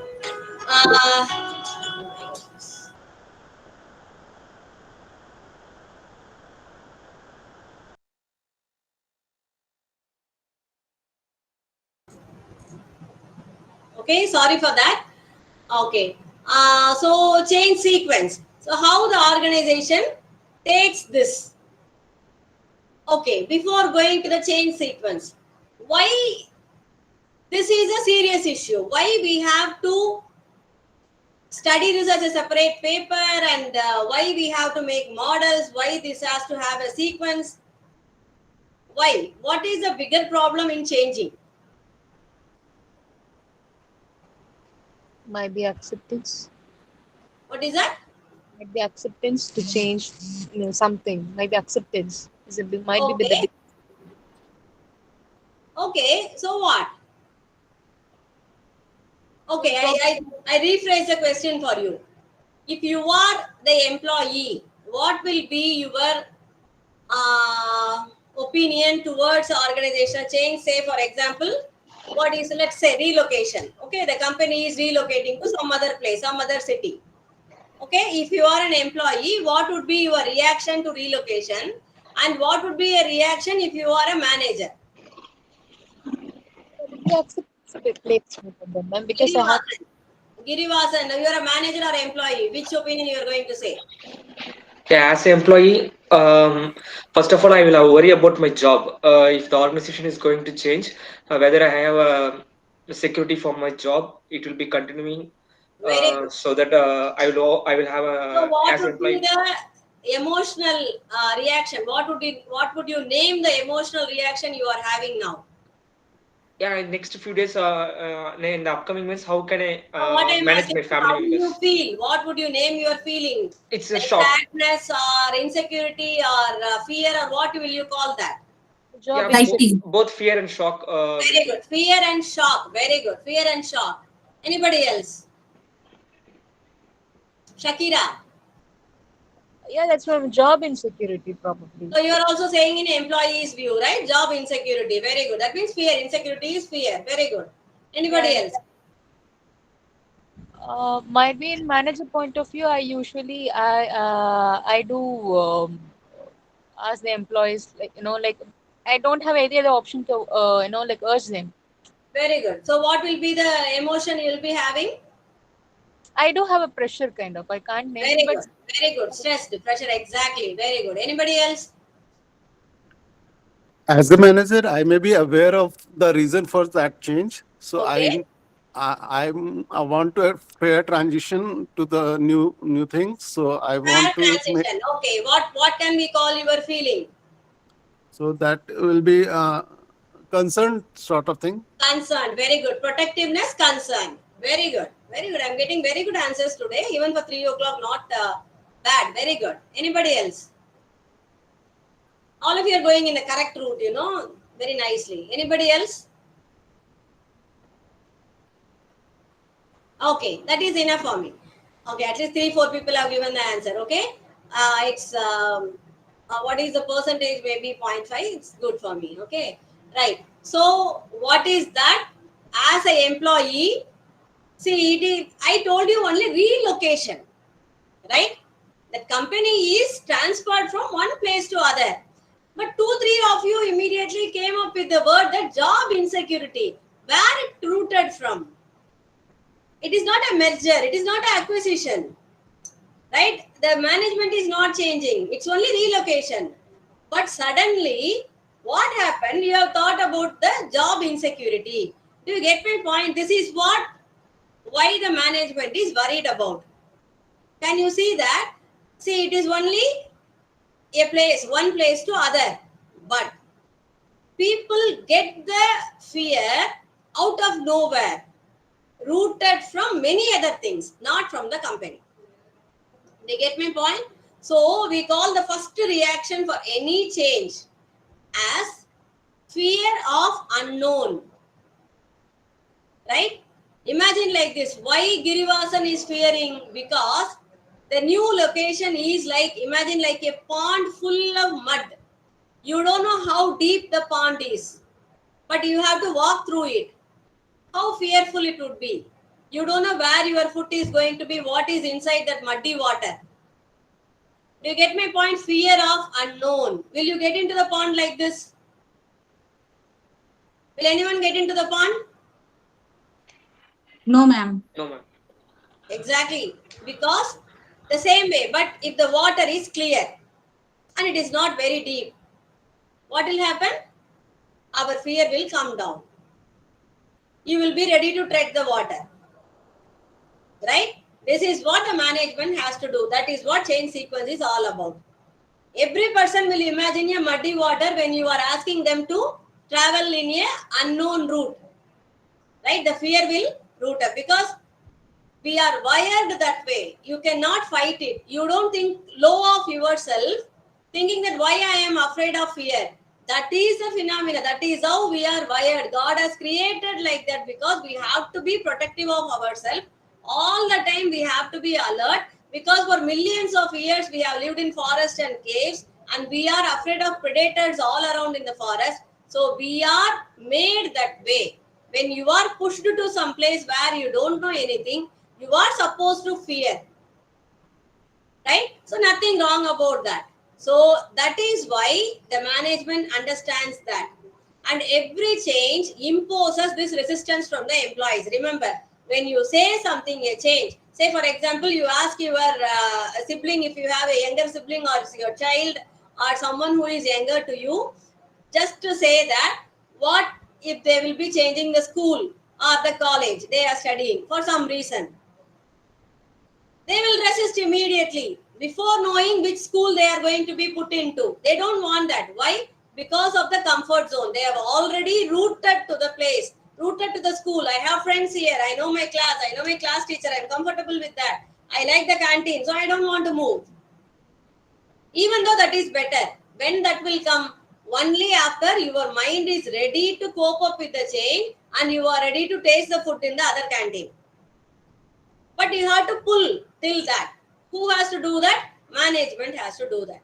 Maybe after 1 month, the canteen food is very good. Your sister or brother will be thanking you for changing the school or college. They get my point. But if you leave them as per their decision, they will never change. Right? So that is why this change has to be initiated from the management. Remember always, change is coming from top management. And change is towards development. Remember this, it's a very important point. That is why we study the topic as change and development. Okay? Because any organizational change is planned change. And why the organization is ready to change? Because we are destination towards the development. We want to grow the organization. We want to develop. So that is why we are planning this change. Right? So that is why it comes from top management and it has to be, the sequence has to be initiated by the management. Unless otherwise the people will not accept any change, we call it as change resistance, we'll see later. Okay? So what is the change sequence? Initiation, motivation. Initiation is the plan, how you are going to change. You have to give the plan. Motivation. See, you tell the sister doesn't want to change the school. You tell that you will buy a new cycle so that she can ride in the new cycle to the school. Motivation. She may consider about the change. Right? Tell your brother that the new canteen has a burger or pizza, what he likes. He may consider the change. Motivation. Diagnosis. See why the change is needed, whether it will really bring out development or not. Usually a pilot will be done, a small testing will be done to check the change, and then they will do. Because change, remember, change and development is a very costly affair. All the organizations will not take up immediately. It is a very time consuming and cost consuming affair. The entire organizational makeover will take around years, 2-3 years. For planning itself, it will take 2 to 3 years. Right? It's not very easy. So diagnosis is a form. Then information collection, whether the change can be done. A lot of data will be collected. Deliberation, then discussions, analysis, meetings, everybody will come together and see the feasibility of the change, whether the change has to be done or not. Then action proposal. After the deliberations, a project will be made and then implementation will start. So before the change even starts, that is a bigger process. It will go around 1.5 years for a medium-sized organization itself. If it is a bigger organization, the planning itself go for years together. And then stabilization. Once the implementation is done after years, the change has to be frozen. So that is called a stabilization. Otherwise, the change will be, imagine like this. Once you are moving a tilting pole, right? You want it deliberately. Once the change is over, you have to make it stabilize, or else it will be in the loose condition for a long time, which is not good. It will make the root weak. That is why immediately it has to be stabilized. Okay. So you are changing, you are stabilizing. Okay. So this is just a cartoon as usual, just for thinking how the people will think, even the top management. What if we don't change at all? No need for change, and something magic that happens, because we expect that change is a very tiresome process. You are exhausted with the change. So that is why it is better to think about some magical thing that happens, and everything changes overnight like a fairy tale, right? We all like that. Okay, so now the change model. There are a lot of change models. Just I'll give you one or two for thinking. So this is called as Lewin's model. Kurt Lewin has contributed this model. Lewin, Lewin's model it is called. Note it down. It's an important model. Questions often will be asked on this Kurt Lewin model. Okay, what is a change model is? He says that people are frozen. What is that? Comfort zone. We call it as comfort zone, right? So people doesn't want to come out of it. So unfreeze them. How to unfreeze them? What will you do to unfreeze something you are taken from the freezer? You will pour hot water or thaw it inside the oven, right? What it is? A crude shock for the frozen item. It is ice and you are pouring hot water. Just the opposite. Why? To make it come out of its zone. That is what exactly unfreezing is about, right? Shook them, give the employees a shock so that they will come out of the comfort zone. Then change. When they are vulnerable, they don't know what to do else. They have changed, they are ready. So change them, give the implementation. Once they are changed, don't keep them in the vulnerable position. Again, refreeze them. Otherwise, what will happen? Already they are in the change mode. So what? They will be ready to change again. We don't want that. Once you wanted the change to happen, you refreeze them. This is a change model of Kurt Lewin. It is a very successful model. If properly planned and implementation is a project is done properly, proposal, it is a very successful model. It can be applied to any organizational change. Okay, so this is one model. Okay, there are 2-3 models, so we don't have time. If you are interested in change and development, you can see in your book. Okay, right. So this is what the next step is. Why the change is happening? Organizational development. What is this development? A development is a step above from the current state, present state. That is development. Okay, it is a planned effort. The organization is ready to make it as an effort, as a team effort. So what do? They will be, the feasibility study will be the first thing they will do. As I told you, time is also not an important thing, but the cost is very high. Why? Because this development is not done by the organizational people often, right? There is no, regular work model for this kind of work. The task is not a routine work. So, and it needs a lot of expertise. So there are consultancies for doing this change and development.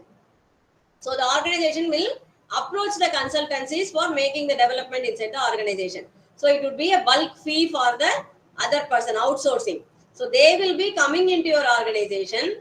They will do all the change and development work. Everything is done, they will hand over the organization and go away. So this is why it is a cost consuming affair. So it is a planned effort. The planning will be for a long time.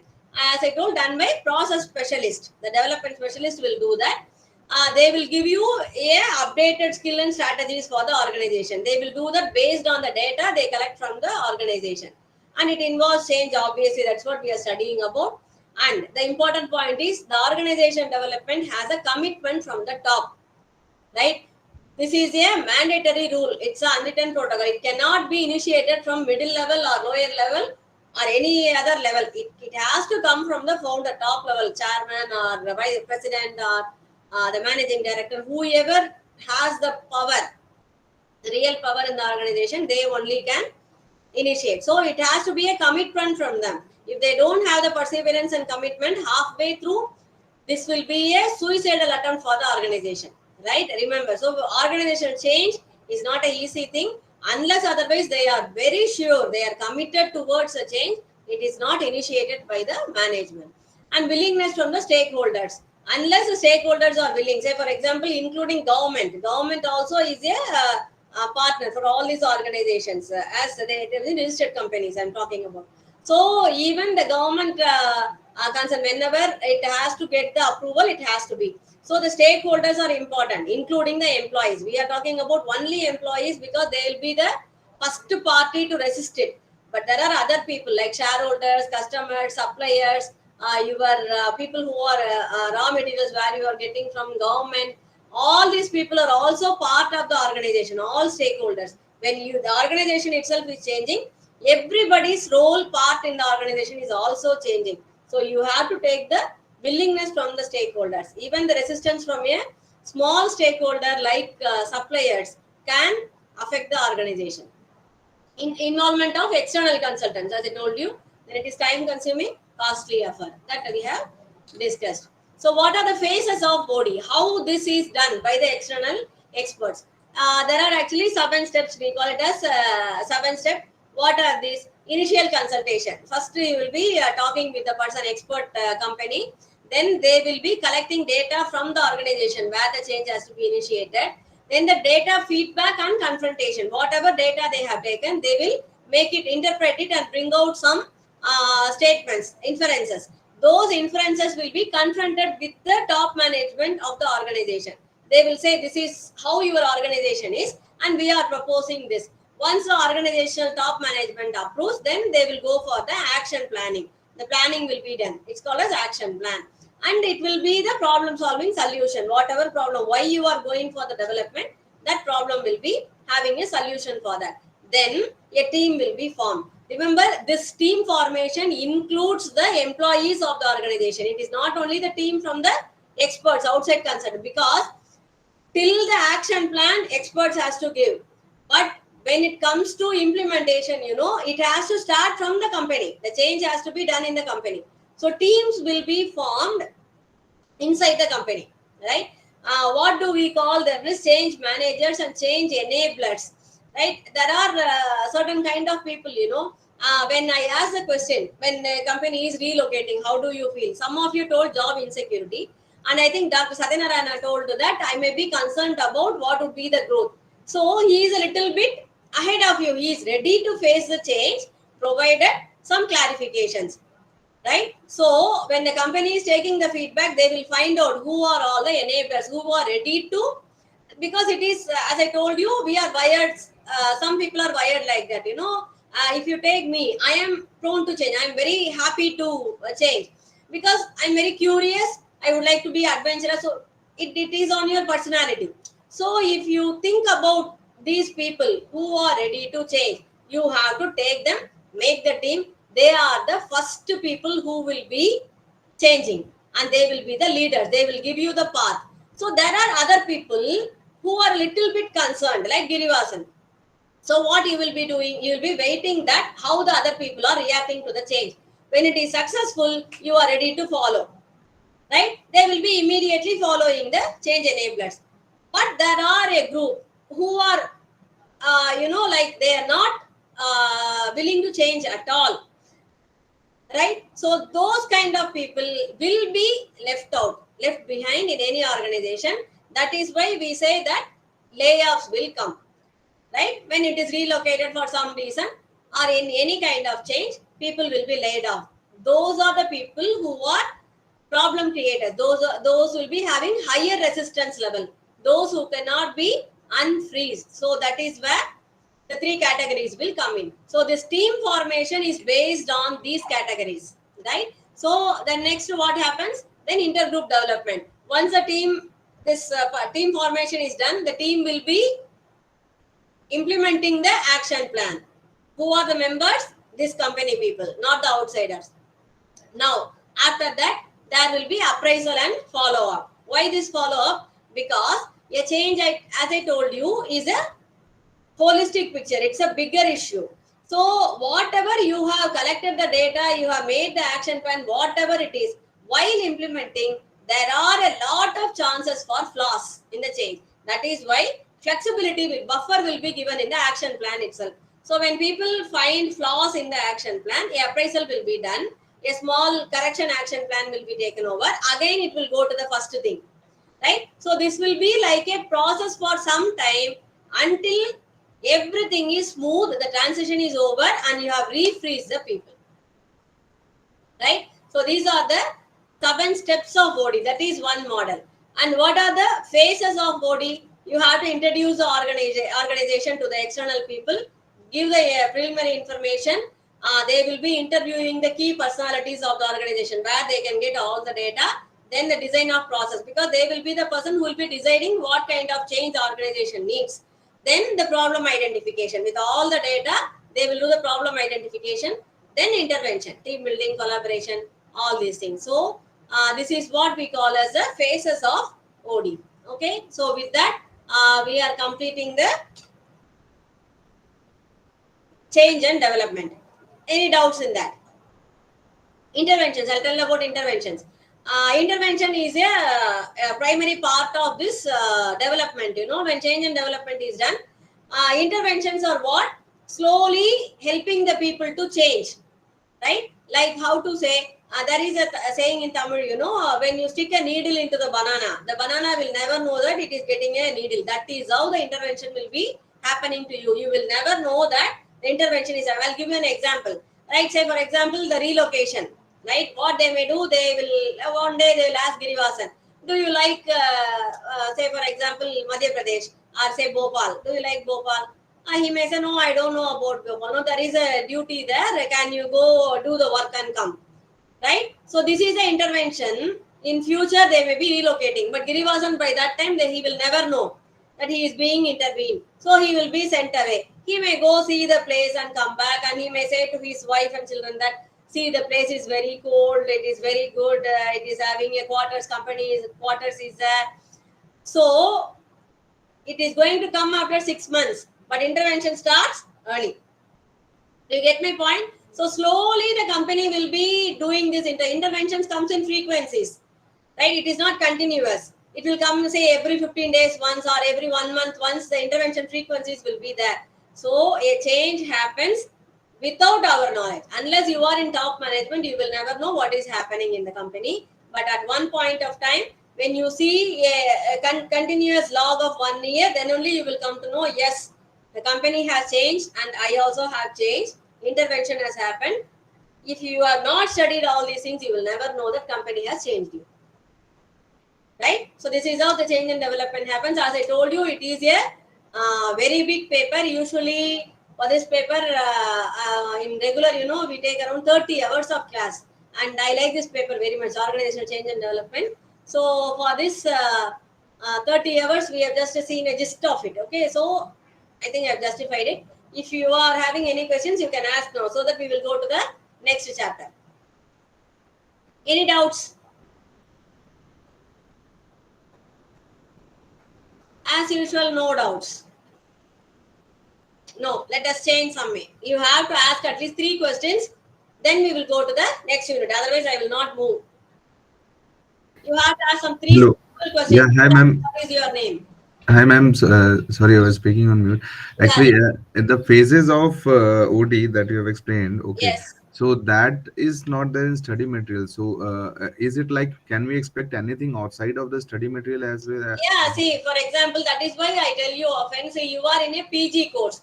That PG also you are in a professional course, MBA, right? Okay. So don't expect like a study material will be like a school book that out of syllabus. This is only syllabus only what you have to see, right? You see the syllabus because remember one thing, to the question setter, we don't give the study material. The question setter will be given with only the syllabus. Okay. They get my point. So Yeah, yeah. from the syllabus you will get any question. So the study material is a self-learning material where you will be given an introduction to that, right? You are a professional now. So that is why last class I told you, go to Google books, okay? You need not buy books. Don't search in Google, normal Google. Those things what you are getting, Got it. Meta AI, whatever you are getting in Google is not authenticated at all, unauthenticated information. Don't go for that, right? Go to Google books, search your particular topic. You will get from a reputed book excerpts. Some 10-15 pages you will easily get from any book. That is enough. You read that. That is authenticated. That So will give you that is lot of, okay. That is okay, ma'am. I got your yes. point. So, but apart from the syllabus, if we are going through the Google or ChatGPT, whoever it would be following, and the way of representation would be different. Like here, you have represented some flow diagram, okay, but That we are not doesn't representing matter. that. See, Doesn't matter, right? yes, yes, because see, now I am giving you only few models as I told you. There are hundreds of models for change and development. Right? See, for example, BPR, business process re-engineering, is a total entirely different model. Restructuring is a totally different model. There are so many models for this. It is not that there is a definite answer in management for that. And do remember one thing. The management itself is totally different from continents.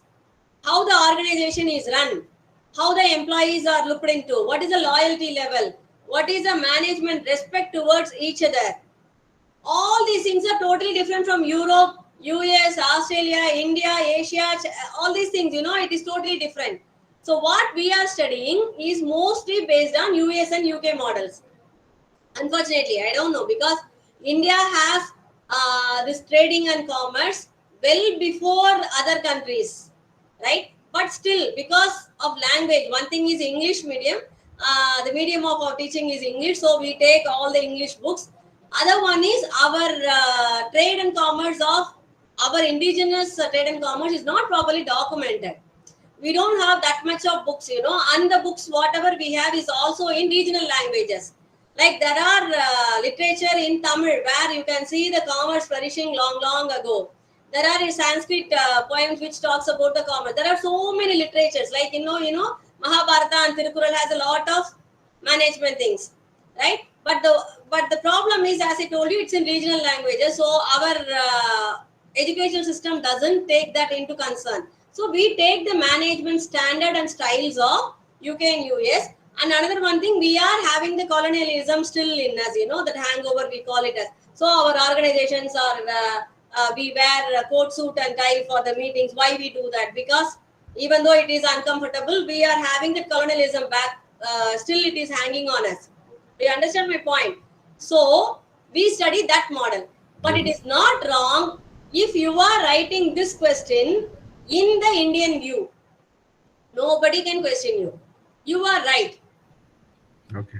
Right? So don't worry about that. See, the management, I see MBA as an exploration. You write your company's experience. That would be the best answer. Right? You write what happened in your company when a change occurred. You write the model, what you have undergone. But don't write in the first person model. Say that I have, don't write that. In exam, you write the experience as a third person. Right? Give examples wherever possible. That will fetch you more marks. Right? Means the So, experience that we have went through our yes, career. of course. Yes. Yeah. Say, for example, the change of quarters. How your family has faced it. You are changed from one quarter to other. A house shifting is a bigger change. The family has to undergo a lot. How it affects the employees. It is a change development. You can write that, nothing wrong. right? That is why I often say that hereafter see a lot of advertisements, see the paper, how the companies are changing, how the products are marketed, what is the packaging, see all these things. Write these examples, these live examples is all about the answers we are expecting. We don't want what you are studying in the study material. We want to know whether you have understood the concept or not. That is evaluation. Do you understand my point? So I want you to apply this, whatever you are studying. So you write about the company where, say for example, a major company which underwent a bigger transformation. You write as a live example. This company has gone through a bigger change in the last few decades. What happened in that? Give a live case study.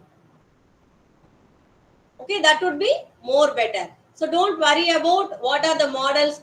That is why I give you different models from what is in the SLM.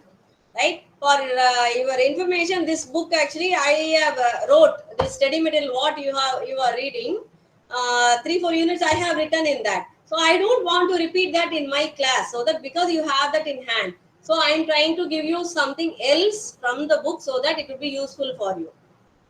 Right? So it is exploring. Even though say I am taking this class regularly, I try to update it. I give new things into the PPT every time so that it will be new. So update yourself and be relevant to the trend. That is important. Okay? Right. Any other question? Only one question, I think. I want two more. Thank you, Rabil. Two more. Thank you, ma'am. Quick. We don't have time. Quick. I want two more sensible questions from change and development.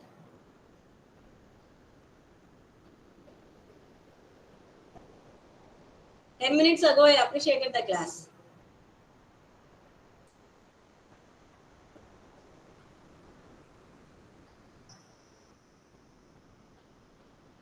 Can be anyone.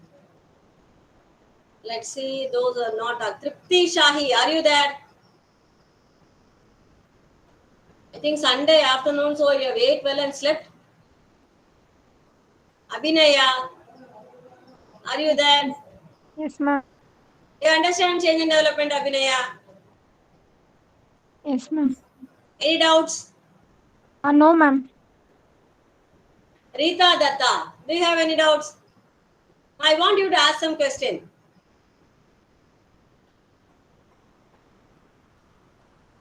Shakira, Rita, Ratnesh.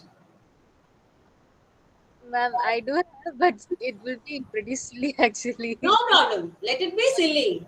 Sorry, I'm so sorry to admit this, but may I ask you something like what did you feel like personally? Might be you could have understood. I mean, you could have undergone various experiences, might be from management end or Changes. something. Yeah, I'm very good change enabler. I don't know. I made that way. I will be welcoming the change with both my hands wide open. Right? I don't know. I have encountered a lot of changes. Maybe I have encountered big changes in my life when I'm young. So I'll welcome. I'll be very happy because I'm always would like to see the new things. I'm an explorer maybe. Right? I'll give you an example. There is one time in my career experience, and I'm 28, I think. Within 2 years, I have jumped 4 companies. 4 organizations I have changed. Why that 6 months? Minimum 6 months is necessary to get your PF amount, right? So I will wait for that 6 months, 180 days, and I'll jump to the other one. So there is a return. Within 2 years, I switched to 4 organizations. I'm very good in that. thank you, Very ma'am. good. Thank you. You took me to those years. Yeah, thank you. Anybody? One more question. Only one more. Rita, Pragya. Ma'am, this is Balamurugan here. Ma'am, Balamurugan. recently in my organization, it is an MNC company. It has been split into 2 companies, finance and retail. And due to this organization changes, company has benefited, but employees got laid off, lower level employees, but managers have been saved in the job. So how can I see this organization changes? It is benefit to the organization, but being an employee, I should look after another opportunity. Yes, this is the reality. Thank you for the question, Balamurugan. This is the reality. Okay, That is why you can see in the change. If you see in this slide, when I introduced change, my first point was downsizing, right? Because usually if you say that the change, all the other words will be often used in your organization. We are restructuring the organization. Nobody will say downsizing the organization.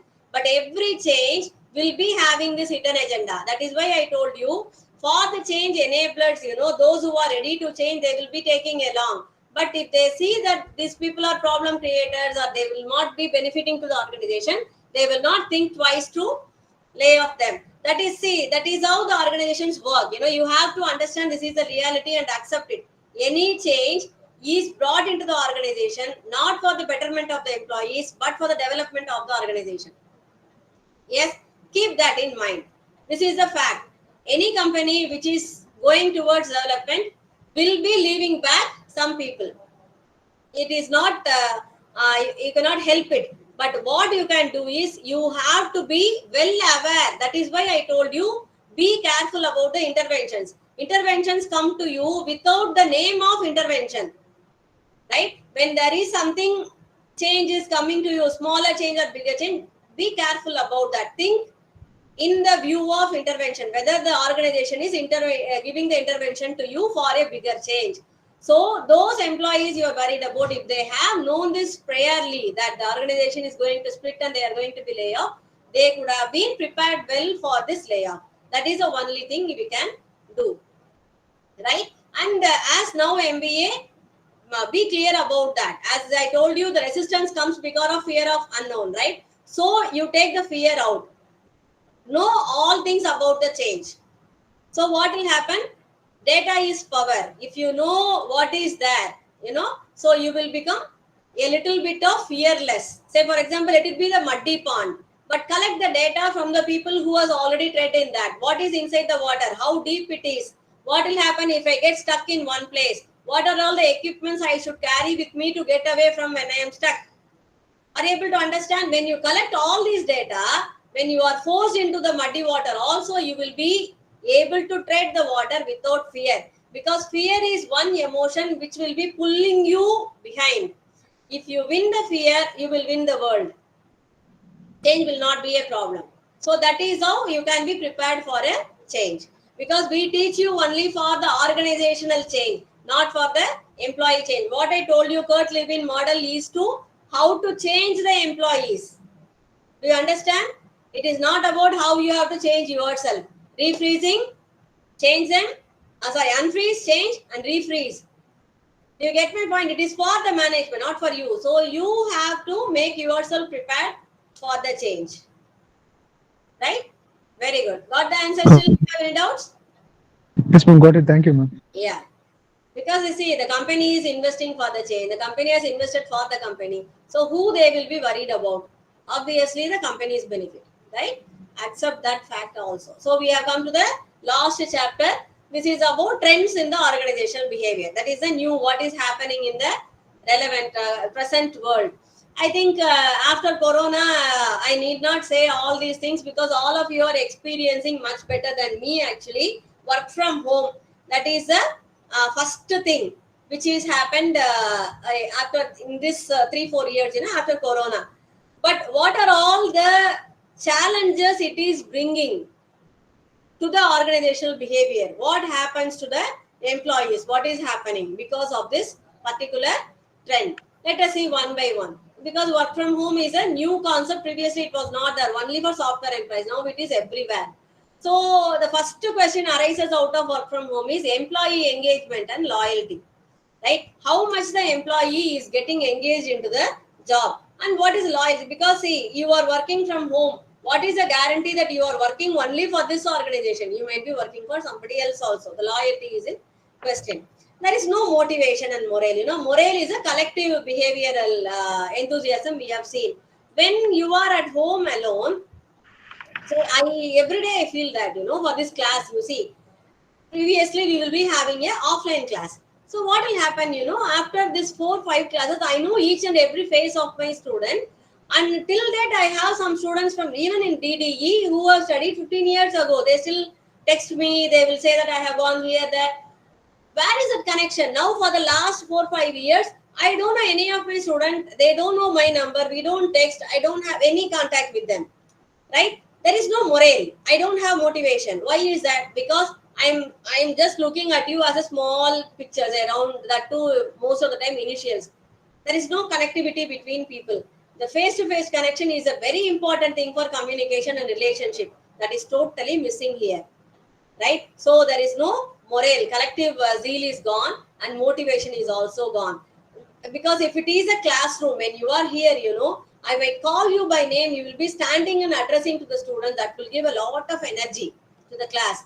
That is missing. In the class itself, you can experience that. Social learning and self-learning. See, if the social learning is not a point, schools and colleges are all not at all necessary, right? The children can learn whatever the father and mother are doing. The father is a doctor or a lawyer, the son can learn from the father itself, right? But why we have to send them? Social learning is very important. How to be in a society, because we are social animals, we call. So that's self-learning is a challenge, right? That is another one thing. Then personal or workplace stress. When you get stressed, you cannot differentiate that. You are getting both things at the same place. Workplace is not different from the home. That is another one. Demarcation is missing. Then team playing or job autonomy. You are fully independent. You are not given with any support, team support when you are work from home. Even though it is a team, virtual teams we call, not very successful. Then appraisal. Where is performance appraisal? You don't see your superior at all. What is appraisal and what is the consequences of this? When you are not properly appraised, what will happen? How the next generation is going to be? It's a question. So where is the end of shift? That is a major drawback of this work from home. People feel that even though it is work from home, the working time is becoming lengthier, right? Because if, for example, if you are in your office, you might go with your friends for the canteen for a tea. It may be 15-20 minutes. That 20 minutes will energize you. At home, what happens? You are getting up, you are making your own tea, coming and sitting back at the computer. Where is the fun of enjoying the tea? It is getting missed out. So these are the trends and challenges of that. The second one is employee migration. That is a new trend, because of this is migration is an older concept, okay? But trend, now what happens? This migration is a reversal, in reversal gear, right? People are getting back to the hometowns because of work from home, particularly. The offices are empty now. So what happens?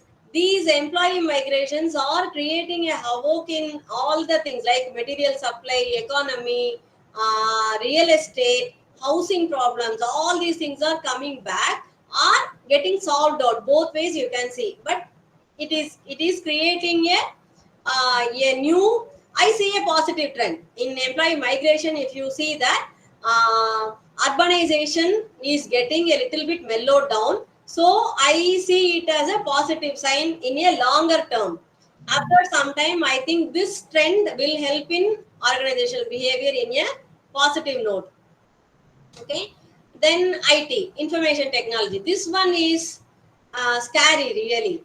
Okay, so like this is that is why I gave you the picture. You can see the world is this is a game usually they play. World is a small fish now. Software itself was a bigger fish which was gobbling the world.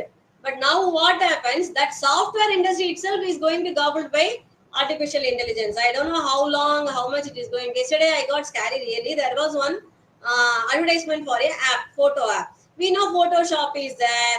A lot of tools, software tools are there to make the photos, or we call it as visual effects, right? But it was in a height which is not reachable by a common man. Visual effects can be done by a set of people in Hollywood or a higher level people, right? Or in a software company, not by a common person who doesn't know computer. But yesterday I saw a photo app where you have to just give you a passport size photo, two people, and you can give the imaginary setting like sitting in a park.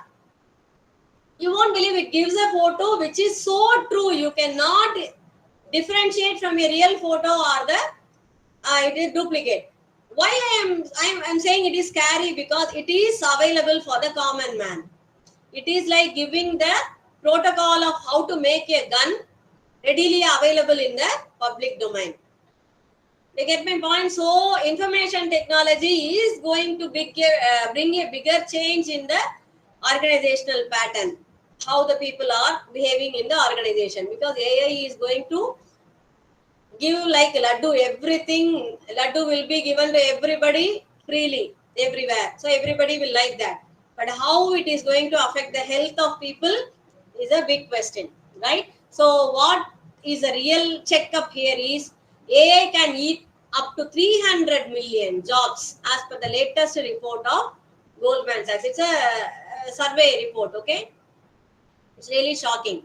How much what do you say, jobless people are going to be in the next decade is really scary, because if it is jobless, that means the capitalism will grow. Do you understand my point? If the people are going jobless, it doesn't mean the companies are not going to operate and not going to get profit. The companies will be earning profit more because they are going to lay off the people, and that salary will be considered as profit. Do you get? So the richer will be getting more rich, and the jobless people are going to come down. The economical gap is going to get widen up, and that is not a good symptom for anything, right? So this is another one trend we will be seeing.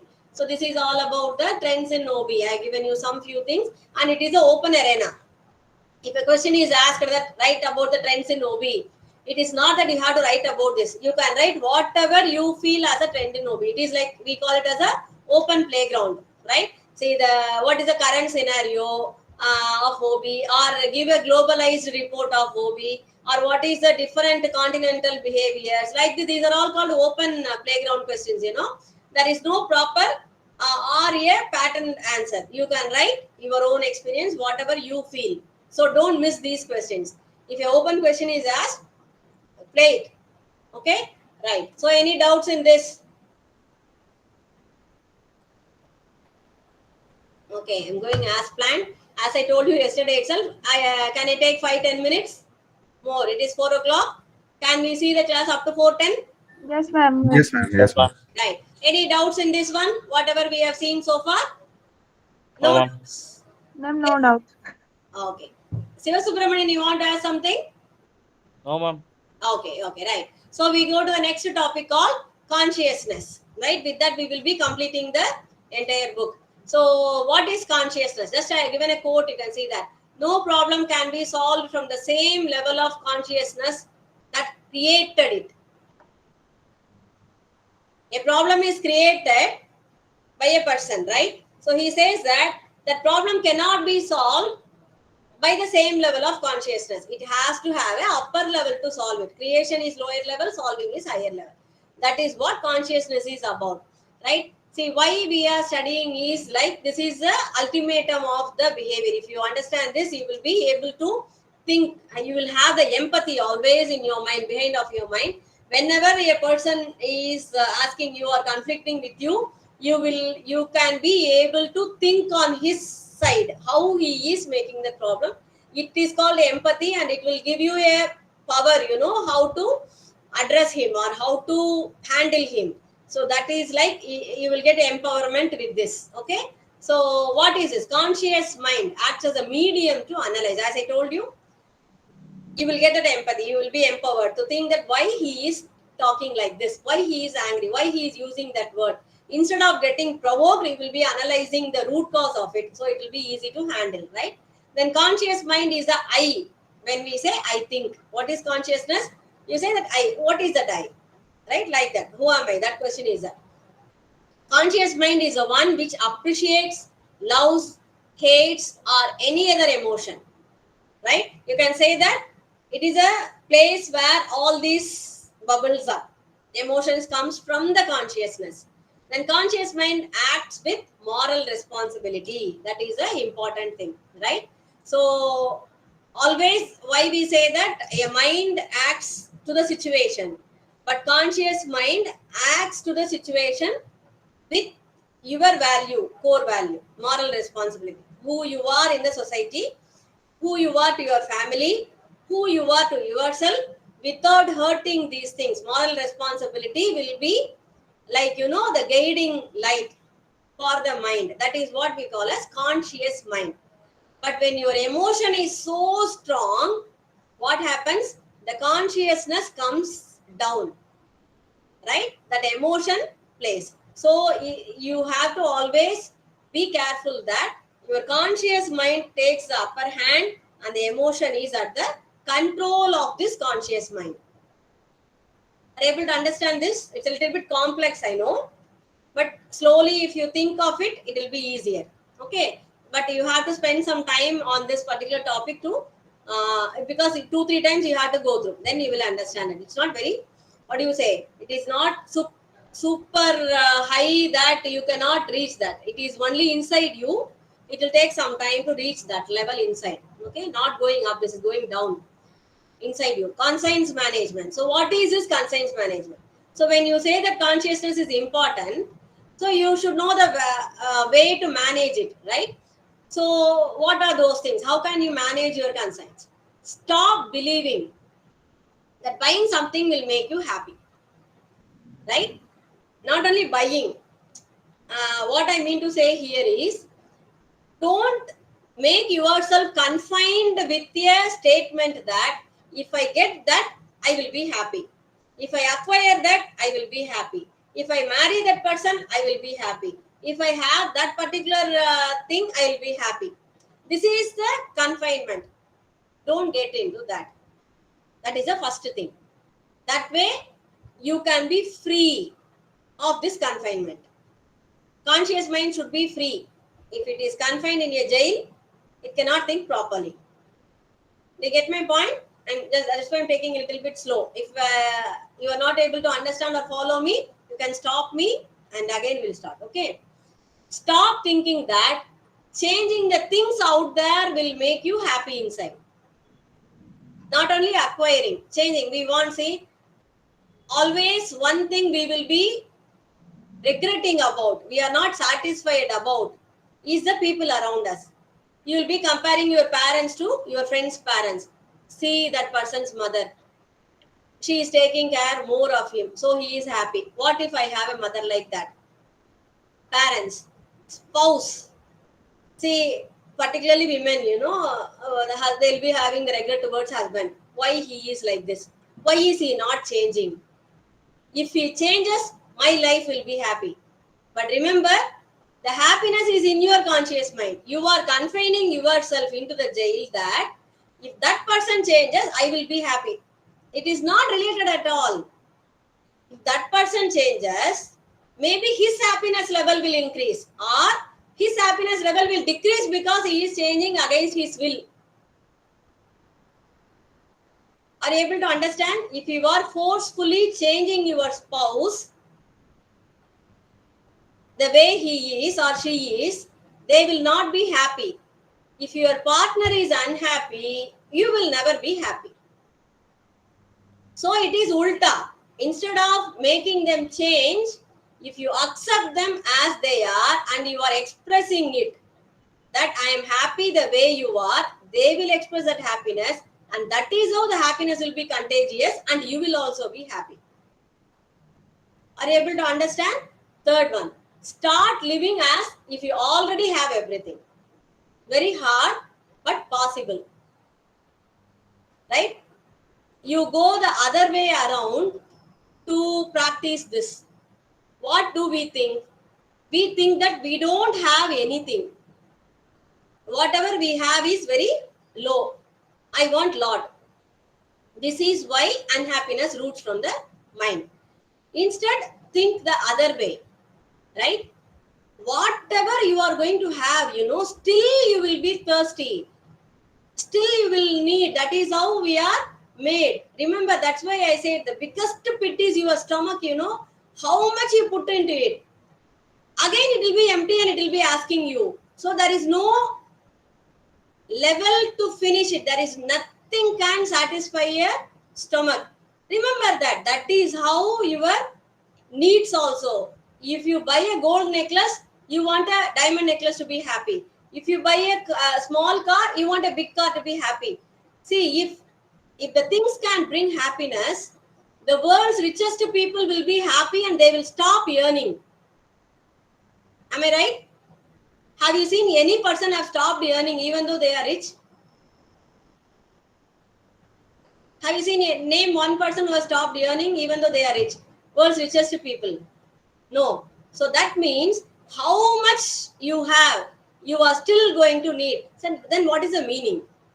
Right? So think the other way around. What you appreciate, it appreciates you back. I would say this is even if you can apply this to non-living things. If you appreciate, say for example, a monitor is in front of me. If I appreciate my monitor, what is appreciation? If I clean it up, if I maintain it properly, if I switch off every day, it will appreciate me. How it will appreciate me? It will work for a long time. When this is applicable for a non-living thing, think about living things. If you appreciate them and adore them, they will do that to you back. Right? Then practice gratitude. You have a lot of things to be grateful for. At least think about 3 things every day. What you are grateful for. See, first thing I would say, if you are given with all your limbs properly, hand, eyes, nose, your physique is fully able, not disabled, you should be thankful for that. Right? So like this, think about 3 things. Take care of your mind and body as if you were your best friend. Right? Be grateful to the body because no spare parts are available easily. So take care of the body. Cultivate habits that makes you more content and easeful, and let go of ones that don't help you to elevate. Any habits. If it is pulling you back, remove it. If it is elevating you, practice it. Right? I think you understand what my meaning is about the bad habits. Okay? So, Ma'am, one thing I want to yes, understand. So Ravi. consciousness is directly related with psychology, we can say. Yeah, of course. This paper itself is psychology paper. Conscious mind is psychology. Right? See, this paper is a branch of industrial psychology, organizational behavior, roots from industrial psychology. Right? Industrial psychology is a applied psychology paper. So what do? We take all the theories and things from that psychology. It's a psychology paper. Right? Okay. Yeah. Then, so the last thing is what we think we become. I think all of you know about this one, right? So all that we are arises with our thoughts. Who you are is what you think. With our thoughts, we make the world, because it is, as I told you, it is contagious. How you accept other people, they will start accepting other people. So that is how this can be a change in the world. So this one picture particularly, why I have given, I like this animation. What do you say? It's for children actually, but I have seen it many times with my son. Any of you have seen that Avatar? Yes, ma'am. No, it's not for children. There are so many lessons for adults too in that. So I like that. I would recommend, if anybody wants, you can see that. That will be very helpful to understand. So that's all. We have come to the end actually. So this will be about conscious mind. The next one is organizational vision. A organizational vision is where it reflects the organization desires. The missions will clarifies how to get it there. Values are how the individual should be in the organization, and competencies are the organizational abilities on how it can achieve the vision and mission. So this is alignment of goals. So how the organization can align its goals to improve it and to attain the goals. This one is gender sensitivity. Gender sensitivity is a new trend actually. That is why I gave it here.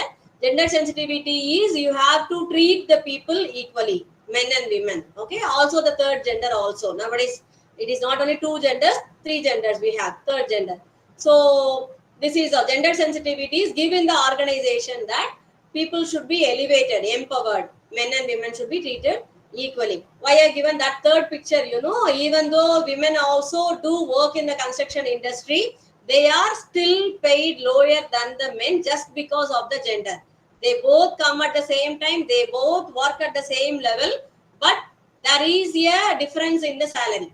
wages, right? That is gender sensitivity. It has to be brought into organization, happening but very slowly in India. But European countries and other countries are far better in that. The next one is competency mapping. This is also a new trend, evolution in the HRM area, behavior area. A person will be analyzed and the core competency will be found out. How the person is good at one point, in which it is called as competency mapping. The HR department will do that. They will interview you, they will take test of you, their personality will be analyzed, and it is called as competency mapping. Once the competency mapping is done, you will be placed accordingly to the position. So these are all the trends new in the OB. So these things you have to learn in OB. Okay, so we have come to the conclusion. Hope within the given time, usually previously, we used to have more hours, but because of this CBCS pattern, your number of papers have increased. So that is why I'm also learning actually how to make it concise, very precisely. So hope I have made justice. So any doubts you can share with me now. We will have some 3-4 minutes and we'll wind up. Okay. Ma'am, what is the difference between conscious management and conscience management? See, conscious mind is the noun, how you say the mind actually. Conscience management is a verb, how consciousness can be managed. Both are same. But when you are pronouncing it as a verb, when managing, we say conscience. You cannot say consciousness management. So we say yes, conscience management. That is nothing else is difference. Conscious mind is what you think about you. When I say I, that is my conscious mind. Right? Okay. Anything else? My request is practice this. Whatever you are studying in MBA, you start practicing, because all these things are management theories. So that will help you to manage people, manage time, manage in the organization. So it will help you. So see, for example, when operations management you will be studying in second semester, I think there will be a lot of theories that will help you to make an event management. How you can plan the timing, how you can plan the events. Like that, whenever you are going through a paper, try to practice it in your life. That way you will not forget the concept also, and your life also will be better. Right? Any other doubts? Okay, so thank you for the patient listening. I have taken more time than I have asked you. It is 16 minutes actually. I asked for 10 minutes only. 4:16. So is it okay? Then shall we wind up?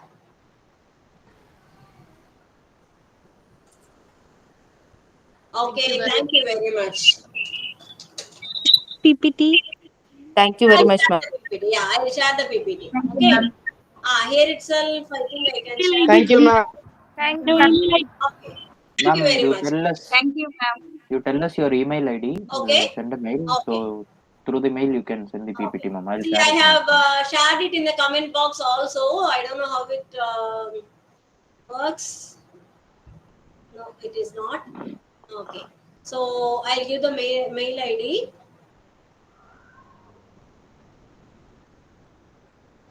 I'm typing in the mail ID. Okay, ma'am.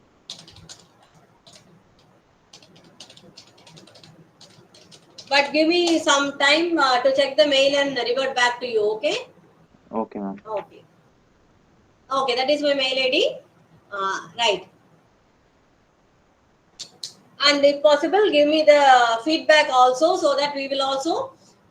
It is like appraisal. You are the appraiser. You are all the people who will appraise me of my job. I believe in that. So you can give me particularly the flaws, whatever to be improved in the class. If you say that would be beneficial for your juniors also. So I kindly request you to give the feedback. I got one feedback for one student in the first class itself, but I read that. I forgot to reply. I have to reply that. Now I remember. I'll reply to that person also. I don't remember the name.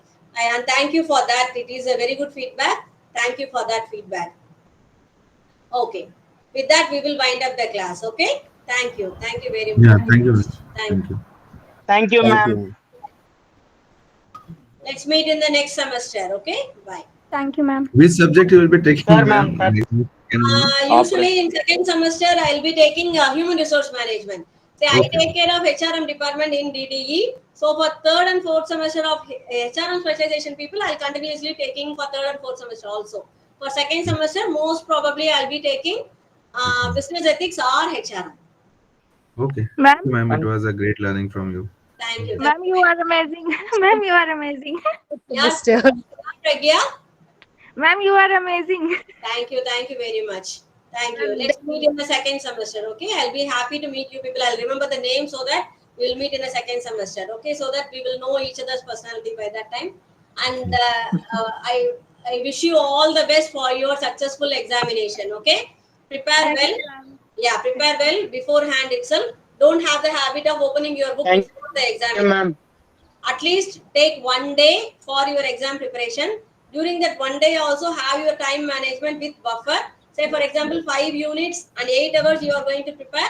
You write in a table. That is a very good habit. How much time you have to spend for each unit and stick to that.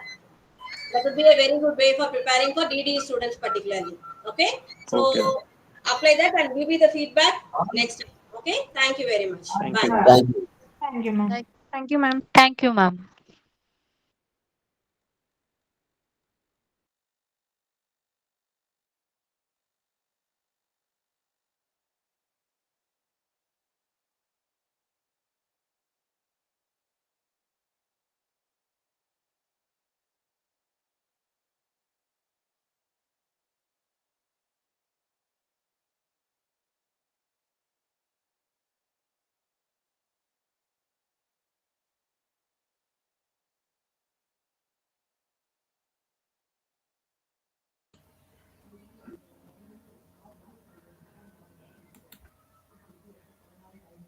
Good afternoon.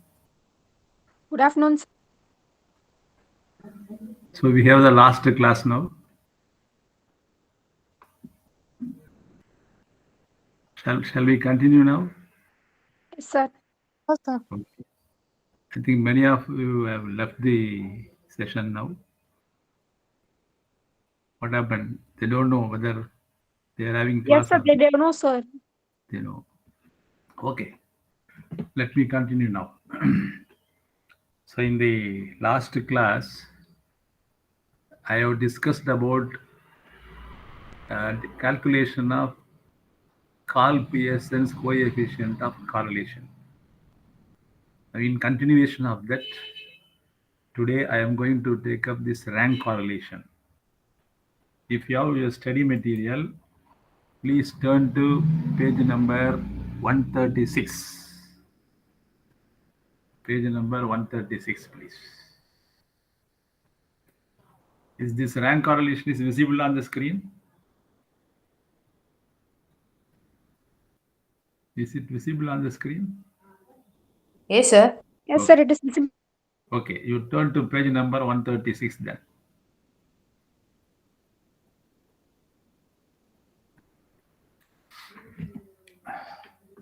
So there, the formula for rank correlation is given. The symbol looks like P, but it is,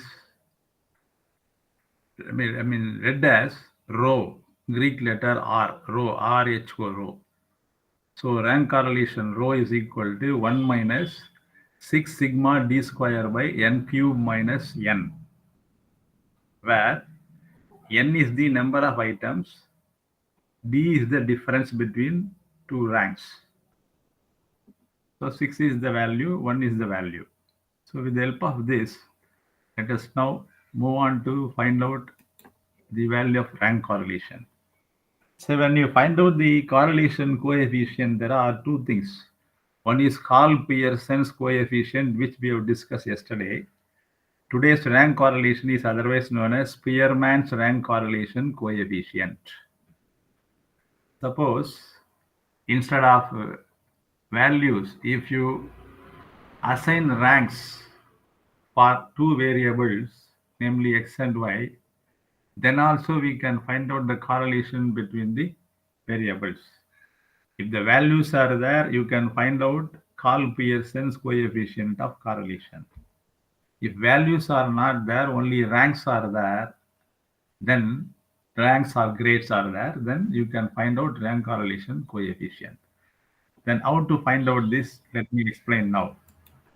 This is an example which we are going to take up now, which is there in page number 137. Turn to page number 137.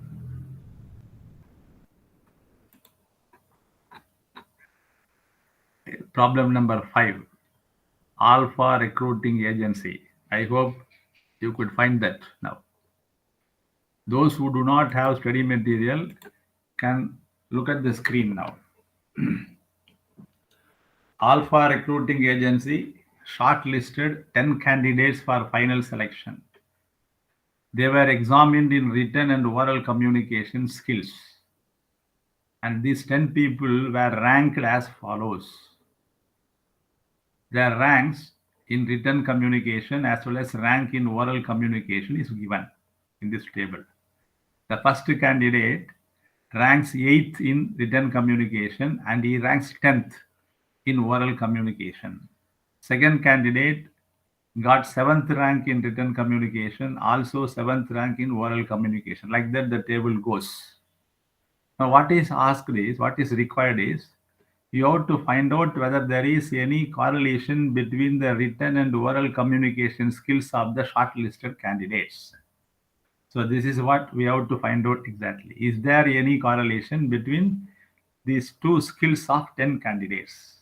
That's what we have to find out. Ranks of 10 candidates in each skill is being given. Therefore, we have to find out the rank correlation. Now, if you move further, you can see the solution there.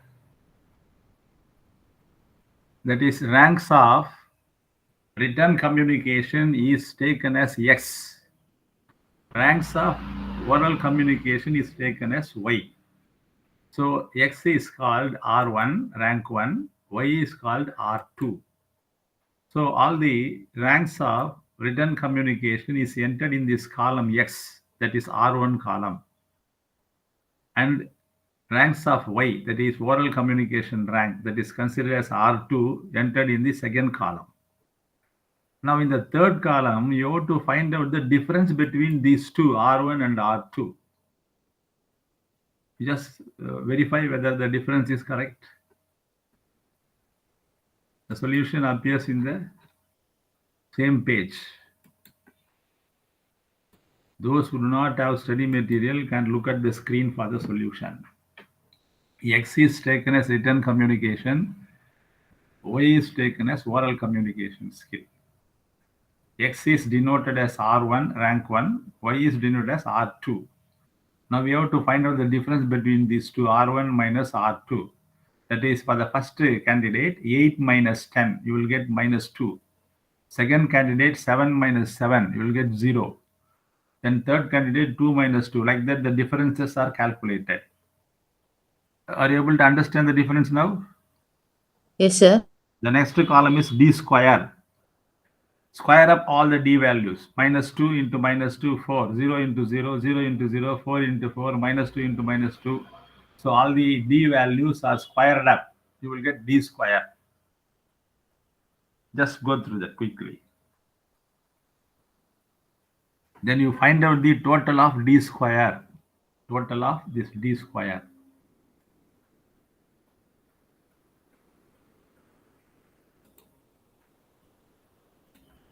So that is 30. Are you able to understand this table now? Yes, sir. We understand Yes, it, sir. sir. Okay, now let us move on to the formula. Below that, you just look at the solution again. The formula is given where n is equal to number of items. How many items are there here? There are 10 items. So n is equal to 10. D square, sigma D square is equal to 30. So with this, we have to apply these values in the given formula. The formula is 1 minus 6 sigma D square divided by n cube minus n.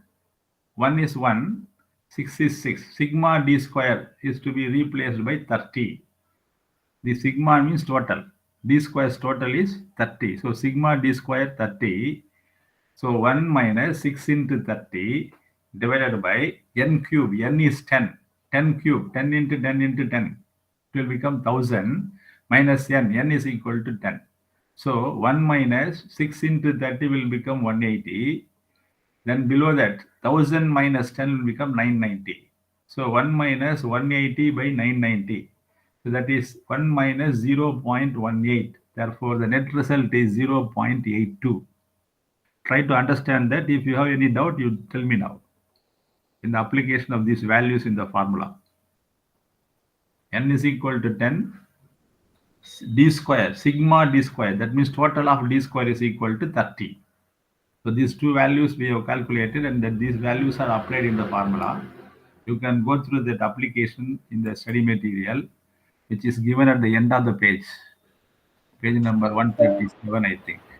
Yes. Sir, in the table they have given D2 in book, sir. That is not D too much, that is D square actually. We Okay, just sir. make a correction, D square. Okay, sir.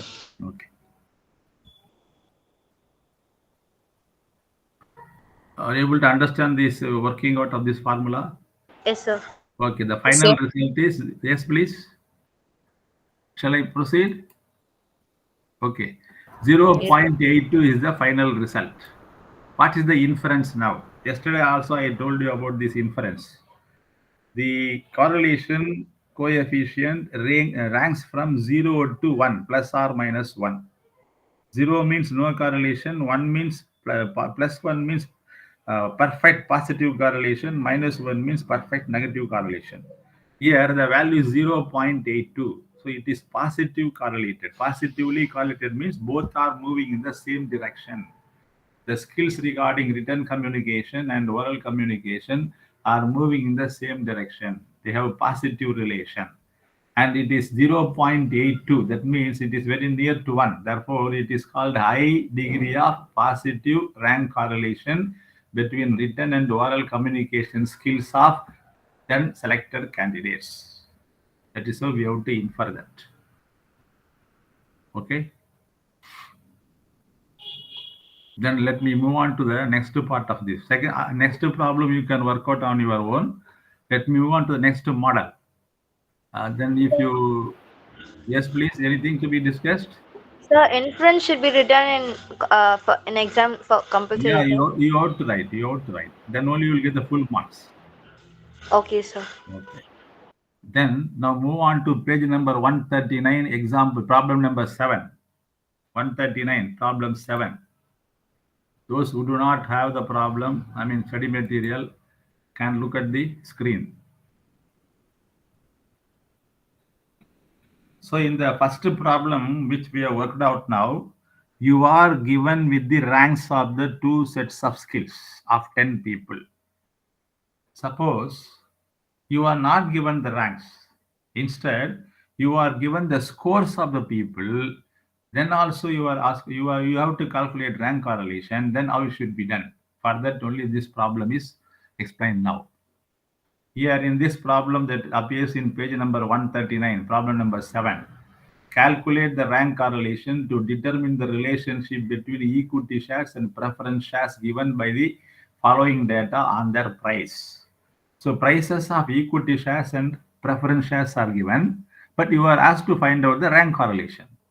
So values cannot be used for calculation of rank correlation. Rather, we have to use ranks only to find out rank correlation. Therefore, the given values are converted into ranks first. The scores, the price scores are now to be converted into ranks. Right? How to convert ranks? So first let us take equity share.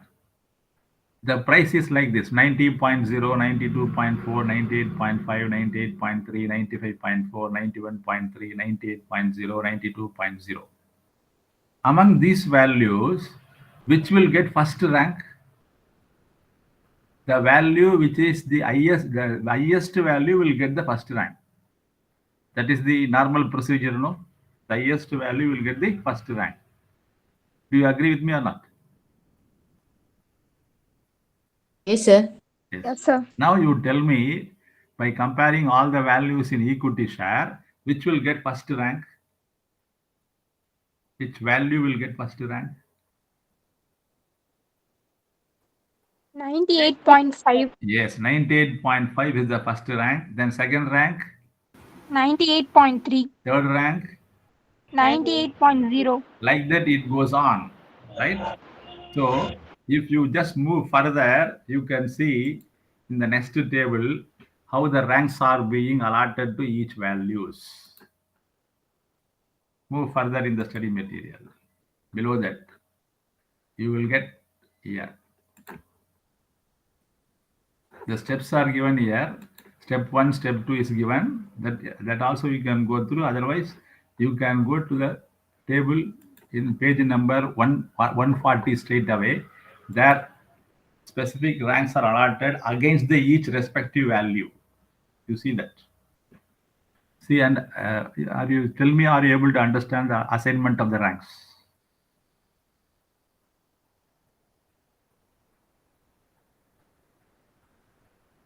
Equity price is taken as X, preference price is taken as Y, rank for X is denoted as R1, rank for Y is denoted as R2. Then D, difference between R1 and R2, then comes D square. Try to go through these values and try to understand. If there is any doubt, tell me. If it is over, you tell me now. Let us move on to the next part of this.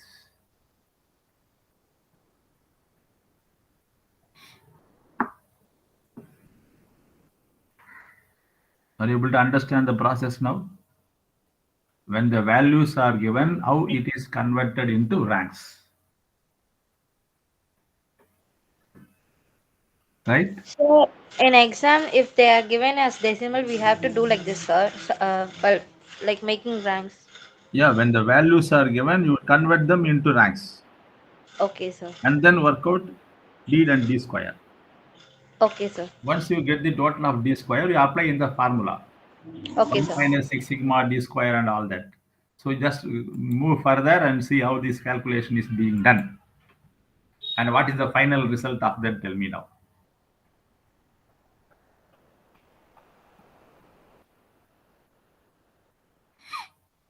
So finally you got minus 0.29. Correct? Yes, sir. Here n is 8. Sigma D square is equal to 108. So the final result is minus 0.29. What is the meaning of it? It is a negative correlation. Minus means negative correlation. Then you turn to the next page, you will get the inference. Inference in the next page.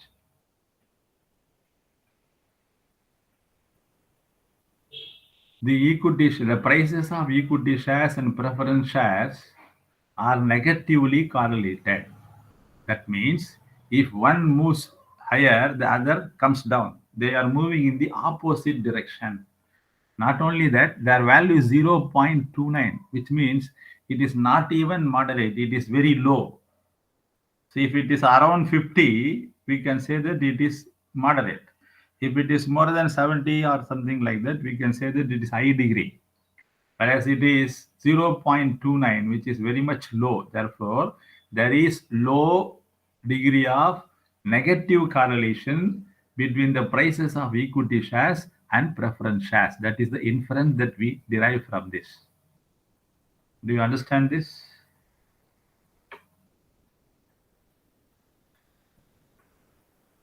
Shall I move further now? Next model. Yes, sir. Now you take problem number 8. Problem number 8. This is another model of rank correlation. So in examination, Sir, any one model. doubt, sir. Yes, please tell me. Sir, in previous question in step number 3, sir, how we are calculating rank of X R1 and rank of Y R2, sir? Which one? No? Which problem? Previous problem, sir. Now we finished one problem. 7. That one. The 7th problem, sir. Yes, sir. In page number 140. Yes, sir. Which one you tell me now? Which step? The rank of X R1 and rank of Y R2. Okay. After ranking, we are calculating this one? So Also? How in to this table, I will tell you. In this table, I will tell you. The table which appears in page number 140, you take that. Yes, sir. X is the values of equity prices. Am I correct?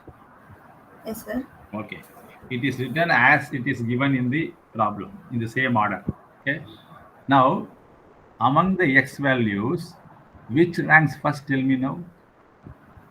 Which value gets 98.5? Yes, sir. 98.5. Against that, one is given in the third column, the R1. That is the first rank. Now you refer the third column. Then only there only you are getting rank of X values. Do you understand? No, sir. One more, sir. Say X is given, Y is given. X and Y are actual values given in the problem. These actual values are to be converted into ranks.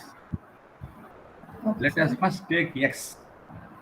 The X values are converted into ranks in the third column, that is rank of X R1.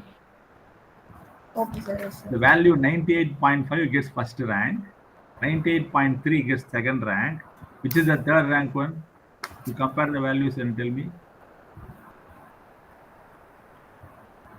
98, sir. Yeah, against that you can see 3. Is there 3 there? Against 98, you can find the value 3. Yes, sir. Okay, sir. Next, which is the fourth rank then? For the 95.4. Like that, all the values are ranked for X. The next column R2 is there. That is for Y. Okay, sir. You take Y values. Which is the first rank there among Y values? 78.8. Against that, you see that 1 is written. Oh, okay, sir. Yes, sir. Okay. I Okay, think sir. now you are able to understand. Okay. Yes, sir. Clear. Okay, now let us move on to problem number 8. Just go through the problem. I will explain this. It is another model of rank correlation.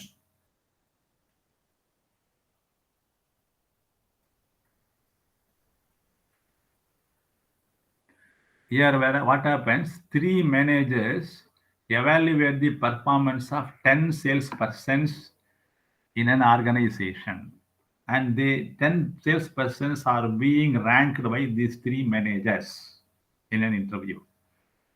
Say rank awarded by manager 1. For the first candidate, 8th rank. For the second candidate, 7th rank. For the third candidate, 6th rank. For the fourth candidate, 1st rank. Like that it goes. Similarly, for all these 10 candidates, manager 2 awarding different ranks. Rank number 7 for first candidate, second candidate 8th rank, third candidate 4th rank. Like that it goes.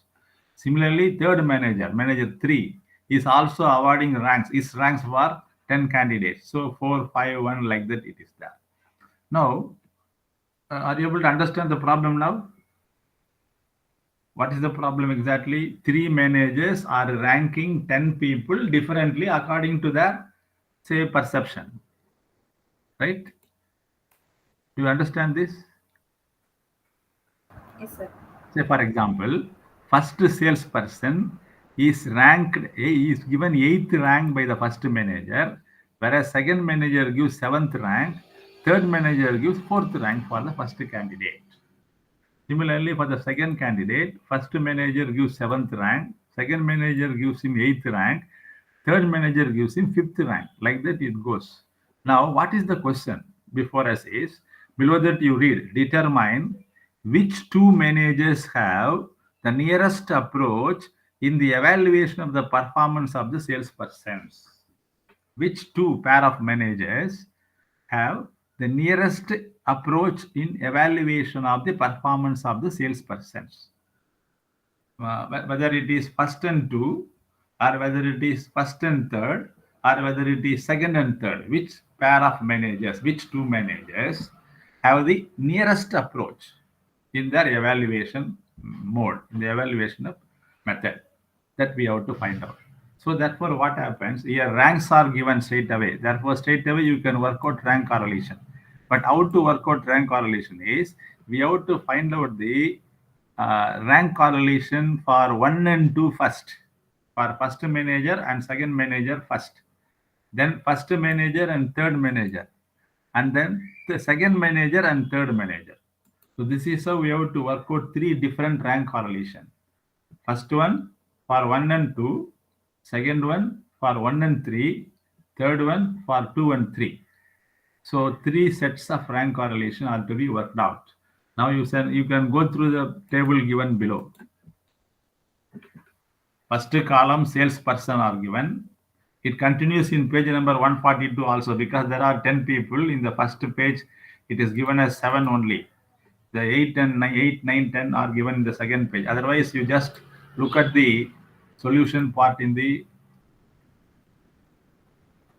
screen now. It appears on the screen.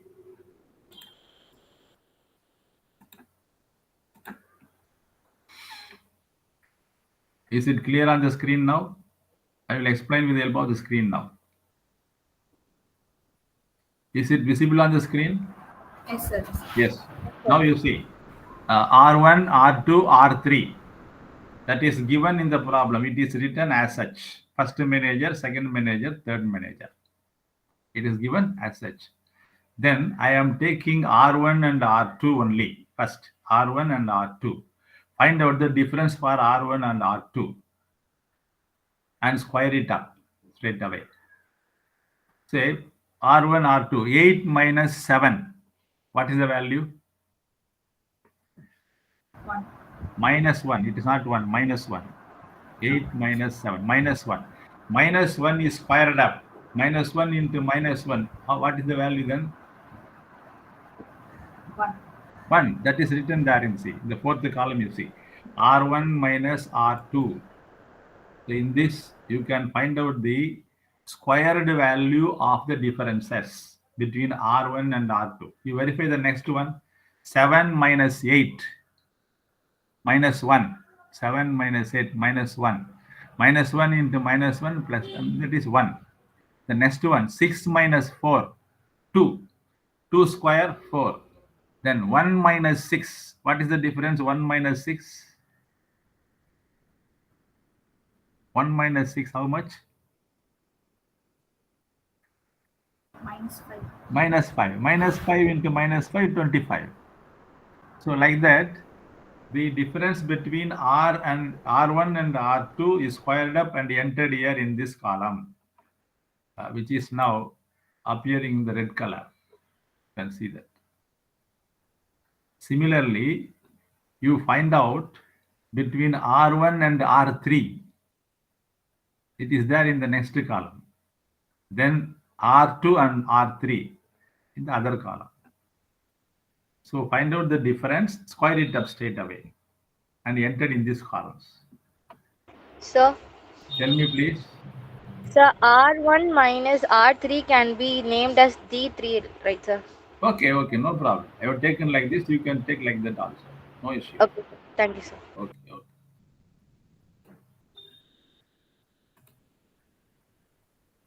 So if you understand this, you tell me now. Let us move on to the next part of this. Yes, so we understand it, sir. Okay, now you have to find out the total of all this. Now you have to find out the rank correlation for R1 and R2. So you can just move further in your book. You can find the solution there. Rank correlation coefficient between manager 1 and 2 is there. The sigma d square for that is 44. Apply this 44 and find out the rank correlation. It is there in the solution. You can refer that. In page number 142, n is equal to 10. Rank correlation coefficient between manager 1 and 2 is calculated here. The final result is 0.73, which you can see on the screen also. Right? Now you try to understand the other two aspects also. That is rank correlation between managers 1 and 3 and between managers 2 and 3. All the three are given one by one in the study material.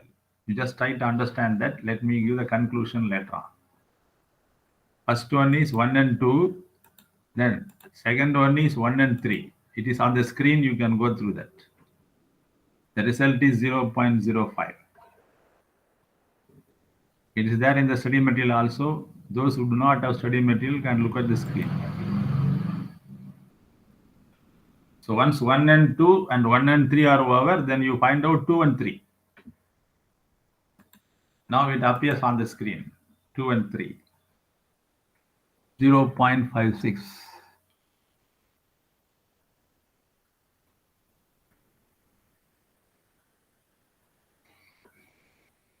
Now inference is to be drawn. See, if you compare these three values of rank correlation, the first one is 0.73, second one is 0.05, third one is 0.56. Comparing all the three values, we have to write the inference. Among the three values, which is having the highest value? Which is having the highest value? Tell me now.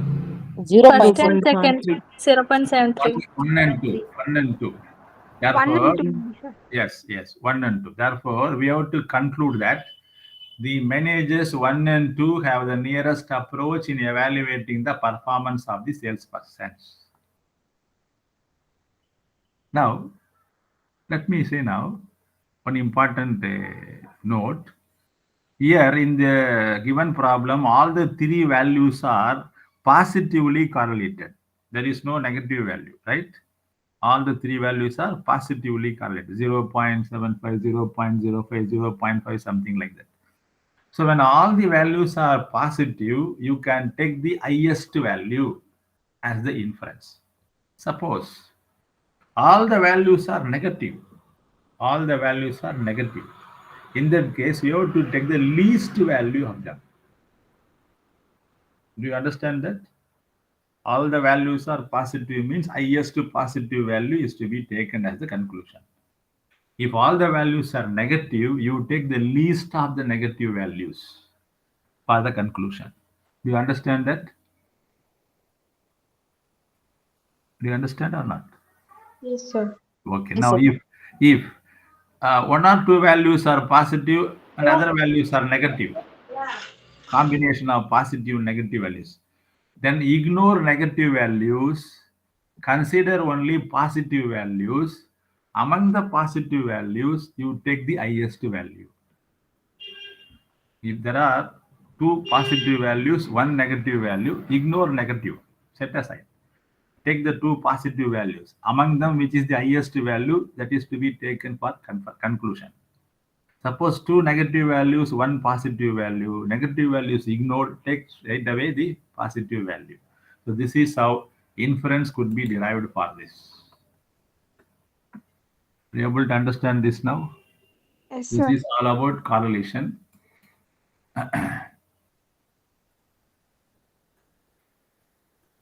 Now, let me move on to the next part of it. Analysis of variance. Shall I take another 10 minutes with your permission? Yes, sir. Yes, sir. Sir, sure, you can take it, sir. Yes. Because we have to learn so many things. The time is very short.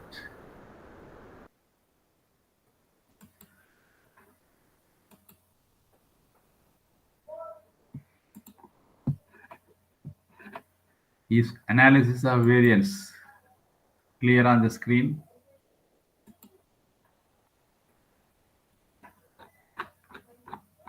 Yes, sir. Okay. Now we have to move to the next part of it, analysis of variance. It is there in unit number 4. I think we have to go to page number.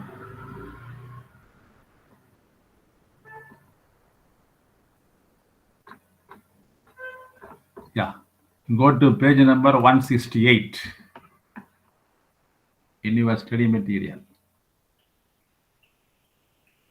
And then look at the screen for the meaning of this.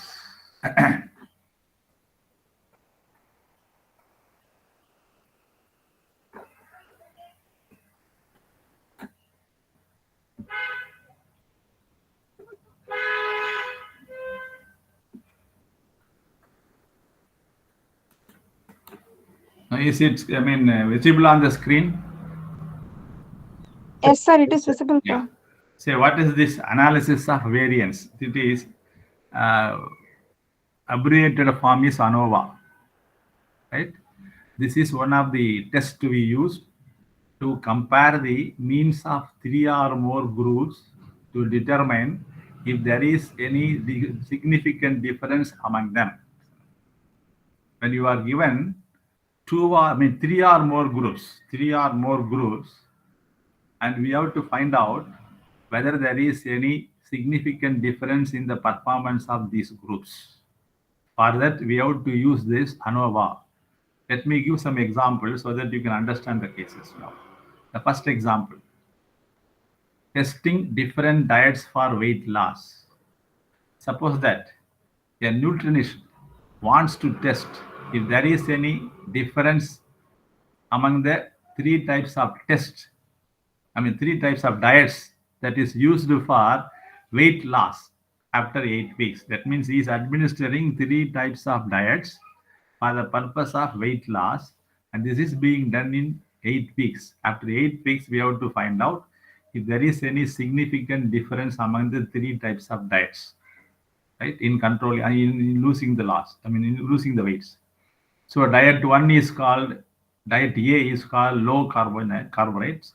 Diet B is called low fat. Diet C is called Mediterranean. Now, what is null hypothesis? We have to start with null hypothesis that there is no significant difference in weight loss across 3 diets. That is how we have to start the test. There is no significant difference among the 3 diets in controlling the weight loss.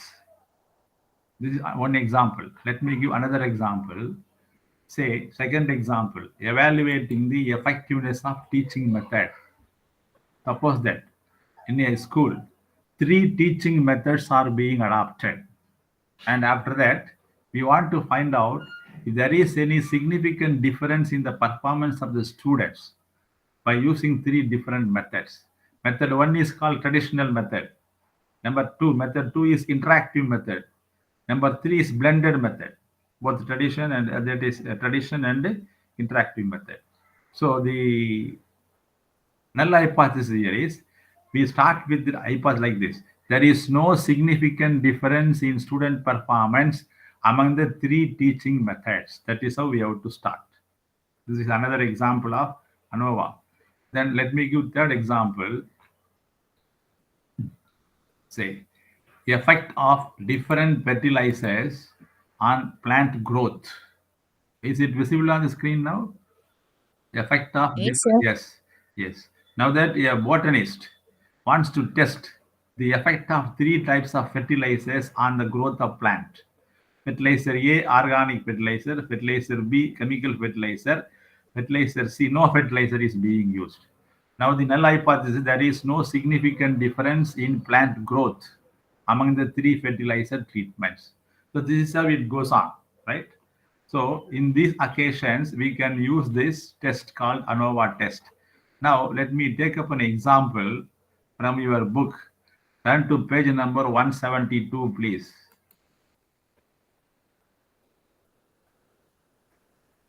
And the problem is in page number 168.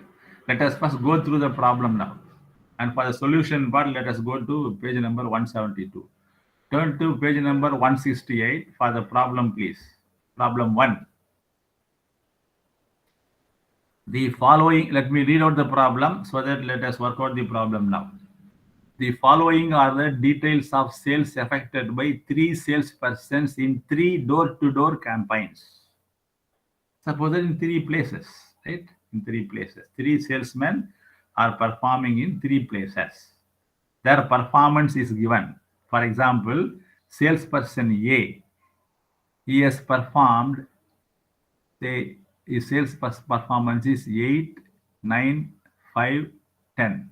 So 4 different places he has gone. For these different places, his performance is 8, 9, 5, 10. Say, for example, 8 is 8 lakhs, 9 lakhs, 5 lakhs, 10 lakhs, something like that. Salesperson B, 7, 6, 6, and 9. Salesperson C, 6, 6, 7, and 5. This is how it is given. Now what is asked is given in the next page. Turn to next page 169. Construct an ANOVA table and find out whether there is any significant difference in the performance of the salesperson. That is what we have to do. Here, direct method, indirect method, shortcut method, different methods are there. Let me straight away move on to the page number 172 for shortcut method. That is easier to work out. Page number 172. Yes, method 2. At the end of the page, it is given method 2, shortcut method.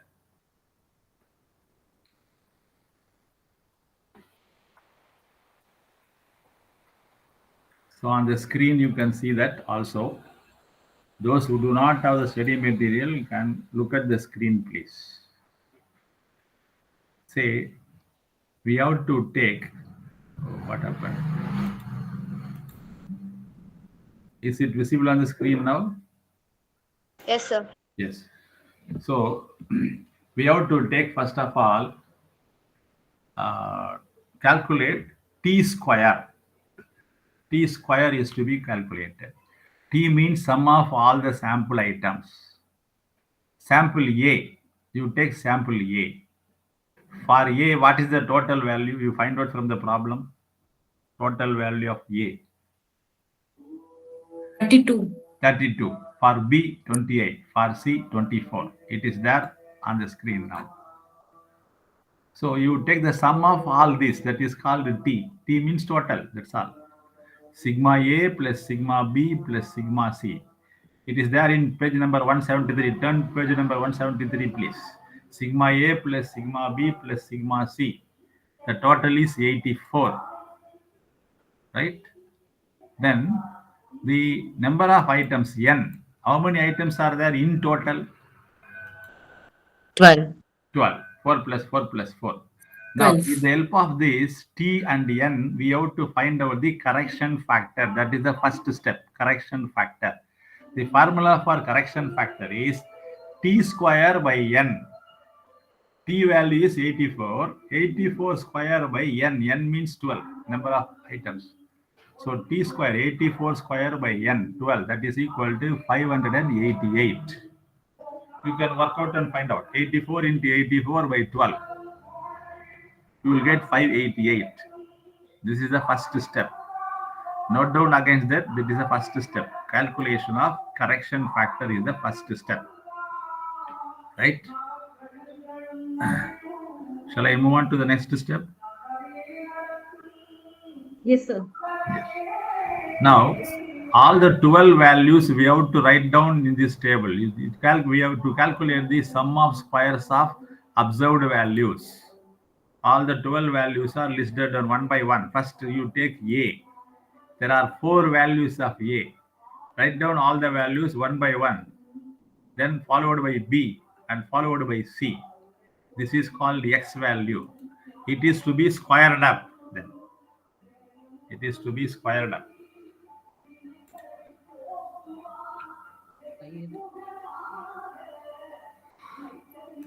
You can see the table on the screen now.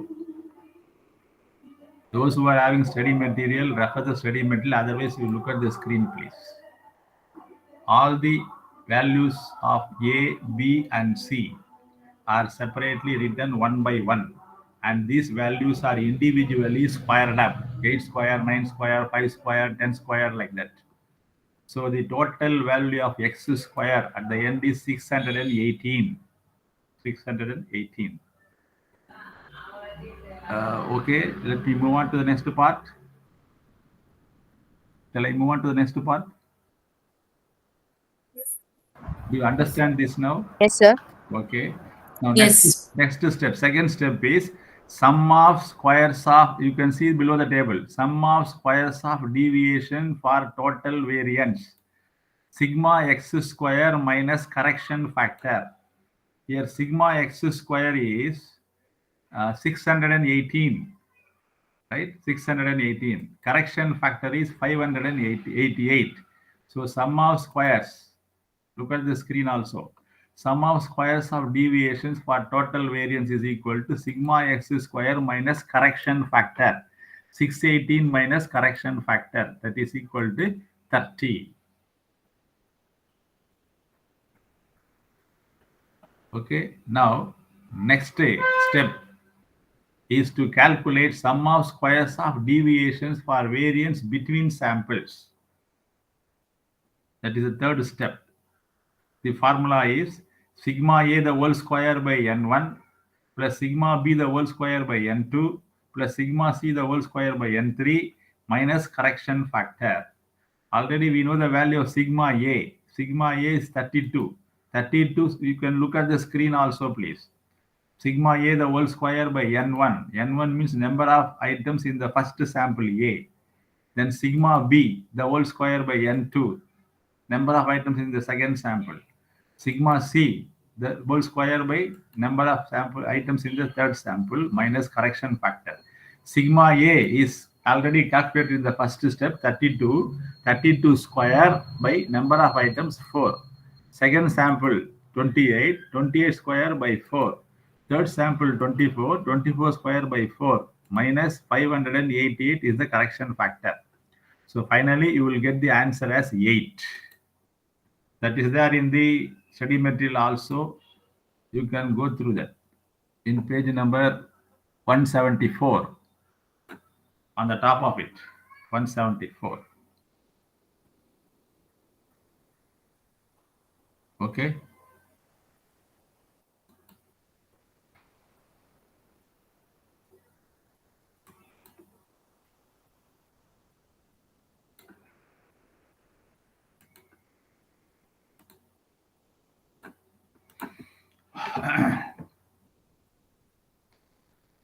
So once that is over, let us move on to the next part of it. That is the last part of this solution.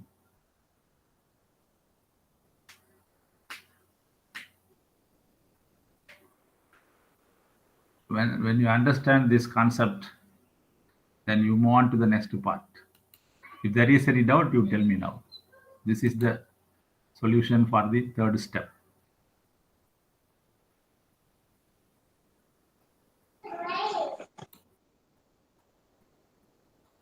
Shall I further move now? Yes, sir. Okay. Now we have to construct ANOVA table. So this is it visible on the screen? ANOVA table? Yes, sir. Yes. Yes, sir. So Yeah. these are the Yeah, I columns to have be a doubt, prepared. sir. Source, between, within, and total. DF means degrees of freedom. Then sums of squares of deviation, variance, and finally F ratio. This is how we have to construct the table. Now, let me tell you how this degrees of freedom for the first column is to be entered. This is 3 minus 1. How do you get this 3 minus 1 means number of samples minus 1. Number of samples minus 1. How many samples are there? Number of samples, 3 samples. Sample A, sample B, sample C. So number of samples minus 1. That is called 3 minus 1 degrees of freedom 2. Okay. Then we have to find out the degrees of freedom for the total value. This is 12 minus 1. How do you get 12 minus 1? 12 means number of items in the problem. Number of items given in the problem. How many items are there totally? 12 items are there. So 12 minus 1, 11. Right? Do you got this point now? Yes, sir. Now, for within, the balance is to be entered. Total is 11. First column is 2. What is the balance then now? What will be the balance? 9. 9. How this 9 you are getting? 11 minus. Yeah, 11. How to get this means 12 minus 3. 12 is number of items, 3 is number of samples. First you find out the first column, then you find out the total. Straight away you can put the balance here. You need not bother about the method how it is calculated. So total is 11, first column 2 means the remaining is 9. Right? Then let us find out this now. Total. First of all, we have calculated sum of squares of deviations for total variance. Sigma x square minus CF. That value is 30. You refer to that for total variance. Sum of squares of deviations for total variance is 30. That is to be entered here against this total column now. Do you get my point now? Yes, sir. Then, Yes, sir. what is the other value you calculated? We have calculated Sum of square of deviation. how much it is? 8. 8. That 8 is to be entered in the first column. 8. Then what is the difference between these two now? 22. That is the second column. The balance is in the second column, 22. The 22 we have not calculated. Remember that. Balance only we are entering here. Sir, Tell me please. so how 8 came, sir? We have calculated already, no? You see that. 8 calculated. Sum of squares of deviations for variance between samples. Is it visible on the screen now? How this 8 comes? Yes. Yes. That is there in study material also, page number 174. Okay, sir.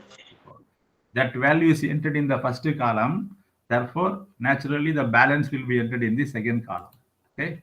Now, we have to find out the variance. That means, see how this variance is calculated.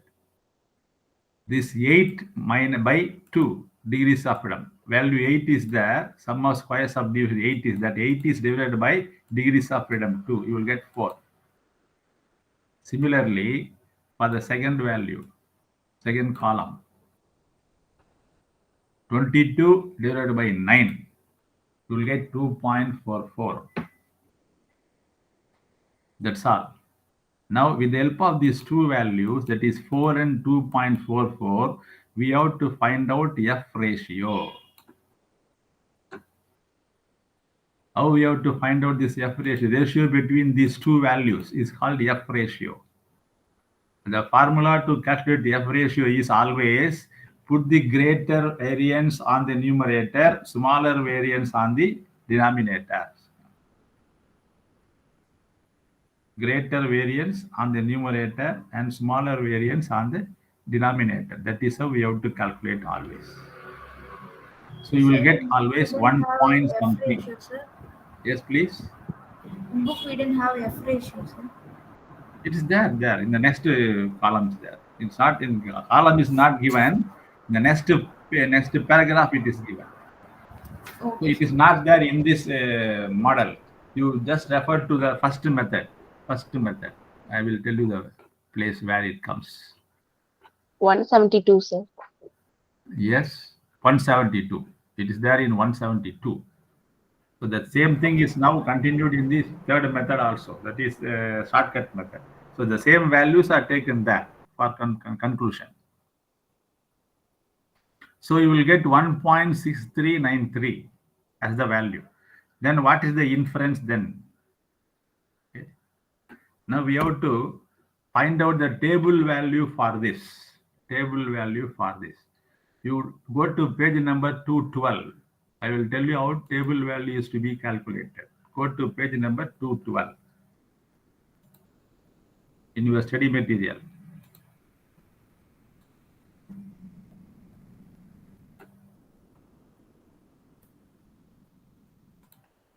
Do you have the table there, page number 212?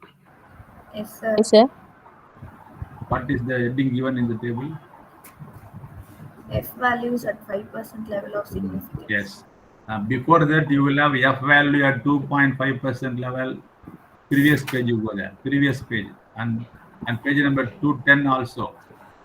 In page number 210, F value at 1% level of significance is there. Is it so? Yes, sir. The next page 211, you have F value at 2.5 level of significance. And we have taken always 5% level of significance. Therefore, we refer to table number 3 in page number 212. 5% level of significance. how to locate the value now? Now you go to degrees of freedom. Degrees of freedom. What is the first degree of freedom in the table? Value of first degree of freedom? 2. 2. Second one? Second one, 9. 9. 9. Now, in the column, on the first column, you go to number 2. Is it visible now? Number 2. And from there, you come down up to 9.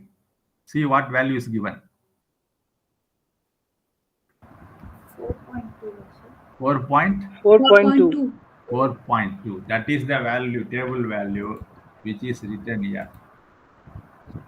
4.26 is given because in the table one decimal is given. We can have go for second decimal, third decimal also. So in the table mostly 2-3 decimals will be given, whereas in your study material only one decimal is given.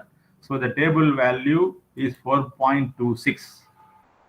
Now inference is to be drawn.